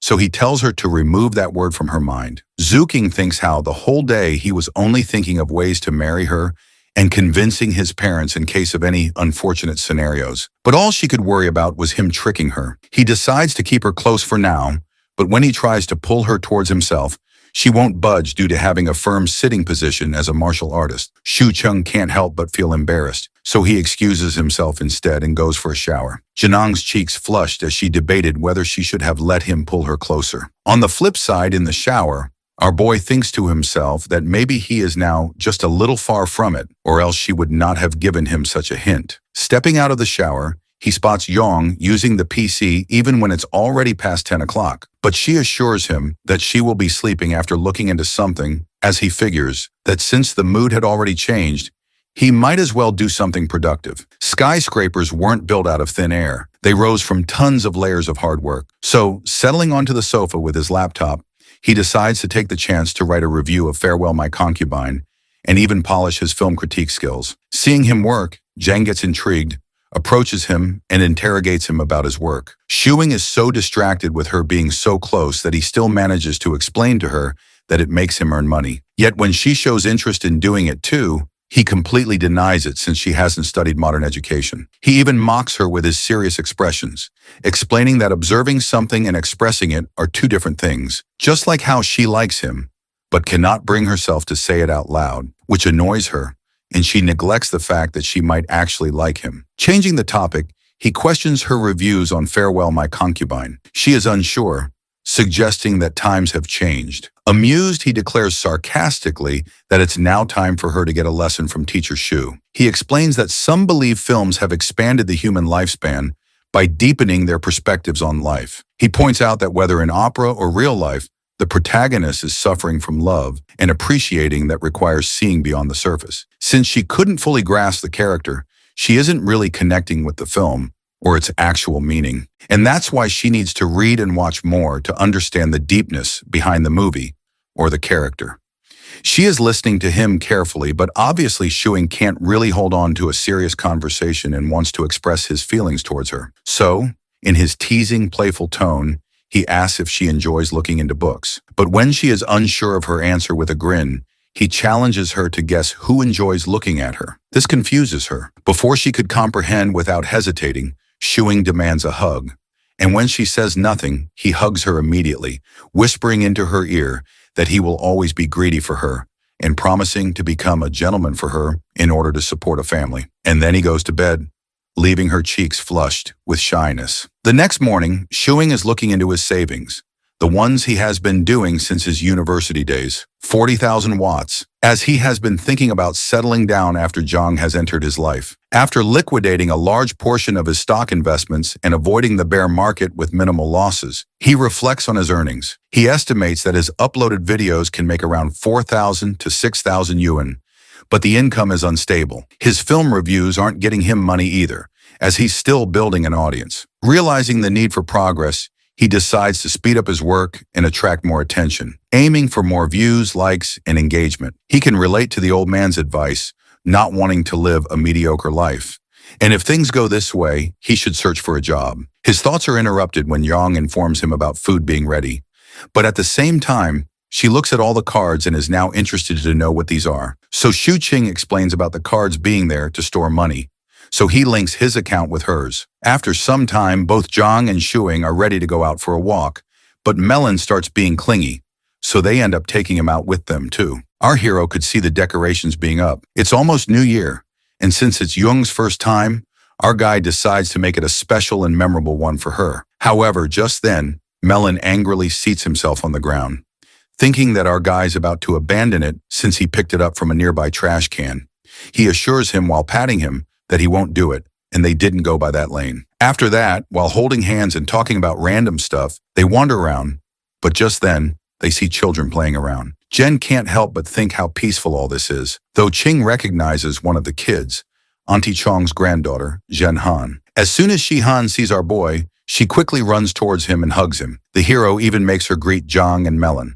Then Zhang gives Melon to Shi Han, while she and her friends play with it. Shu-Ching and Zhang sit at the corner, and he explains to her how his neighborhood is pretty nice and kind. He acknowledges the fact that Aunt Cheng's a gossip queen, but at the same time, whenever he was locked out of his house in his childhood, she looked out for him to take him back to his home. He further elaborates he moved to this old apartment after getting admission to college, but he moved to a new house back then. Nostalgia is hitting him hard. This area is filled with his childhood memories. However, Zhang knows Shu-Ching made her greet that little girl because of some reason. So our guy confronts her rather than beating around the bush that he wants her to get to know more people. Otherwise, she'll be a loner. During the conversation, Yan suddenly runs up to them and asks if Yang is Shu-Ching's girlfriend, surprising him with how much she knows. Amused, our guy playfully turns the question back on her. Yet she becomes embarrassed and shilly explains that a girlfriend just means a female friend. This makes Ching grin, though he assures her that she can come by more to play with Melon if she wants, and even with Zhang He. As the kid leaves, our guy changes the topic, revealing that he is a hand freak, meaning he likes hands a lot. But this confuses Jing because he has been obsessed with them from the start. But deep down, our guy knows he has limited permission, and if not, he would have shown her what kind of a pervert he really is. Later on at home, Jung trains our guy in martial arts, explaining that Tang Fist focuses on empty-handed combat, speed, and targeting vital points to end a fight in one strike. Shu King is frustrated, not wanting her to demonstrate it since he hasn't learned it, but sigh, realizing he couldn't escape martial arts after all. While they are training, they hear a knock at the door. Upon opening the gate, he spots Yan Han with her homework. She wants to play with Melon. She greets Jian and immediately goes to Melon, who is sleeping. After waking it up, she is playing with it. Although the hero sees that she hasn't started her homework yet, he gives her the option to do it with Melon. Meanwhile, the little girl is doing her homework and Chang is editing on his laptop. His gaze shifts to Zhang, who is staring at Yan Han. So he suggests she take a look at Yan Han's language work due to the fact that she should be able to recognize the words inside it and might even solve some questions. Yet she has already completed most of her questions, but some left are explained by Shu Chang to her. Looking at him, explaining to Yan Han, Zhang gets a reminder of the accountant in the village who taught her how to read. But obviously our bro is way more knowledgeable than that old man. However, it is already late, so Ching offers Yan Han to have dinner before leaving. After having dinner, Ching tells Zhang to send her home, which is just upstairs. Though the little girl insists on going alone, Ching makes Zhang go with her. At the apartment door, as soon as An Chong opens the door, Zhang freezes. But when she sees Chong being nice and friendly to her granddaughter, advising her to thank Zhang, she feels a little ease. An Chong even advises her granddaughter to complete her homework with our bro more often in order to hang out with her. After getting back to her apartment, our guy has showered and suggests she take a shower and sleep quickly as they will go out tomorrow to buy New Year's items. In that case, she is quickly leaving for a shower but stops when Ching asks her if she wants food as he is making some. So even after having dinner, they end up having supper too. Even after eating, Zhang still feels a bit hungry, but Shu Qing teases her about turning fat like melon if she keeps eating at night. He jokes about checking her stomach to see if she's full. And though she pretends she isn't, her belly indicates otherwise. Qing playfully insists on checking himself and going to sleep. He reminds her not to sneak into his room to do freaky stuff to him, since a full belly leads to impulsive desires, making her cheeks heat up because of embarrassment. The next day, both Zhang and Qing go out to buy New Year's items. That is when the hero greets Uncle Zhao, who is smoking. Before they leave, our guy advises Zhao to stay away from smoking. But that old man is already close to dying, and only cigarettes are keeping him alive. While hanging out, the hero glances at girls who are in skirts and glances at Yang, who is in thick leggings, so he gives her the option to try them out. But Zhang prefers these because they are warm, not understanding how these girls don't feel cold. However, taking her hand, he informs her to hurry up. They have a lot to do today. Since it's New Year's, firstly, he wants her to change her hair a bit. At the salon, he meets the barber, informing him about getting their hair done. Upon seating herself, she is nervous, not knowing what to do or say. So she shows her urgency to our boy to let her have a haircut like his mom's, but he quickly denies, guiding the barber according to himself. After her haircut, it is all thinned out, and her fringes are neat too. Qing can't help but grin while looking at her, because she looks prettier now. Now they are heading out to a mall to buy her some new clothes and shoes since he wants her to wear a new outfit from top to bottom on New Year's Day. As they head out, they run into a dog which looks pretty angry. So our guy suggests staying away from it and going around it by crossing the road. But Yang isn't afraid of it. It is like a small fry in front of her. So she steps forward and scares the dog away with her killing intent. However, Yang doesn't find it killing intent because according to her, the dog sensed that it can't win from her. Simultaneously, he warns her to not ever think about killing or fighting off people or animals no matter what. And he is letting it go this time, but it won't happen again. And he confirms from her if she is reminiscing about the blood-filled days from before. But Zhang finds all of this peaceful, and she would never want to fight with others if everything in her life and surroundings is stable. Then they head out to the mall, pressing forward after shopping. They got back home exhausted, but at the same time, Yang's face lit up to see all the stuff they had bought. The hero can see it on her face how happy she is, but advises her to stop looking for that time and help him get some glue to put couplets around. As not putting up these couplets during the New Year doesn't make people think that it is actually New Year's, since it is a tradition that families paste these, and if not, then it doesn't feel like a festival. After pasting those, Qing demands the feedback, but Jen finds them shorter than the others she has seen, which makes our guy shocked because he wasn't expecting her to compare the couplets. Although, as soon as she admits she prefers the longer one, a smirk forms on his face, and he confidently claims that makes him the best. After finishing with the couplets, our guy's face lights up at the sight of Auntie Chang outside their home. Delighted, he asks her to take a photo of him and Yang in front of the door, which is framed by the festive red paper. Happily, he quickly grabs Zhang's hand and poses for the picture. Meanwhile, Yang stands stiff, and her expressions are unsure as the camera clicks. After clicking and glancing at the picture, Auntie Chung comes closer and wonders aloud if they're ushering in the new year here. When our guy agrees in response, she chuckles at the thought, ushering in the new year while already living together under one roof. They will definitely be getting married very soon. Chuckling, she heads out with Yan Han, leaving those two alone. Inside the apartment, Qing puts the fish on the stove for cooking, and then both of them take a sigh of relief, especially our hero because he is very tired. He glances at their photo for a moment from before, then turns to see Yang. He is sitting beside him, quietly eating some nuts. Noticing this, he leans in and demands to have some too while blushing. Confused, she reaches to give him one. He suddenly opens his mouth, expecting her to feed him. But instead of feeding him properly, she tosses the nut straight into his mouth, shocking him. However, he shows her the picture too. John quickly notices his wicked smile in the picture, but then the hero makes her notice the seriousness on her face too, though he decides to put on some filters on the picture to make it look vintage. Not having any idea about filters, Jen looks at our guy with confused expressions. At the same time, our guy texted his family group about bringing Yang to their house and letting his mom teach how to make dumplings. Afterwards, at his parents' place, while making dumplings out of curiosity, Qing's mom interrogates her about what they generally eat at home. So Yang innocently reveals that they have porridge or noodles in the morning, while she makes some quick food for lunch and dinner. She even mentions that they have supper at times too. This shocks the hero's mother, as her son never woke up till afternoon, but now even wakes up for breakfast as well, even having 3 to 4 meals a day. But then she glances over at the beautiful girl her son has, making her realize that maybe living with a girl changes a boy. In the other room, Ching and his dad are munching on some snacks, and that is when they hear a knock. Upon opening the door, our guy spots Hyozi, who has bought some goodies for his friend's dad since at his home they couldn't finish those.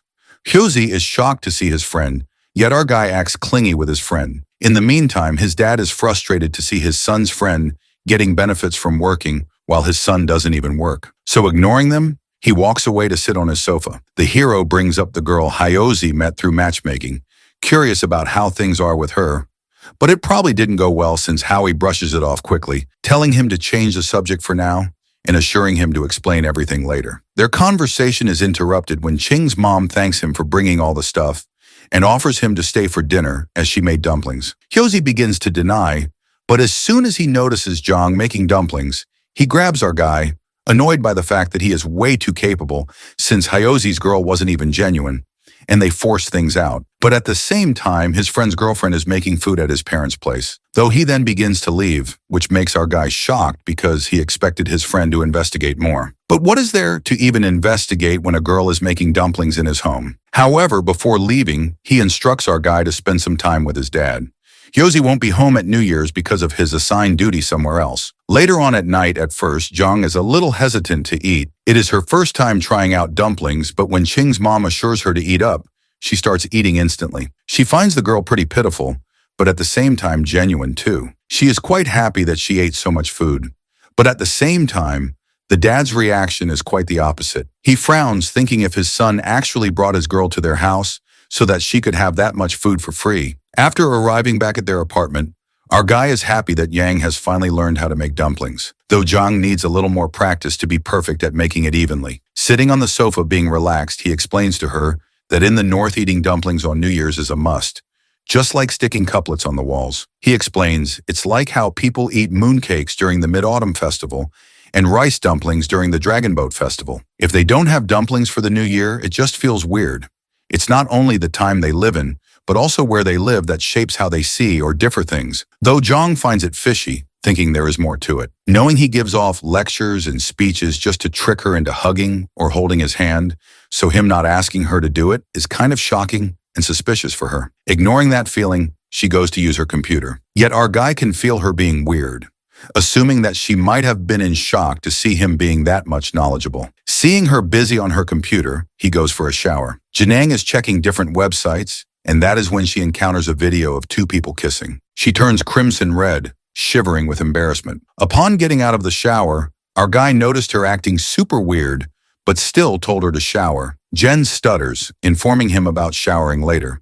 The hero could see the tint of red on her cheeks but doesn't understand what is wrong. He looks into her computer and finds her looking at the new, confused if that made her blush or something. Not digging deeper into it, he works for some time and then heads to his room to sleep. As he slams his door shut, Jen can't help but feel this void inside her. He didn't even touch her hands before going to sleep. Instantly, the door of his room opens again, and he wants to know if she won't shower at this time too, since it is too late. After he gets to know that she will wash her hair, he waits for her so that he can blow dry it like always. As soon as she gets out of the shower, he blow dries her hair. Noticing her being quieter than usual, he interrogates the reason behind it, assuming that she might have been upset about him not blow drying her hair earlier, assuring her to just say it without hesitating, because if she won't let him, then obviously he will not get the hint. She can't help but think of beating that teddy bear because she is so pissed at him. Yet it is obviously not the reason.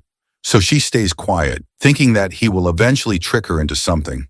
So there is no need to make all that happen right now or to confront the reason. The next morning, Young is making fish while looking at its recipe on her phone. When our guy walks to her, she expresses how modern she feels about herself and is quite impressed about hiding her true self. Even his family yesterday didn't get the hint about her difference. This statement makes Ching a little suspicious because hiding her true self, what is that supposed to mean? He wonders if she is still planning to run away. Although his thoughts are interrupted when he sees her being all red, while blushing and revealing that she likes being with his family and loves when the four of them are together. Ching has literally removed all the old stuff and replaced it with the new things they both bought earlier.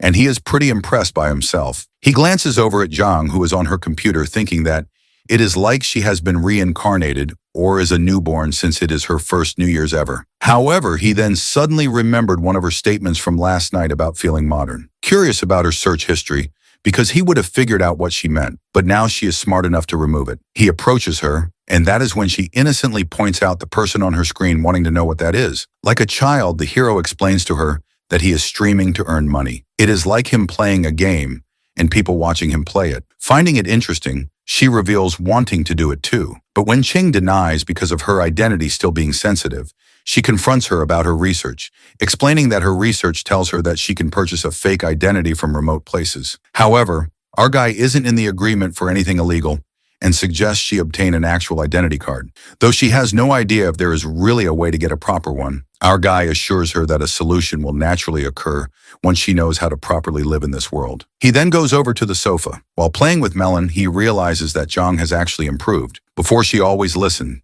being confused, but now she is actually discussing her problems, which shows her character development. Later on that evening, Yang has decided to make some dumplings. Seeing her busy, he decides to look into her search history, assuming that maybe she has forgotten to delete it, but instead she has put a fake alarm to alert him that she already knows that he peeks at her search history. This makes him utterly astonished, and with shocking expressions, he goes into the kitchen again to help her. He suggests she season the ingredients, and he will mix them all. Seeing him help her, Jen just wishes that this type of life continues without any pause. On New Year's Eve, as instructed by Hyozi, our guy meets Uncle Chin. He is looking forward to seeing our guy and his girlfriend arrive at the annual dinner. That being said, he even gives him an idea of a separate mini hot pot gathering too.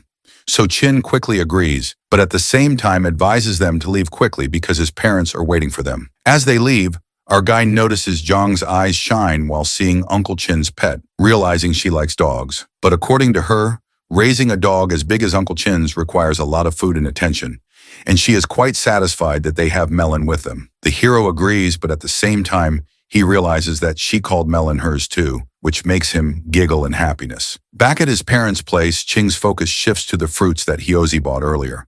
So he immediately opens the box, and it turns out that there are passion fruits in it. In that case, he quickly cuts the fruit and offers all three of them. When they eat those, their expressions change, making him realize that they are pretty bad, so he decides not to have them all. But when he offers them more, they look at him angrily, and now he has to finish those off on his own, as they can go to waste. Regret washes over his face, and he curses himself for opening that box in the first place. At his parents' place, both Ching and Zhang have New Year's Eve dinner with his parents. His father makes prayers for a new and better year, since a lot changed this year, and even our guy grew up a lot.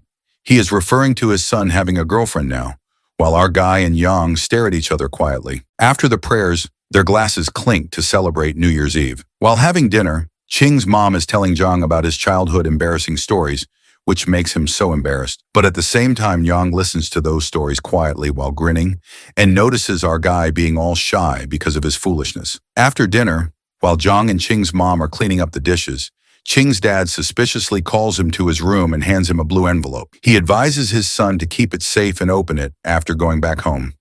It isn't money because money is given in red envelopes during New Year's for luck. After some time, they leave. On the way back home, our guy decides to visit Uncle Chin.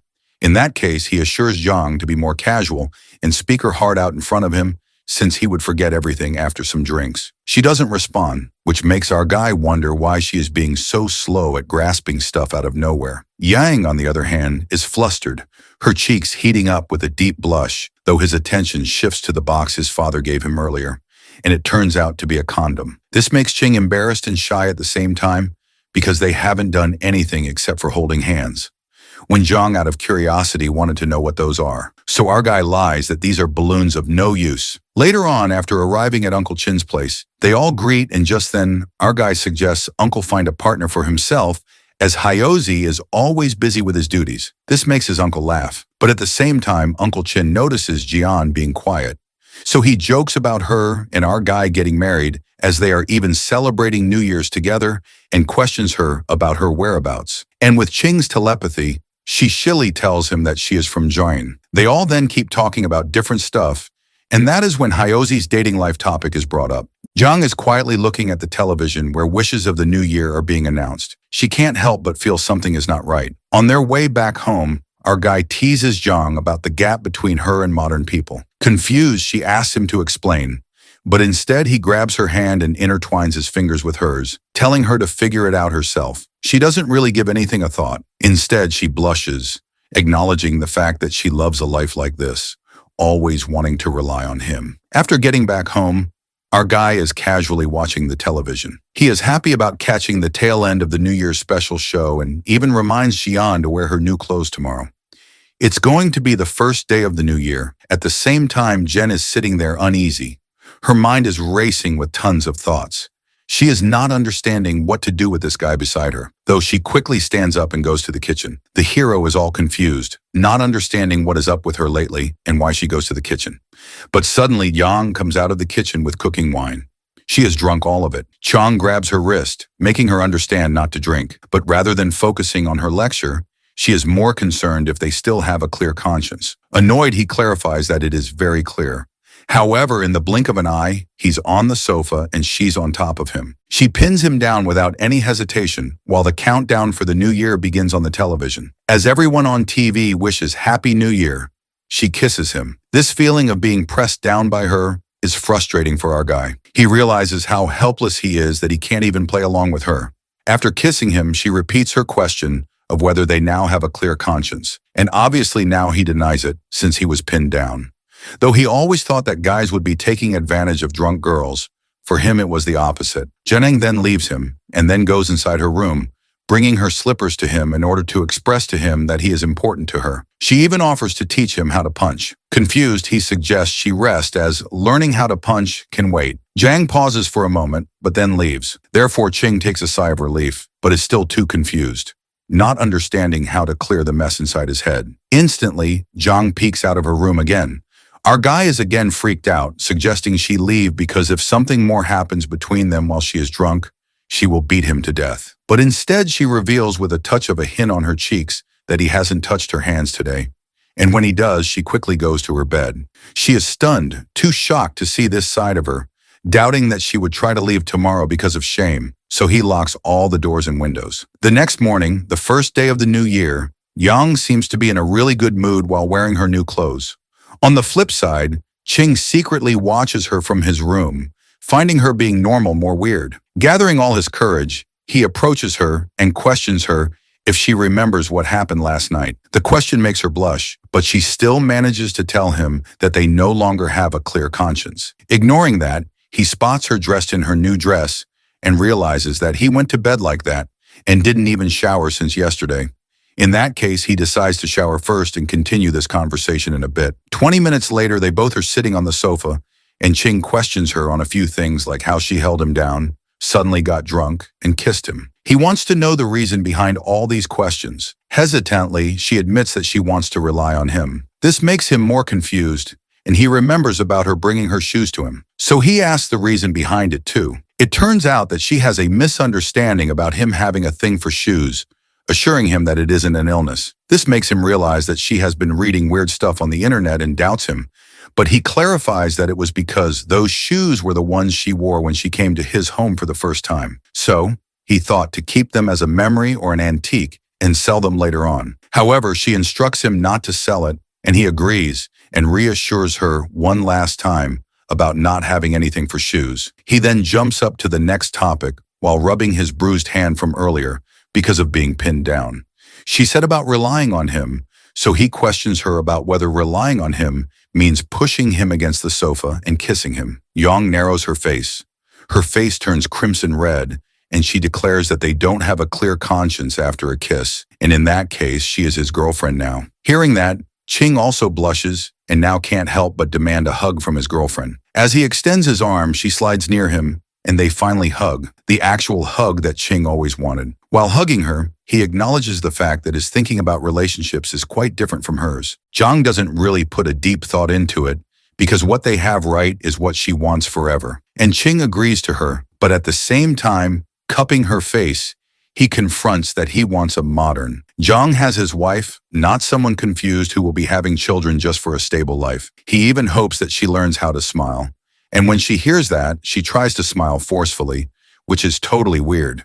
He acknowledges the fact that she has a pretty smile, but she doesn't have to force it. She just has to smile more often. The smile she has when she sees snow, when she eats cake or hot pot, the genuine smile that she actually has. He agrees that she is doing much better compared to the time she first arrived, but even right now she is able to smile, but it is just her raising the corners of her mouth according to the current mood. This makes Young realize that is the reason her Uncle Chin didn't talk to her that much last night. Without lying, he admits that it is right and it is obviously fine because she definitely needs time to understand and grasp things. After all, she is from over 1,000 years ago. Her mental state still needs time to grow, and in that case, he promises to wait for her no matter what happens. He then demands a kiss from her, and without hesitating, she kisses her cheeks. That being done, he makes her understand not to push him forcefully down like earlier. She just has to say what she wants, and she will eventually get it. And if that is a kiss, then it is a lot better. Hearing that, she apologizes for her behavior yesterday. After that happy moment, Shang said, "See, isn't that better? Don't push me away like yesterday anymore. Just say straight out that you like me. I won't refuse your kisses. On the contrary, I really like them." Hearing this, Zhang shyly replied, "I'm sorry, I shouldn't have done that yesterday. I'll give you all the shoes." Faced with her naive answer, Xiang helplessly said, "I don't need shoes. I want your lips." The first day of the new year ended. In Zhang's hand was a beautifully decorated red envelope. Uncle Tan said to her, "This is a beautiful pair of mandarin duck red envelopes, isn't it?" Xiang, sitting beside her, also chimed in, "Uncle prepared it for you." This was the first time Zhang had seen this type of red envelope, so she was very excited, carefully examining every detail on it, saying, "Thank you, Uncle." She gently squeezed the envelope, feeling it was very thick. Uncle and Aunt also gave me one this thick. At this rate, I'll have a lot of money to spend after the new year. After wishing Uncle's family a happy new year, the two of them went downstairs to leave. As soon as they reached the stairs, a young man leading a bicycle approached. It turned out to be Hao Zi. Xiang warmly greeted him and asked Hao Zi, "Finished your shift?" He replied, "Just finished." Xiang's eyes sparkled like stars. He proudly showed 2 mandarin duck red envelopes to Hao Zi. "Look, mandarin duck envelopes. How did you get these? When are you bringing your girlfriend home to meet your parents?" Hao Zi blushed with annoyance, thinking to himself, "Damn it. If this guy finds out my girlfriend is just in name only, he'll definitely tell my dad. I can't let him find out." Thinking this, Hao Zi decided to go home. "I'm not arguing with you anymore. I'm going home to sleep." Xiang still smiled brightly and said, "Happy New Year." On the snow-covered road, Zhang asked, "Can you help him solve this issue?" Xiang replied, "He's a police officer with limited authority. It's difficult. Regardless of his position, if more people know about his situation, it will be safer. That's always beneficial for our goals." Zhang looked at him meaningfully. She gazed at the distant sky and said, "That's good," Xiang asked, puzzled. "What's good?" "For the past 6 months, we've been working towards a common goal, and that makes you very happy," Zhang replied, then suddenly hummed a few romantic lines for Xiang to hear. He was touched, his cheeks flushing, as he asked, "Really? That's all I know for now." To reciprocate Zhang's sweetness, Xiang looked around. The next moment, he kissed Zhang's cheek and excitedly said, "Wonderful." However, Zhang lowered her head, her body trembling, and shouted, "You rascal!" The scene changes to Hao Zi's house. A steaming hot bun is picked up with chopsticks, and he eats it deliciously. He exclaims, "So good. Homemade buns are still the best." Sitting beside him is the uncle who gave Zhang the red envelope, who is also Hao Zi's father. He's playing with the dog Tyrant. "You must try harder. Even though you're grown up, I haven't neutered you yet. I'm waiting for the day you find your soulmate." Needless to say, this wasn't directed at the dog, but was implying something to Hao Zi. The old man continued, "I've placed all my hopes on you, hoping to have an heir to continue the Qin family line soon." Hao Zi didn't realize and instead said, "Dad, Tyrant is a girl." Hao Zi's father replied, dissatisfied, "I'm not talking to you, just eat. After you finish eating, go to Uncle Hua's house to wish them a happy new year." Following the instructions, Hao Zi went to his uncle's house to wish them a happy new year. "Happy New Year. Happy New Year, nephew. Let's chat for a bit. As a police officer, you have to work even on holidays. It must be tough for you." Zhang's mother took out a thick red envelope and said, "This is a red envelope for your girlfriend, but it seems she's too busy to come. I'll make an exception and give it to you this time. Hao Zi immediately became flustered because there was no girlfriend at all. It was just a name he made up. Hearing this, Hao Zi waved his hands in refusal. I can't accept it. I'm grown up now. She stuffed the red envelope into his pocket and said, do you have someone in your heart yet? If you're still single, I wouldn't give you a red envelope. Time is running out, she advised. Bring your girlfriend here to visit next time. Hao Zi sighed and replied, of course, I'll definitely bring her next time. Being asked about his love life, Hao Zi became dazed. He recalled the past months being urged every day to find a partner. Thinking about the day he would bring a girlfriend home, he wouldn't be nagged anymore. Once they see her, they won't keep pestering about marriage. Life is so difficult. The Hua couple witnessing this scene were also a bit confused. Before Hao Zi pushed the door to leave, Xiang's father asked, do you know what Xiang is doing these days? He's a TikToker, uncle. Can I borrow your phone for a moment? Hearing this, the uncle handed him the phone. After searching for a while, Hao Zi showed him an account with a Doraemon avatar saying, this is Xiang's account, uncle. The couple curiously opened it to see. Seeing his son's long, incomprehensible name, the uncle scolded, what the hell is this? Hao Zi explained to Xiang's father, he can't use his real name, Xiang. This name suits him well. Then he operated the phone a few times and introduced, this is his personal page. Below are the videos he posted. If you want to watch any video, just tap on it. Realizing she could get information from here, Xiang's mother invited Hao Zi in. Come in and sit down, nephew. The boy only said he's making money. We basically don't know what he's doing.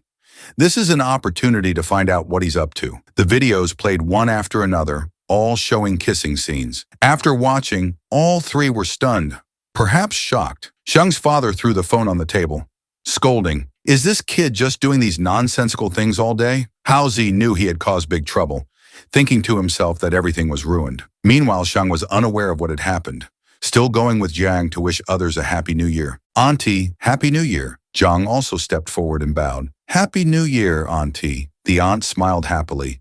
You look so radiant. Happy New Year. Suddenly, Xiang sneezed, a very loud sneeze. Someone must be talking behind his back. After exchanging New Year greetings, the three went inside to chat. Xiang spoke first. Auntie, when will Yen Yen come back? Jiang really likes her. The aunt replied, she'll be back after the new year. Little Yen has to stay at my house for another half month until school starts. If Jiang likes children, you two should have one soon. Xiang laughed loudly. You're right, Auntie. Get ready to receive our wedding invitation. In contrast, Jiang glared at him affectionately, looking like she might hit him. They started arguing again. However, the aunt spoke up. By the way, how did you two meet? Did you meet online? This question interrupted their argument and broke the atmosphere. They both looked at the aunt awkwardly, then at each other. Then each started explaining the reason. No, Auntie, we met in Zhangcheng. I pursued her for 3 years before succeeding. 3 whole years. The aunt replied, 5 years would be worth it, let alone 3. That's wonderful. At this moment, the uncle brought out a plate of fruit to serve the guests. Xiang quickly said, Uncle Wang, you don't need to be so formal with us. We'll be leaving soon. The uncle replied, talking to this old lady must be boring. Make yourselves at home. Have some fruit. Well then, if you insist. After a morning of New Year visits, they finally returned home. As soon as they got home, Xiang asked Jiang, do you know what online dating is? Jiang tiptoed to get a bag from the top of the fridge, replying, of course, as soon as I open my phone, it shows up on the website. I basically don't need to search for it. The waiting pet cat also got to enjoy a full bowl of food. Xiang worried, not knowing if her web browsing was a blessing or a curse. He thought she was still innocent, but she's already been corrupted. The next second, he walked toward the sofa. Xiang chose to lie on the armchair because the morning of New Year visits had exhausted him. He said, actually, I prefer long socks to slippers, especially the thin, long black ones. Simple design. Then his eyes looked a bit puzzled. Jiang sat beside him, also looking at him, then turned away, responding disdainfully. Xiang started teasing her. Your attitude shows you know exactly what type I'm talking about. She innocently replied, it's the type I saw on the street the other day. This answer stunned Xiang. A simple stir-fry meal was served. He picked up some food and said, I swear to heaven, I'll never have any thoughts about other girls. I'm not good at flirting. I just occasionally admire long-legged girls. It's instinct. Jiang seemed to pay no attention to Xiang's rambling.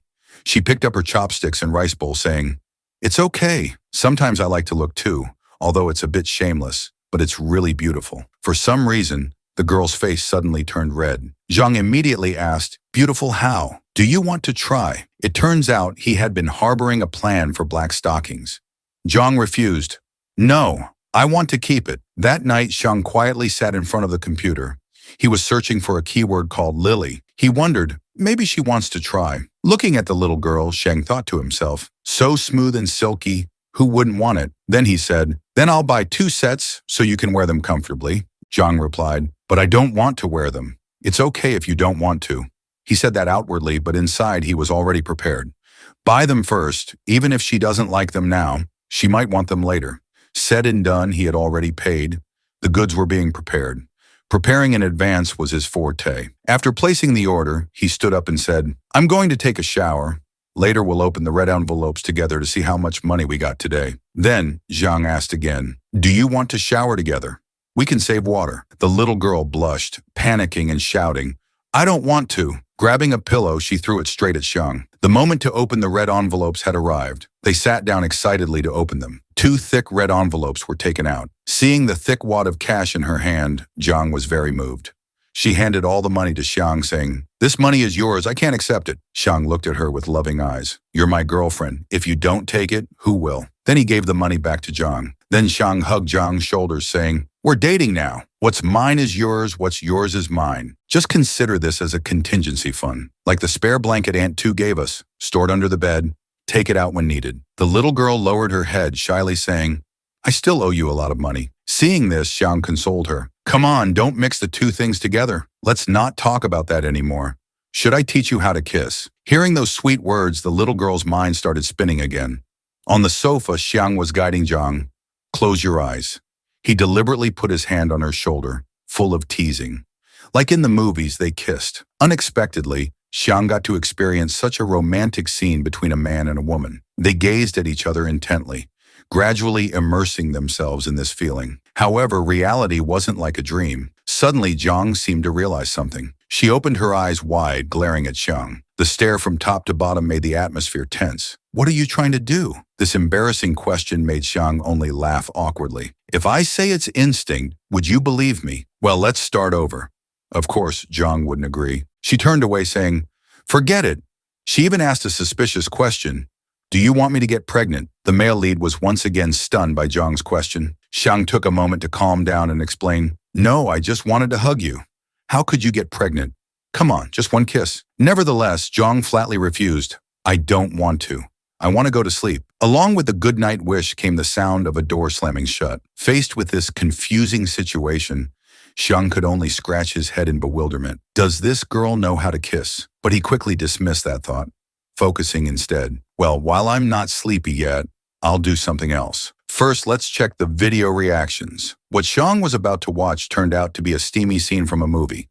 When scrolling down to the comments section, an indecent comment appeared before the male lead's eyes. "Why watch this nonsense? It's so undignified. Delete it." This comment seemed familiar to Xiang. He muttered, "Oh, why does this sound so familiar? Never mind, I don't care." The male lead directly blocked that person. The scene shifts to Xiang's parents' room. The father seemed to be intently watching something on his phone. Seeing her husband staring at the screen, the wife asked, "What are you still watching on your phone?" He calmly replied, "Nothing, about to go to sleep." It turned out he was monitoring the comments under his post, wanting to see if anyone had replied. But surprisingly, he couldn't access that post anymore. Faced with this situation, Zhang's father started to get irritated, shouting, "You can only find videos through the uploader's channel. What kind of damn app is this? Can't watch anything at all." The 6th day of the Lunar New Year was approaching. Early in the morning, 2 young boys were making noise at the door. "Tha, your dad's friend Wang Zi is here to visit." The friend beside him shyly reminded, "Keep it down, don't disturb the neighbors." The male lead quickly opened the door for his 2 friends. As soon as they entered, he said, "Sit anywhere you like. Food is being prepared. I'm adjusting the background music, so I can't use the computer. If you want to use one, there's only the laptop." Wang Zi suddenly acted arrogant, putting the male lead in a headlock, saying, "Hey, you go play games." At the same time, Zhang brought out a plate of food. She seemed not to understand why these guys were hugging each other. As soon as he saw the girl, Wang Zi pretended to be gallant. I mean, how have you been lately? Long time no see?" The male lead was exasperated by Wang Zi's talkative nature and had to remind him, "Be quiet. Let me go to the kitchen to lend a hand. In the kitchen, the male lead started to show his romantic side next to Zhang. Even just handing over a potato required an intense gaze between them. Wang Zi and his friends stood outside looking in, feeling a bit bewildered.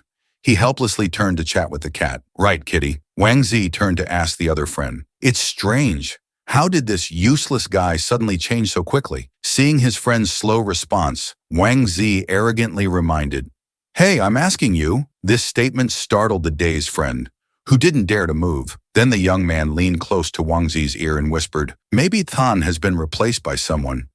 Cloning technology is much more advanced now than before. After hearing these absurd words, Wang Zi suddenly nodded in agreement. You have a point. He disappeared for months, barely went out. Maybe he was switched during that time. The real one was destroyed. Only the fake one remains. The dreamy friend added more knowledge for Wang Zi. Clones usually have signs you can distinguish between real and fake. Pay attention to see if there are any marks on his neck and hands. Just then, the male lead appeared, curiously asking, What are you two whispering about? Come eat. Seeing Wang Zi hugging the cat tightly, Xiang kicked him in the butt. Let go of my cat. Move away. During the party, Xiang excitedly said, For the new year, Zhang showed off her cooking skills, making some family dishes. So today, drink less, eat more. Wang Zi enthusiastically responded, Adults should drink alcohol, come on. Suddenly, the male lead felt a bit uncomfortable. Just now, while helping in the kitchen, my hand got burned quite badly. Indeed, there were 2 red marks on the male lead's hand from cooking burns. This scene caught the eyes of the 2 friends. They immediately judged. Oh my, there are marks on his hand. Hearing this, the male lead felt strange. He didn't understand what his 2 friends were implying. The atmosphere at the dining table suddenly became tense. Everyone looked at each other suspiciously. In contrast to Wang Zi's suspicion, the male lead thought to himself, Damn, I almost forgot about the bruise from the female warrior pressing on me. How do I explain this to everyone now? So Xiang quickly pulled his sleeve to cover the bruise on his arm. This action made Wang Zi even more suspicious. He shouted, Stand still! Raise both hands. The police blood in Wang Zi suddenly surged strongly. They rushed to carefully examine Xiang's hands. Wang Zi changed his tone, pretending to understand everything, and talked non-stop. Xiang could only helplessly say, What else? We were just fooling around a bit too much. Hearing this, Wang Zi couldn't control his emotions and shouted, Too much. My God, I didn't expect you to be that kind of person. The friend beside him still didn't understand what was happening and blurted out, Huh? Seeing his friend's confusion, Wang Zi leaned close to his ear and whispered, Those marks are. The naive friend had just heard it and shouted, What? You just said he's a pervert. As soon as these words were uttered, Xiang felt extremely embarrassed and quickly explained, Don't talk nonsense. The awkward situation made the 3 men look at each other in silence for a moment. The 2 friends couldn't help but give a thumbs up, praising Xiang. You're a master, bro. The male lead's face showed clear distress as he tried his best to explain. It's not what you think. After the embarrassing untangling, everyone returned to the dining table. Wang Zi still didn't stop his teasing tone, raising his glass and saying, Sister-in-law, I toast to you. In his mind, he was still thinking, She looks so gentle on the outside, but turns out to be so violent. Before Zhang could react, Xiang had already taken on the role of a model pillar. No, she can't drink a single drop of alcohol. In fact, the image of a drunk Zhang appeared in the male lead's mind, urging him to prevent this from happening. How could he let her drink alcohol? Wang Zi and his friend started chatting, sharing about their lives. Your dream of becoming a police officer has come true. Doing good deeds every day, it's wonderful. Wang Zi was still complaining. I'm so jealous, every day feels meaningless to me. Tan's life is the best. He has a cat, a girlfriend, and plenty of free time. Wang Zi's words obviously didn't sit well with the male lead. He was still talking to Zhang. Just eat and listen. It doesn't matter if you understand or not. In fact, Xiang felt that everyone has their own worries. What concerned the male lead most was Zhang's identity. He put down his glass, thinking to himself.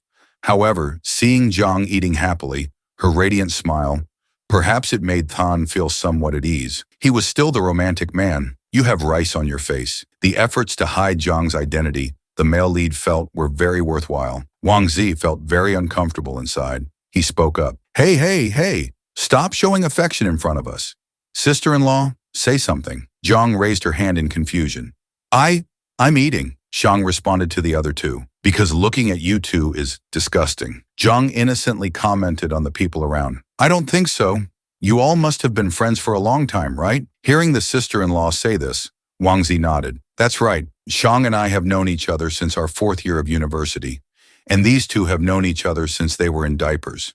Truly a tragic fate. Mentioning university days, Zhang suddenly remembered. Is it the photo where you dyed your hair back then? Talking about this, Wang Zi laughed awkwardly. Ha ha, that photo. The other friend thought that was taken before entering university. He thought he was so cool then. Now thinking about it is embarrassing. Wang Zi showed curiosity, resting his chin in thought. He was very enthusiastic. Let me find it. I have many photos of Than's golden days. Wang Zi took out a stack of photos, continuously introducing. This one was taken during our graduation trip. Than was beaten up by monkeys on Mount Amy. Ha ha ha ha. It was terrible. The next day, Than took a stick to get revenge, but ended up getting beaten even worse. That's when I learned Man had some weird hobbies. Tan Hao also chimed in. I also have photos of this idiot's golden days. The male lead stood beside observing everything, thinking to himself, it's okay to let his girlfriend know about some of his foolish moments. Wang Zi said to the male lead, I want to form a team to participate in a game tournament. This friend of yours who designs images for me is pretty good. Give me his contact. I want to order a few more sets. The male lead curiously asked, You mean Li Gaobo? He has a store on the 4th floor of the Zhongcheng Electronics Shopping Center. You can find him there. Wang Zi said, Okay, I'll remember that. Before Wang Zi could say anything else, Tan Hao pulled him away by the shirt. Let's go. See you later. Xiang curiously asked, Don't you two want to stay and play a bit longer? No thanks. We're afraid of witnessing you two fighting. This statement made the male lead stand frozen in place, feeling as if his whole being had shattered. The male lead slowly closed the door to see off the guests, thinking to himself, in their eyes, I'm a pervert who likes to be mistreated. In Zhang's eyes, I'm a sick person obsessed with dirty shoes. My reputation is completely ruined. After everything that happened, the male lead lay sprawled on the sofa with a thoughtful expression. The new year is almost over. I need to think seriously about work. He suddenly picked up his phone as if wanting to search for something. I once said I don't need likes, don't need interactions, don't make cheap videos. But those are actually the secrets to success. I have some fame, earn enough to live, but to reach a new height is really difficult. The clock shows 8 a.m. The male lead and Zhang are in the living room. The scene looks very peaceful. Xiang looks at Zhang with affectionate eyes. Zhang asks, Do you want something to drink? The male lead starts playing the romantic lover again. I don't want to drink. I just want to hug you. I like you. He keeps saying cheesy things. Zhang shyly, Xiang still hugs her tightly. I like the scent on your body. Zhang asks in surprise, Do I have a scent? The male lead answers somewhat crudely. Of course, men are naturally lustful. They can detect the seductive scent from beautiful women. Knowing he misspoke, he uses another sweet line to save the situation. But I'm different. I'm only lustful for you. Let me kiss you. Their lips gradually move closer to each other. The romantic scene continues to unfold. The sofa seemed to be fueling the passionate love of the couple. Zhang's eyes gradually became shy. Her cheeks flushed. Suddenly, Zhang screamed. The male lead quickly comforted her.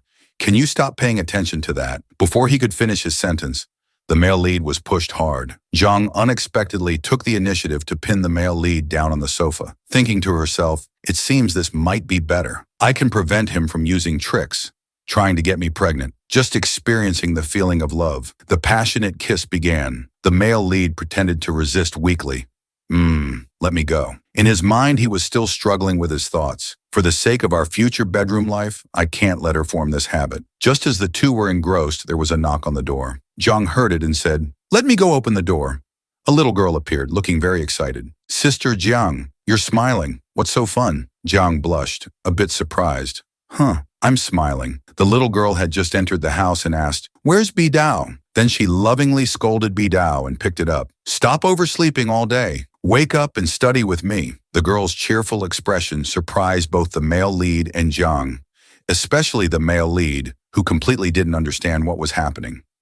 Zhang awkwardly changed the subject. Looks like you've changed, haven't you? Xiang smiled and replied, Yes, I've learned how to love someone. She always uses her strength to suppress me. That's a skewed development. The little girl sat at the table with paper and pens neatly arranged. Bidao, you'll see me on TV someday. On the other side, the male lead said to Zhang, That's great. You should seriously think about going to school. If you don't know anything, people will laugh at you. Zhang, our names both have 14 strokes. This is destiny. Jiang's eyes suddenly changed. She looked a bit surprised. The little girl who just came in also curiously asked, "So how many strokes does my name have?" The male lead quickly explained, "Your name has more strokes than mine and hers combined. If you had to write your name 100 times, it would be like a teacher's punishment for you. Your name is really hard to write. You probably don't want to write it over and over like being punished, right?" Hearing the male lead's sincere explanation, Zhang's eyes lit up with amusement. The little girl in the yellow shirt continued to ask innocently, "How can I become a superstar?" Zhang then listed, "You need to know how to sing, know how to dance, know how to act, and everyone has to like you." Ngon Yen, "Do you know how to sing?" Ngon Yen replied pitifully, "No." "What about dancing? Can you shake your butt?" The male lead immediately teased, "Your sister Jiang can do that too." Jiang shyly refused, "I don't know how." The scene changes to a poetic sunset. The male lead focuses on work, while Jiang cleans up. This is the ideal family scene that everyone dreams of. At this moment, Jiang looks out the window, her eyes suddenly widening as if she saw something strange. From the bathroom comes the sound of continuous scrubbing. Jiang curiously asks, "What are you doing?" She innocently replies, "I'm washing shoes." The male lead crosses his arms and asks, "Then why did you take my shoes?" Jiang asserts, "They're mine." Jiang suddenly speaks up, "You gave them to me, so they're mine." The image of Jiang giving shoes to the male lead flashes in her mind. Unable to deny it, she has to admit her mistake. "I'll return them to you after I wash them." The male lead gives a cute smile to soothe her. Jiang points to his phone and says, "The things I ordered for you will be delivered soon. I'll buy you a few pairs of high heels. Do you prefer white or black?" "I like red soles." Jiang refuses. "I don't like any color." The male lead also gives up. "Then I'll decide myself. I'll buy all the colors." Jiang's eyes darken. Various thoughts begin to surface. He's not satisfied with one pair of shoes. He wants to buy more. The scene changes to February and spring. While Jiang is sitting alone fishing, Xiang approaches. Suddenly, Xiang shouts, "Ah!" He stands in a stance and continues to shout loudly, "Hey!" Hearing Xiang making noise beside her, Jiang irritably said, "Shh, be quiet. You'll scare the fish away." Zhang laughed with delight. "Almost done." Then he returned to his martial arts stance, continuing to shout, "Heya!" At the same time, he thought to himself, "I can't understand it. A female warrior like her coming here to fish. Well, then I should practice martial arts outdoors too. She once said it could save money. Why not?" Xiang continued to be lost in his thoughts. "I feel like I could take down a bear with just one punch, but that's still not enough to tame a wild Jiang." He was so lost in thought, he didn't notice what was surprising Jiang. The next moment, Jiang exclaimed excitedly, "I caught another one!" A big fish had taken the bait. She held up the fish and said to Xiang, "We can make fish soup for lunch today." Xiang dropped his arms. The purpose of learning martial arts is to train the body and help others. Xiang's face bore a handprint. He raised both hands, making a number 10 gesture. Continuing, "Not to suppress others. No matter what, we must not lose our self-worth. Do you understand what I mean?" Jiang looked dejectedly at the fish bucket and replied, "I understand." Then she looked at the man in front of her with sharp eyes. She touched the fish with her finger while thinking to herself, "I don't use it to suppress anyone. I only use it to protect myself. If it were before, if he dared to touch me, I would tear him in half." Jiang shuddered, worried. Where is this killing intent coming from? After Jiang finished fishing, the two walked home. He suddenly stopped because he saw something. Thinking to himself, "It's noon already. I'm so thirsty." Jiang walked beside him, happily thinking about the fish soup. Xiang asked her, "Do you want something to drink?" Then pointed in that direction. She followed his gaze. A vending machine came into view of both of them. Seeing her look unfamiliar, Xiang introduced, "This is called a vending machine. There's a person hidden inside. They will give out drinks, letting them fall down there." After hearing this, Jiang showed a disbelieving expression. She quickly asked, "So you mean there's also a person hidden in ATMs? They crawl out to give money." Xiang was surprised. "How do you know that too?" She looked annoyed. Her ears suddenly turned red due to the thoughts in her head. If Xiang keeps deceiving me like this, perhaps it's best I do nothing, just stay at home and have children for him. Xiang quickly chose the drink he wanted and used his phone to scan the payment code. Jiang looked at the vending machine and said, "If we own this, wouldn't all the money put in be ours? Actually, we wouldn't lose any money at all, right?" Jiang hurriedly explained, "It's not like that. You have to buy drinks to put in first. Then you can put the remaining money in your wallet." After hearing this, Jiang replied, "Oh, I see. Then we don't need this anymore. While they were talking, the drink can had fallen from its original position. However, it got stuck, unable to fall down further. This surprised both Xiang and Zhang. They both stood staring at the drink can in disbelief. He exclaimed, "How did it get stuck like this?" As he spoke, he forcefully hit the machine, wanting the drink to fall down. Seeing that hitting wasn't working, Xiang then shook the entire vending machine vigorously. After a while, he said helplessly, "I can't make it fall down." Then Xiang continued, "All right, I'll buy another one to push the other one down." Zhang worried, "What if it gets stuck again?" Xiang said while scanning the code, "It can't be that unlucky." The phone screen showed the payment amount. He pressed confirm and a beep sounded. He continued, "What happened earlier was just a coincidence. The drink can left its original position again." The second coincidence occurred. The two stood staring at the stuck drink can in disbelief again. Xiang hurriedly selected the same drink again on the vending machine screen. This time he looked very annoyed, angrily saying, "I can't believe this." Another clunk sounded. The third coincidence occurred. Looking at the three cans stuck firmly, Xiang was so angry he felt like he was on fire. Zhang calmly said, "We've already lost 7.5 yuan. Xiang frowned. "Watch me destroy this stupid machine." Zhang immediately looked around, turning left and right to see if anyone was there. Confirming no one was around, she delivered a powerful kick to the vending machine, frightening Xiang to the point where his soul nearly left his body. The three cans fell down simultaneously. Xiang shouted, "Run quickly!" The two quickly ran away. They only stopped when they reached an empty alley, and only then did Xiang breathe a sigh of relief. Seeing this, Zhang said, "Don't worry, I checked beforehand. There was no one around." Xiang angrily said loudly, "Have you already learned to check your surroundings before doing bad things?" Hearing this, Zhang looked unhappy, but still replied, "I've known for a long time, stop treating me like an idiot." Then the two continued walking home. Zhang walked while holding a can, asking him, "I'm wondering, what will it be like 100 years from now?" Hearing the question, Xiang quickly replied, "Perhaps we'll become star conquerors. If you came a few thousand years later, there might not be as many people on Earth anymore. Robots would be everywhere. You'd have to fight them and finally collapse from exhaustion." After saying this, he suddenly gave an enigmatic smile. Then Zhang continued, "When you're settled and have an ID, we can go by plane or ship. You'll see the ocean and giant fish." Zhang immediately replied, "Giant fish. Then we can eat for a long time." Hearing her say that, he laughed and said, "Why is food always on your mind? You've gained 2.5 kilos this winter, and you're still thinking about eating." She angrily said loudly, "I'm not fat." A while later, they arrived home. Zhang had finished cooking the fish soup.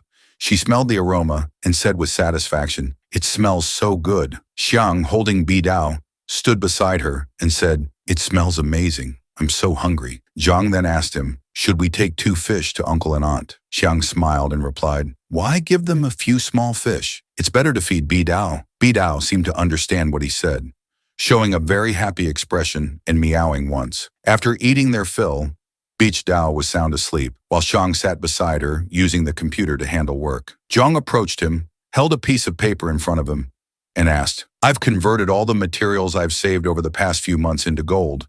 So how do we sell them now?" Xiang looked at the paper she held up, saw a string of zeros on it, and exclaimed in surprise, "That's a lot." He continued, "Wait a moment. Let me find a place to sell." Then he quickly went to the desktop computer to check the current gold price. After checking, he thought to himself, "This is truly a miracle. A person from the Tang dynasty, who in just a few months learned to use computers in modern society, has earned her first money. She's truly a hard-working female warrior." Zhang happily flipped through the pages of her notebook, saying, "I heard that gold prices are much higher now than before. I've calculated if I sell everything, I can pay off all my debt to you." She thought to herself, "If you borrow, you must repay, especially to those who have helped you. Kindness must be repaid. I won't let second-hand advice go to waste." Xiang, while using her computer, said, "Not only can you pay off your debt to me, but you'll also have quite a bit left over. You can buy new clothes, new shoes for yourself." "Oh, forget about buying shoes, because I've already bought them for you." Xiang looked at her with a smile and said, "All right, I've found a buyer. Let me teach you how to make the transaction." Zhang immediately replied, "Yes, please." Looking at her busy appearance, he felt very happy, gazing at the girl with affectionate eyes. After that, they both continued with their work. A moment later, she put down her pen and turned to ask him, "Can I kiss you?" Hearing the question, Xiang felt extremely confused and could only reply, Zhang quickly moved to sit next to him. Xiang looked at her, thinking to himself, does the female warrior want to use this method to repay me? Or are we celebrating? Or has she finally reached a state of free thinking? Whatever. A kiss is just a kiss. Pushing aside his thoughts, he gently touched Zhang's cheek, slowly bringing his face closer to her delicate features. Then the two shared an incredibly romantic kiss under the sunset. He held her hand tightly, noticing she didn't resist, and thought to himself, oh, this time she didn't knock me down. He stared at her intently, because he felt something was a bit strange. Seeing her touching his chest, he quickly asked, what are you doing? She innocently replied, I'm just imitating what you do. Xiang felt helpless at Zhang's action, thinking to himself, this silly girl, what's the point of touching a man's chest? She blushed, thinking to herself, I don't feel anything at all, so why does he like doing this? Then she spoke up, I just wanted to thank you. He felt puzzled and asked, why do you suddenly want to thank me? She shyly replied, when we first met, I thought you wanted to poison me, so I pointed my sword at you, but you still agreed to let me stay and taught me how to survive in this modern society. Xiang chuckled and said, that's because you're beautiful. She thought to herself, what kind of person is he? Can't he be less shallow and more serious? Xiang continued, if the person hiding in the corner was your master, with his long beard, I would have immediately called the police to arrest him. So having an attractive appearance is a kind of luck. After hearing this, Zhang replied, you're right. If you had thick eyebrows, sharp eyes, and looked cunning, I would have slain you right when you were drinking that soda. She smiled happily, looking at him with affectionate eyes and said, we're both very lucky, but I still want to thank you. He also looked happily at the girl he loved sitting in front of him. Xiang gently touched her nose and said, smile more. Your smile is beautiful. A moment later, Zhang leaned back on the sofa, looking at something. Bidao obediently lay on her lap. Xiang sat beside her, continuing to work on the computer. Zhang said to him, after I sell all these things, I'll pay you back for the TV. I'll save the rest for when I need it, he replied. Just keep it all. Save as much as you can. Then he thought to himself, this female warrior seems too serious. Let me tease her a bit. He reached out to touch the foot resting on his lap, then gently pulled at the sock she was wearing. Realizing her sock was being removed, she angrily shouted, why are you taking off my sock? He immediately replied, I just wanted to take a look. After saying that, he grabbed her foot. Surprised by the touch on her foot, she involuntarily shuddered. Xiang was still admiring her feet, saying, your feet and hands are very different, not as calloused. He looked at the sole of her foot, thinking to himself, her skin is so soft. He shook his head, thinking, I must stop. Otherwise, I'll turn into a pervert. I need to find something to distract myself. That's it. Then he quickly removed the sock from her other foot. Xiang took the pair of socks away, leaving Zhang very confused. She ran after him, asking, why are you taking my socks away? He turned to look at her and replied, I'm going to wash your socks, since there's nothing else to do right now. Hearing this, she stammered, I can wash them myself. As he washed the socks, he said, I've told you, I'll take care of you. Doing these things for you means a lot to me. Besides, soap is harsh on your hands. It's fine for a man like me, but you should protect your hands well. She still shyly said, maybe we shouldn't. Seeing this, he said, I'm your boyfriend, so let me do these things for you, okay? Hearing this, her face turned as red as an erupting volcano, seemingly the most embarrassing moment of her life. Xiang's parents came to visit him. In front of Xiang's father, he appeared as serious as his father was gentle and affectionate. Xiang was still secretly eating a cucumber when he opened the door for his parents and immediately asked, Mom, Dad, why are you here so early today? I truly am a precious son, aren't I? Xiang finished eating the cucumber. By now he had entered the house but didn't forget to call out, Mom, Dad, please sit and relax for a while.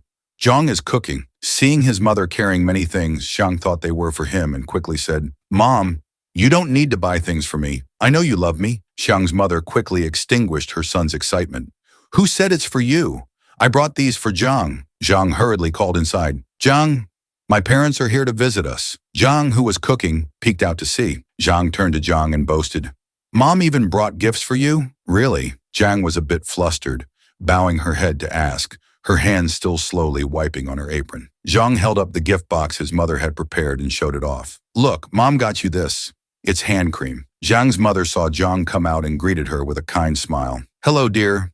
How have you been lately? Xiang's father stood behind, only glancing briefly, not as warmly as his wife. Zhang was very happy and quickly thanked her. Thank you, Auntie. Xiang's mother replied to her future daughter-in-law. Oh, no need to be so formal. A table full of fragrant dishes was laid out, not only delicious, but also very appealing to the eye. After tasting a bite, Xiang's mother couldn't help but praise. Oh my, this skill. This dish is even better than what I cook. Xiang smiled proudly, boasting about his girlfriend. Yes, Zhang's cooking skills are top-notch. Zhang, standing nearby, blushed at the compliment. Feeling a bit shy, Zhang was still holding her chopsticks, her cheeks flushed, looking embarrassed but very cute. It seemed this female warrior had put down her sword, replacing it with a rice paddle for cooking, and she had learned very well. After everyone finished eating, Xiang and Zhang quickly cleaned up. Xiang neatly stacked the dishes and wiped the table. When finished, our protagonist carried the dirty dishes to the sink and handed them to Zhang. She was putting her apron back on. As soon as she saw Xiang come in, Zhang quickly said, "Just leave them there. I'll wash them. You go and chat with your parents." But Xiang didn't reply, only responding with actions. He squeezed dish soap onto a sponge and said, "No, let me wash them. Dish soap is harsh on your hands." Xiang focused on washing the dishes, but didn't forget to chat with his girlfriend. "My mom noticed the calluses on your hands earlier. That's why she bought the hand cream, so you can take good care of your hands." Xiang continued, "So use it freely. Don't be stingy." Hearing this, Zhang raised her hands, carefully examining them. Zhang asked curiously, "Do hands really need special care? Isn't it only swords that need to be cherished?" Xiang explained, "In modern society, taking care of swords isn't that important anymore. What really needs care is yourself. You should put away your sword and not carry it around so often. If you want to practice swordsmanship, I can buy you another one." Hearing Xiang say this, Zhang didn't know what to say. She clenched her hands tightly and bowed her head in thought. Zhang's face flushed again. She looked down at her hands, thinking to herself, "To make my hands soft? Then he'll play with them." Xiang's parents were sitting in the living room drinking tea. His mother glanced toward the dining room, as if checking something. While Xiang's father was reading the newspaper, his mother leaned over and whispered in her husband's ear. "At first I thought they were living a normal life. But look, their house is really quite nice. Everything is neatly arranged and tidy. The entrance is very bright, and the shoe rack is very organized. The living room is beautifully decorated, without a speck of dirt." Xiang's mother hugged and stroked Bidao in her lap. Bidao seemed to enjoy it very much. While petting Bidao, Xiang's mother expressed her thoughts. "I think they're living very comfortably. Maybe you should give this house to Xiang soon." Xiang's father frowned slightly, thought for a moment, and said, Let's wait until the girl finds a stable job first." At this moment, Xiang and Zhang came out from the kitchen. Xiang's father immediately stood up, pointing to the room and said, "Come to the room, son. I have something to discuss with you." Xiang quickly went in, but not before reassuring Zhang. "Zhang, stay and chat with mom, okay?" Zhang nodded and replied, "Yes, I will." As soon as they sat down, Xiang's mother quickly asked, "What does Xiang usually do at home, dear?" Zhang eagerly replied, gesturing with her hands as she spoke, "He makes videos, editing and combining different film clips together." The protagonist's mother asked again, "Oh, is he the young man who uploads videos that Brother Hao mentioned? What kind of content does he make, dear?" Zhang suddenly remembered Xiang's previous instructions. Zhang had said they should keep their martial arts training a secret, otherwise his parents would think they were very weak. After thinking for a moment, Zhang decisively told Xiang's mother, "He uses computers to monitor casinos." As soon as she heard the word casino, Xiang's mother was shocked, falling back in her seat and stammering, "Casino." Even Bidao reacted like Xiang's mother, showing extreme fear with his fur standing on end. Seeing such strong reactions from his mother and Bidao, Zhang quickly corrected herself. "Oh no, I meant to say stock market. Yes, it's the stock market." At this, Xiang's mother finally sighed in relief, responding, "You almost gave me a heart attack." Though calling it a casino isn't entirely wrong, Xiang's mother took Zhang's hand, gently advising her to keep an eye on him and not let him spend recklessly. Zhang was a bit confused and asked, "Why is that? Isn't he making money from it?" Xiang's mother explained, "This market is very unstable. You could lose a lot in just a day or two. You need to watch him carefully." Zhang seemed to understand, squeezing her hand and replying, "I'll try my best to monitor him." Xiang's mother chuckled behind her hand. "Monitor him however you like." Zhang also realized something was off, thinking to herself, "Why does that sound so strange?" Meanwhile, in the room, Xiang followed his father inside. Looking at the neatly tidied room, with the bedding folded perfectly, Xiang's father observed silently, saying nothing. After a while, he finally asked, "You two don't share a room?" Zhang scratched his head, squinting his eyes, and confidently replied, "I've told you before, we don't sleep in the same room. She sleeps in the room across the hallway." Zhang's father thought to himself, "A man and a woman living together under the same roof. yet sleeping in separate rooms. Xiang's father's eyes widened slightly. He wondered, could it be that nothing has happened between them? Who would believe that? Still not believing his son's words, Xiang's father turned and asked, "Did you two have a fight?" The protagonist helplessly exclaimed, "I've already said no. Nothing has ever happened between us." Xiang's father shifted his feet slightly, sniffing. While cleaning his glasses, he said to Xiang, "Your mother just told me that if you two get married, we'll give you this house." Upon hearing this, Xiang was overjoyed. He turned into a little puppy, exclaiming, "That's great.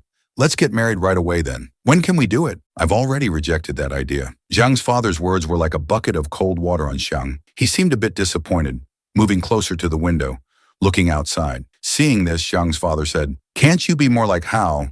Stop staying at home all day, doing useless things. Or you could open a shop like Back. If you do that, I'll support you financially." Xiang seemed used to this situation, but he didn't agree. He picked up a slipper near the window and said, "Dad, things have changed. It's true that you have more life experience than me." He held up the slipper, examining it, and continued, "But have you ever thought that each generation has different ideas?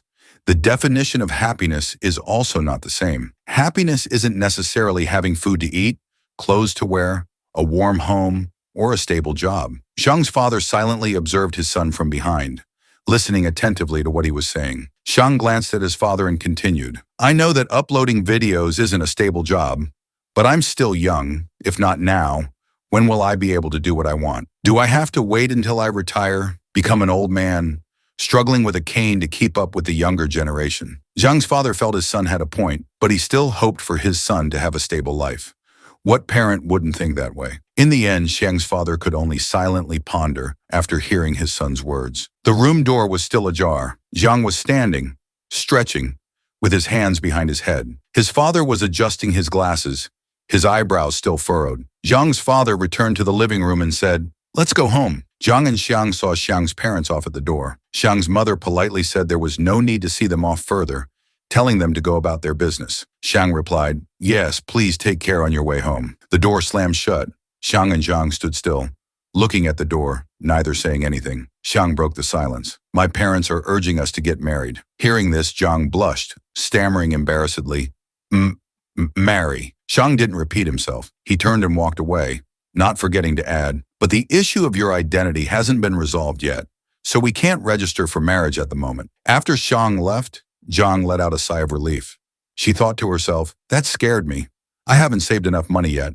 How could we get married?" Xiang pointed at the house, saying, "Not to mention we don't have our own place yet. This house belongs to my father." Xiang pondered deeply. He thought, "All along, I've always believed that a free and easy life was enough. But now that I've found someone I truly love, I want a stable life." Xiang suddenly remembered something he wanted to do. There was one thing that really bothered him. Xiang, hearing this, asked with a hint of worry, "What is it?" Xiang raised his hand slightly, frowning as he said, "It's whether I should kiss your cheek first or your hand first." Hearing this, Xiang felt helpless.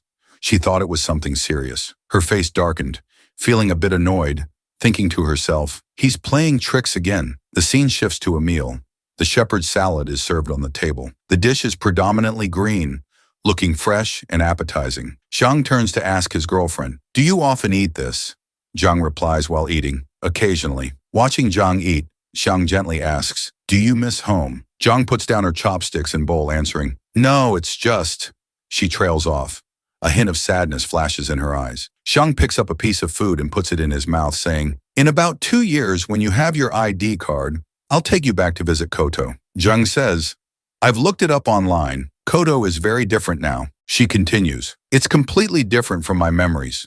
Before, Koto only had a few houses. Now it's much busier. Everything looks more modern than before." Xiang's eyes still carry a hint of sadness as she says, "So there's no need to go back there." Her hand tightens on the table as she tells herself, "I should cherish the present life and forget the past." Seeing his loved one like this, Xiang can only remain silent. After a while, Xiang continues eating and says, "All right then, it's up to you." After dinner, Xiang goes to wash the dishes. It seems this guy is quite capable, not wanting his future wife to work too hard. Xiang suddenly grabs the phone and runs over, saying, "Someone's calling you. It's Haozi." Xiang presses the answer button and hands the phone to Xiang. She holds the phone close to Xiang's ear. Xiang quickly says, "Hello, Haozi. Do you need something?" On the other end, Haozi speaks, "About your girlfriend not having an ID card. We can't let her continue staying without proper documentation. I've looked over some regulations.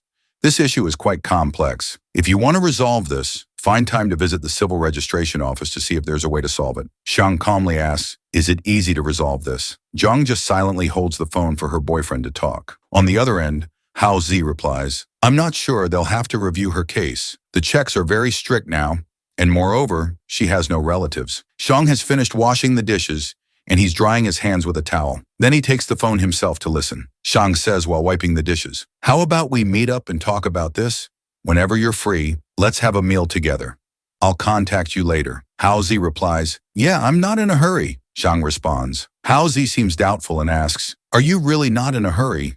This is about your girlfriend's situation. Zhang's eyes darken slightly. He's silent for a moment, then says, who knows, we might not be together much longer. If we break up, then this issue won't be worth resolving.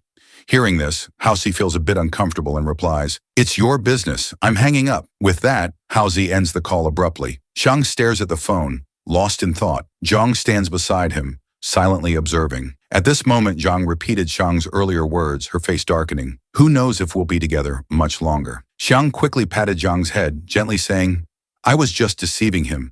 Besides, it's too early to ask you to register for those documents now. Zhang still didn't quite believe him, crossing her arms, her face showing dissatisfaction as she was still angry.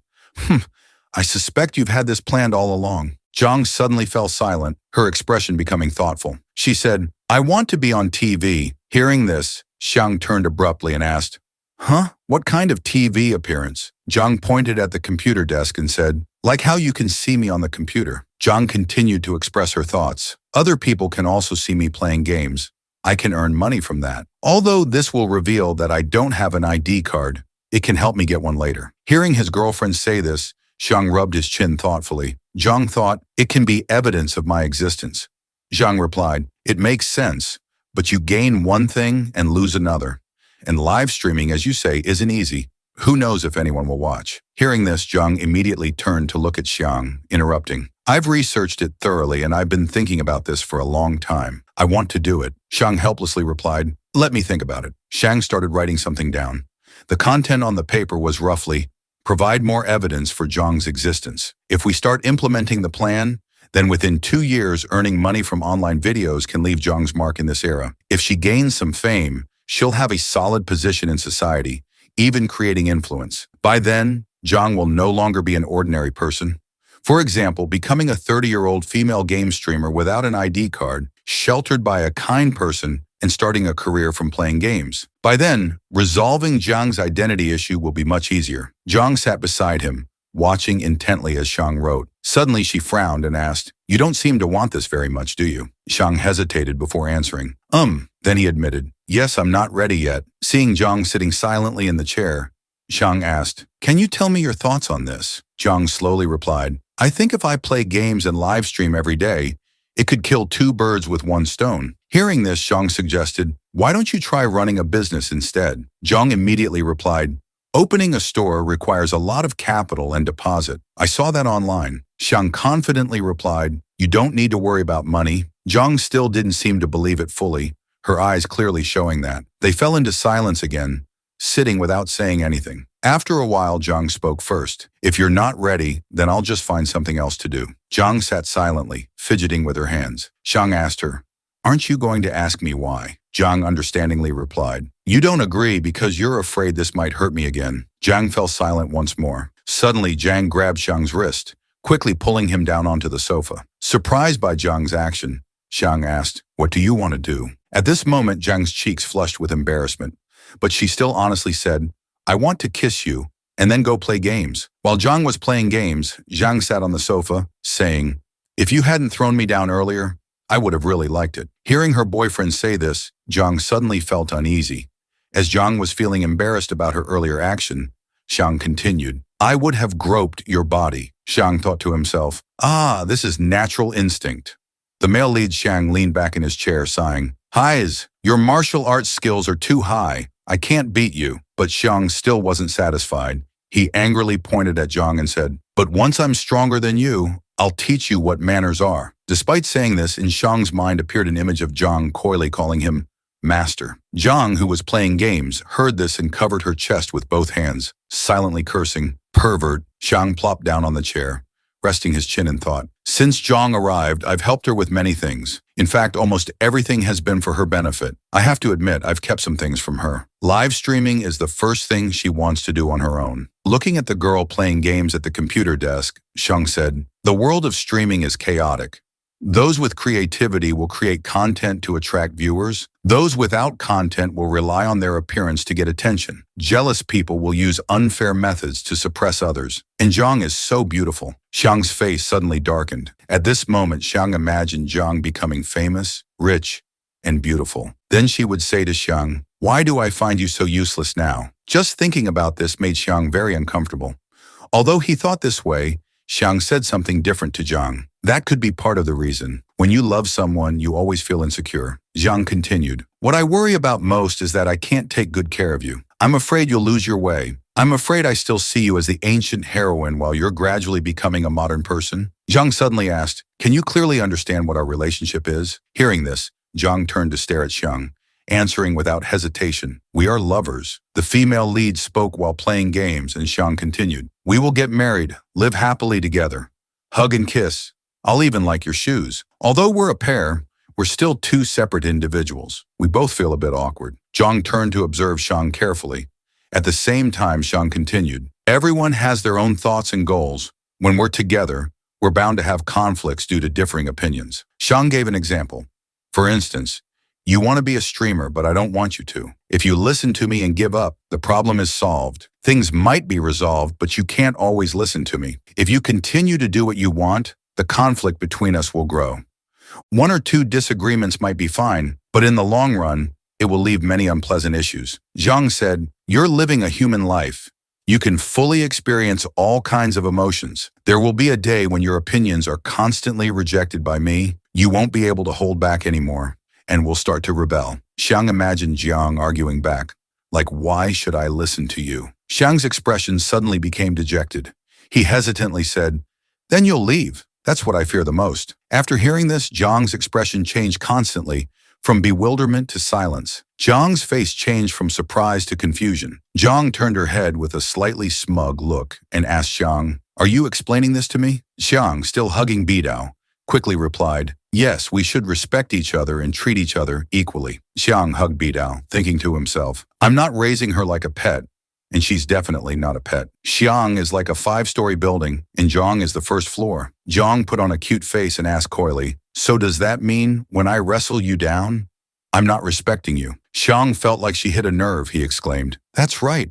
Doing that is very disrespectful." Zhang gently said, "We'll be like that in the future." Xiang fell silent, listening intently. Xiang became quiet, immersed in Zhang's gentle beauty. Xiang asked softly, "Don't you have any opinion on this?" Zhang innocently asked back, "What opinion?" Xiang sighed and said, "I said I would respect you. That's the foundation of our relationship. So when you wrestle me down and nothing happens, it's just a joke. Although I don't like it much, it's a form of affection." Thinking about the scene of them holding hands tightly, Zhang suddenly shouted, "Oh, don't bother me when I'm playing games."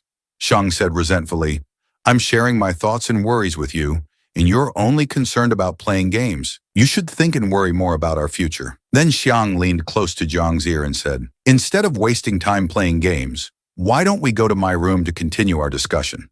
Someone's starting to play tricks, trying to seduce an innocent girl." Zhang was also very alert.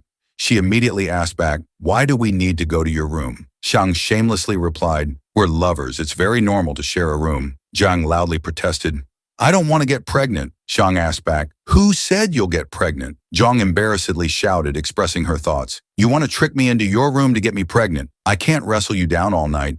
If we sleep together, I'll definitely have a baby." Xiang showed a puzzled expression, asking his girlfriend, "Do you know where babies come from?" Zhang answered simply, "Two people sleep together." It seems this innocent girl thought that just sleeping together could easily result in having a child. Xiang still tried to explain, "Just sleeping together can't make you pregnant. I haven't even done anything yet." But Zhang didn't let Xiang finish his sentence. She hesitantly interrupted, in a rather loud voice, "You think I'm that easy to fool?" The spring scenery of March, soft sunlight shining through the high-rise window. Zhang sat on the sofa, holding her phone with both hands, staring intently at the screen. On the screen was a gold trading chart. The more she played the gold trading game, the more she lost. Zhang was brought back to reality, as if shattering her imagination. Zhang's mood became depressed. It seemed that focusing on investing in this game was not a long-term solution. Zhang was still immersed in sadness, sitting dejectedly on the chair. Meanwhile, Zhang was intently writing something at his desk. He kept twirling the pen in his hand, seemingly a habit. Zhang was carefully analyzing the issue and taking notes on paper about Zhang's future career, analyzing her direction and style, online business, making TikTok videos, trying out gaming. Zhang turned his head and seriously confirmed with Zhang, "Is this what you want to do?" Hearing Zhang's question, a series of dishes like steamed buns and fried chicken appeared in Zhang's mind. Her eyes lit up with excitement and anticipation. Still holding her phone tightly, she said firmly, "Cooking." Hearing this answer, Zhang immediately jotted it down on paper, blurting out, "Becoming a chef." He clearly wrote the two words chef on the paper. Suddenly, as if remembering something, Zhang frowned and reconsidered. He quickly crossed out the two words chef on the paper, saying to Zhang, "Choose another profession. Without an ID card, even if you have excellent skills, it's difficult to become a chef." Zhang started imagining herself as a chef on a mobile food truck. "How about we try selling street food from a mobile cart? I just need a cart and a pot." Zhang immediately refuted Zhang's idea, pointing out the disadvantages of this job. "It's not as simple as you think.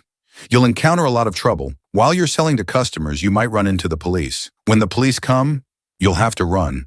You'll have to push the cart and flee from the police." Hearing the reason about the chef job, Zhang immediately asked back, "As long as I can make money, being a chef is fine, right?" Faced with this question, Zhang felt uncomfortable and had to explain, "But that's not a stable income, and it's not enough for you to support yourself." Zhang was surprised and said, "Not enough for me to support myself." Zhang also paused, suspecting that Zhang was talking about this issue. He thought about what he had said, stable, supporting oneself. He associated it with the image of Hua Wenban, blaming himself. "That's terrible. Why do I feel like I'm a bit like Hua Wenban?" Xiang.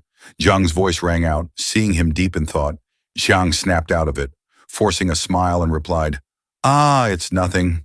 I'm just a bit hungry. Go make dinner." She obediently stood up and answered, "Yes, sir." Xiang leaned back in his chair, hands on his head, pen in his mouth, frowning as he thought about Zhang's job. What job will she do?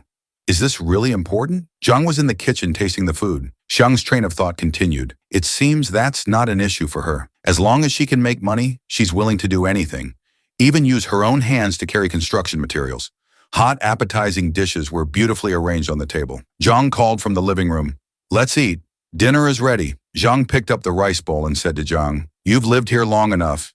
You can be considered half modern now. If you want to do something, you can tell me, and I'll give you advice. But the final decision is still yours." Xiang's words made Yang glance at him in surprise. She didn't know what to say, lowering her head and mumbling, "I've never thought about this issue." Seeing her discomfort, Xiang comforted her. "Don't rush. You can take time to think carefully about what you really want to do." Zhang was still lost in thought. The blurry clock showed 5:35. Zhang concentrated intensely as she swung her sword, her movements decisive and strong. Then she closed her eyes and slowly brought the sword back in front of her. Zhang sat beside him, watching attentively. The sword was carefully wrapped. Xiang exclaimed, "Okay, it's done," carefully placing the sword in a corner. Xiang walked out of the room, saying to Zhang, "I'll keep it in my room. If you miss it, you can take it out anytime." Zhang gently pushed the closet door back to its original position. She walked past Xiang, responding with an She sat down in a corner, holding a nail clipper to trim her toenails. She trimmed each toe neatly and cleanly. Xiang saw her actions, rubbed his hands, and stepped forward to suggest, "You're very different from before now. Would you like me to cut your toenails for you?" Hearing Zhang's words, Zhang fearfully avoided. "No need. I don't want to." A hand grabbed the doorknob and opened the door. A voice rang out, "I'm home." Xiang walked into the house carrying shopping bags. Zhang saw him and curiously asked, "What's that?" Zhang moved closer to him. They both stared at the package. Xiang spoke, "Finally, the thing I ordered for you has arrived." He excitedly opened the item he had prepared for her to see, wanting to check the goods. The appearance of that item made Yang blush and scream, "Ah. Zhang immediately rushed forward to hug the sensitive item and cover it. Xiang was also startled and stepped back because of that item. She hugged the item, her face flushed red, loudly warning him, Don't look. Suddenly, Zhang noticed something beside it. She picked up a piece of paper and read, "A 5-star review will be rewarded with 20 yuan." Zhang's eyes lit up as she looked at the paper in her hand, exclaiming happily, "Wonderful! I have to work hard for half a day to earn 20 yuan." Xiang looked at the paper in Zhang's hand, his face showing displeasure. The content of the paper made Xiang's face turn gloomy. He raised his middle finger as if to curse. They want a 5-star review for just 20 yuan. This is the first time he's encountered such a situation. Zhang didn't understand what Xiang was saying. Xiang's eyes inadvertently turned red, and he embarrassedly explained in detail to her, "Taking review photos means you have to wear that outfit and take pictures for people to see." Zhang was shocked as she held the paper. Wear this and take photos. Zhang finally understood the meaning of the paper, stunned for a few seconds. Then she angrily threw the paper away, shouting, "I don't want it anymore." Xiang quickly grabbed the paper Zhang had just thrown. He held the paper in his hand, his face showing both glee and mischief as he said, "You don't need it, but I do. All right, give it to me." Jiang was confused by his actions and words, tilting her head and asking, "Okay." The cat that was playing also fell silent in surprise due to its owner's actions. The phone made a ding sound. The bank account had increased by 30 yen. Zhang looked at the increased amount in the account, overjoyed and in disbelief. "We really received money, 30 yen. She turned to Xiang, puzzled, and asked, "How did you do that?" Xiang smiled smugly, proud of his cleverness. "Ha ha, of course I sent them a few super hot photos of the buyer. They even gave me an extra 10 yen to beg me to delete the photos." After hearing the story, Zhang covered her mouth and laughed. "Ha ha." She hugged the cat on her lap, smiling like an angel, and said, "That's really fun." Xiang snapped his fingers, his face confident and full of victory and pride. "This is how life should be, making others wary of you." Both were happy to receive this money. Xiang reminded Zhang to buy food. "Buy some pork, we'll have more food tonight." Zhang cheerfully and obediently replied, "Yes, sir." Zhang smiled nonstop, hugging the cat tightly in her arms and stroking it, saying, "Eat more, eat more." Xiang sighed helplessly, looking at her innocent appearance. He lamented, "What a fool." He spoke up and asked, "Sometimes I feel like I'm taking care of a daughter. Do you feel that way?" Hearing the question, Zhang instinctively looked at the cat that was nuzzling her face playfully. Then she immediately lowered her head. Xiang sat down next to Zhang, picked up his phone, and started reading comments. "Let's see what comments the video I just posted has." Xiang carefully read each comment. Suddenly he saw a comment. Remembering his angry father, he felt uncomfortable inside, thinking to himself, "Why does this person keep repeating the same comment? The way of speaking sounds like an old man. No, it should be said that it's exactly like him." Xiang then blocked this account, pretending not to know anything. "Forget it. Let's pretend we don't know, just block it. Anyway, no matter what I do, I won't let him really threaten me." The next day, Hua Wenban crossed his arms, his face angry, silently sighing, "Humph." Seeing that his father was still angry, Xiang approached, awkwardly asking, "Dad, are you still mad at me?" Hua Wenban decided to keep his dignity, refusing to admit, "What am I angry at you about?" Xiang had guessed that his father would come to question his actions. "How dare you block all my accounts?" Xiang continued to ask for the reason. "Isn't it because I just blocked your account?" Hua Wenban was finally provoked by his son's question, blurting out, "I even used your mother's old phone number and Hao Zi's to register accounts." Knowing the reason, Zhang picked up an apple from the basket and said to his father, "If you have any opinions, just text me directly. Don't comment under my videos anymore." Hearing his son say that, Hua Wenban angrily glared and questioned, "Humph, do you even read my messages?" Xiang ignored Hua Wenban's anger, waving his hand, his tone as if wanting to provoke. "Actually, I don't even bother to read your comments." Xiang leaned one hand on the armchair, eating an apple while seriously saying, "Short videos are very popular now. You should take advantage of your free time to watch more. Who knows, one day, you might understand what I'm doing." Hua Wenban frowned, glancing at his son who was talking nonstop. "If there's anything you don't understand, you can ask me. Just don't send me voice messages. I'll explain everything else to you in detail. This is not about right or wrong. It's just different understandings. Don't make yourself outdated." Hua Wenban was so angry he was speechless at his son's words. He stood up to leave, saying, "Let me get my phone." Watching his father angrily walk towards the room, slamming the door in front of him, Xiang was momentarily at a loss for what to do. Then he put aside the conversation with his father and turned to Zhang, pointing at the apple and asking kindly, "Do you want to eat an apple? Let me peel it for you." Zhang took the apple and replied softly, "I can do it myself." Zhang put the apple to his mouth, watching Zhang carefully peel the apple in her hand. Then he raised his phone to capture this beautiful moment. The phone made a clicking sound. Zhang glanced over unintentionally. She continued to carefully peel the apple, her cheeks slightly flushed, saying shyly, "You've already taken many photos of me." Zhang looked at the photo he just took and explained, "It's just a casual photo." Zhang brought the freshly peeled apple slice to Xiang's mouth, as if to interrupt him. The two looked at each other. Xiang chewed the apple slice in his mouth while explaining his actions. "I want to use these photos to document your process of becoming a modern person." Xiang gripped his phone tightly, his voice slightly worried. "After all, I'm still afraid that one day you'll suddenly return to your own era. I have to admit that I'm really a bit worried." Hearing this, Zhang just silently looked at Xiang, her eyes full of emotions.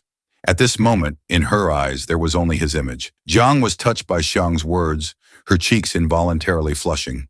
Her hand moved slightly towards Xiang's hand. Xiang was flustered by her action, his cheeks also turning red. The atmosphere thus became ambiguous. Both of them moved closer due to their feelings. Just as they were getting closer, the sound of Hua Wenban opening the door broke this atmosphere. With a creak, both of them were startled by the situation and awkwardly turned away. Hua Wenban didn't notice the two. He approached, took the phone and said to Xiang, "I still don't understand what these videos are for."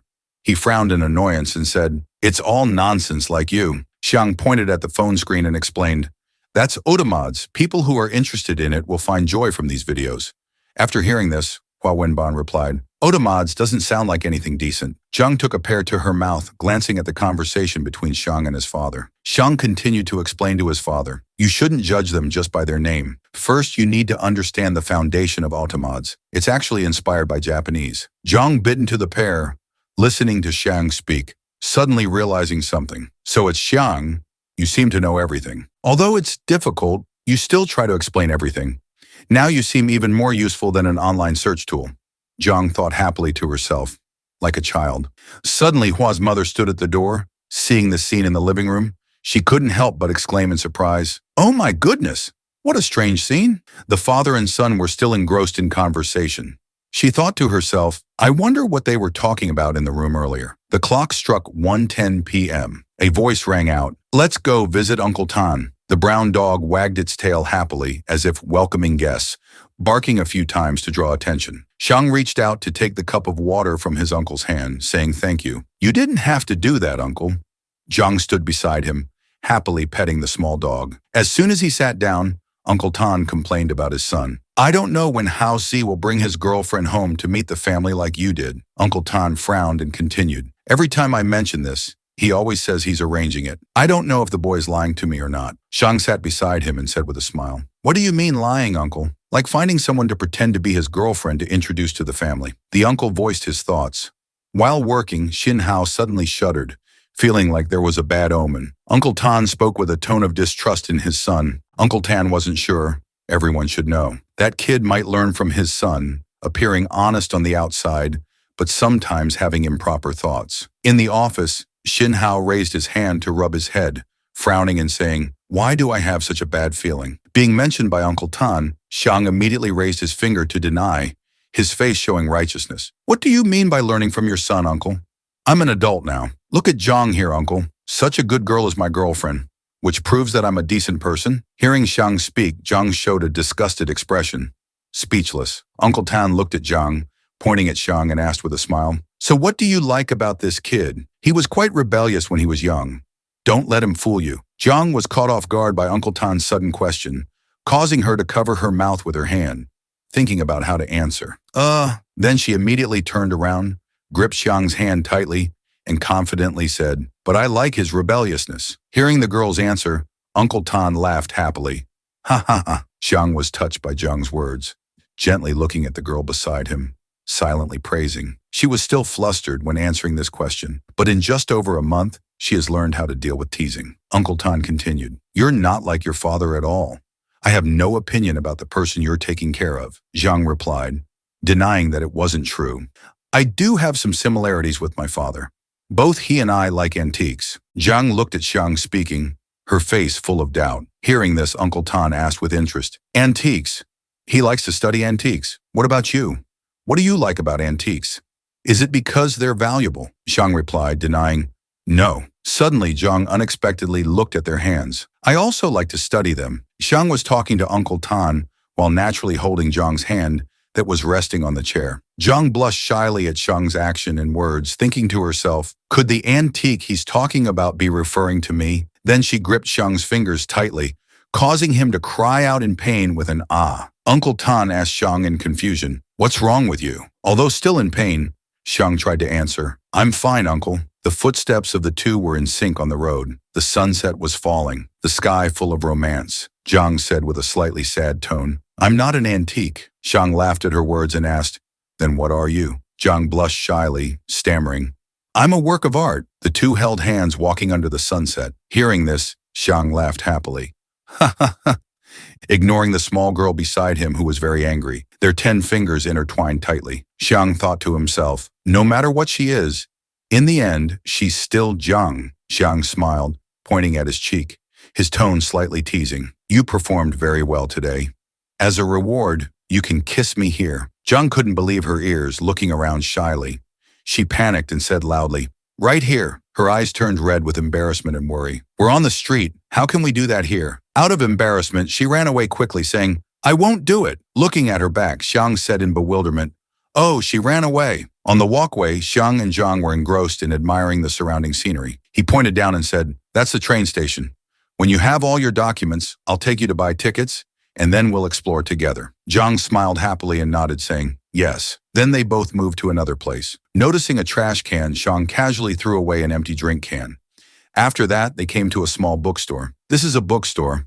Let's go in and take a look. Entering the store, the staff asked warmly, what kind of books would you like to buy? Xiang looked around and replied, we're just browsing. Each person went to a different bookshelf, carefully examining each book. Xiang kindly cared for the girl who was still bewildered. See if there's any book you like. If there is, we'll buy it to read. Suddenly, Zhang's eyes fell on something on the bookshelf. She picked up a book from the shelf. Seeing this, Xiang read the title of the book. He approached Zhang and said to her, this book will be difficult for you to understand. It's hard to grasp just by reading it once. She still cherished the book, saying, I like the word time. Xiang thought to himself, buy it right away. If she likes it, just buy it. Even if she doesn't understand it, it can be placed on the bookshelf as decoration. Going to the checkout counter, he called out, boss, please ring this up. Suddenly, his face darkened. He put down a stack of books on the ground, panting. The difference in knowledge was indeed significant. It was too heavy. This stack weighed about 27 kilograms. Zhang, like a savior, rushed over and volunteered. Let me. Xiang was touched and almost cried. You truly are my heroine. The two held hands as they walked. Zhang asked curiously, where are we going next? Xiang replied, let's go home. It's inconvenient to walk around with such a stack of books. He accidentally noticed a familiar figure walking ahead and called out loudly, How to, heard the call and turned around. Xiang pulled Yang closer to greet his friend. How to scratched his head and said, Thantu, why are you two here? The main character replied, we're taking a walk. His eyes glanced at the unfamiliar girl beside him. This young lady is a very beautiful girl with short hair on the outside and long hair on the inside. How to introduced her shyly. This is Liu Jingfeng, a friend. Before he could finish, the girl interjected, I'm his girlfriend. The police officer blushed bright red, embarrassedly rubbing his nose. We're not official yet. Xiang happily introduced, I'm How To's friend. My name is Xiang. This is my girlfriend. Zhang also quickly greeted, hello.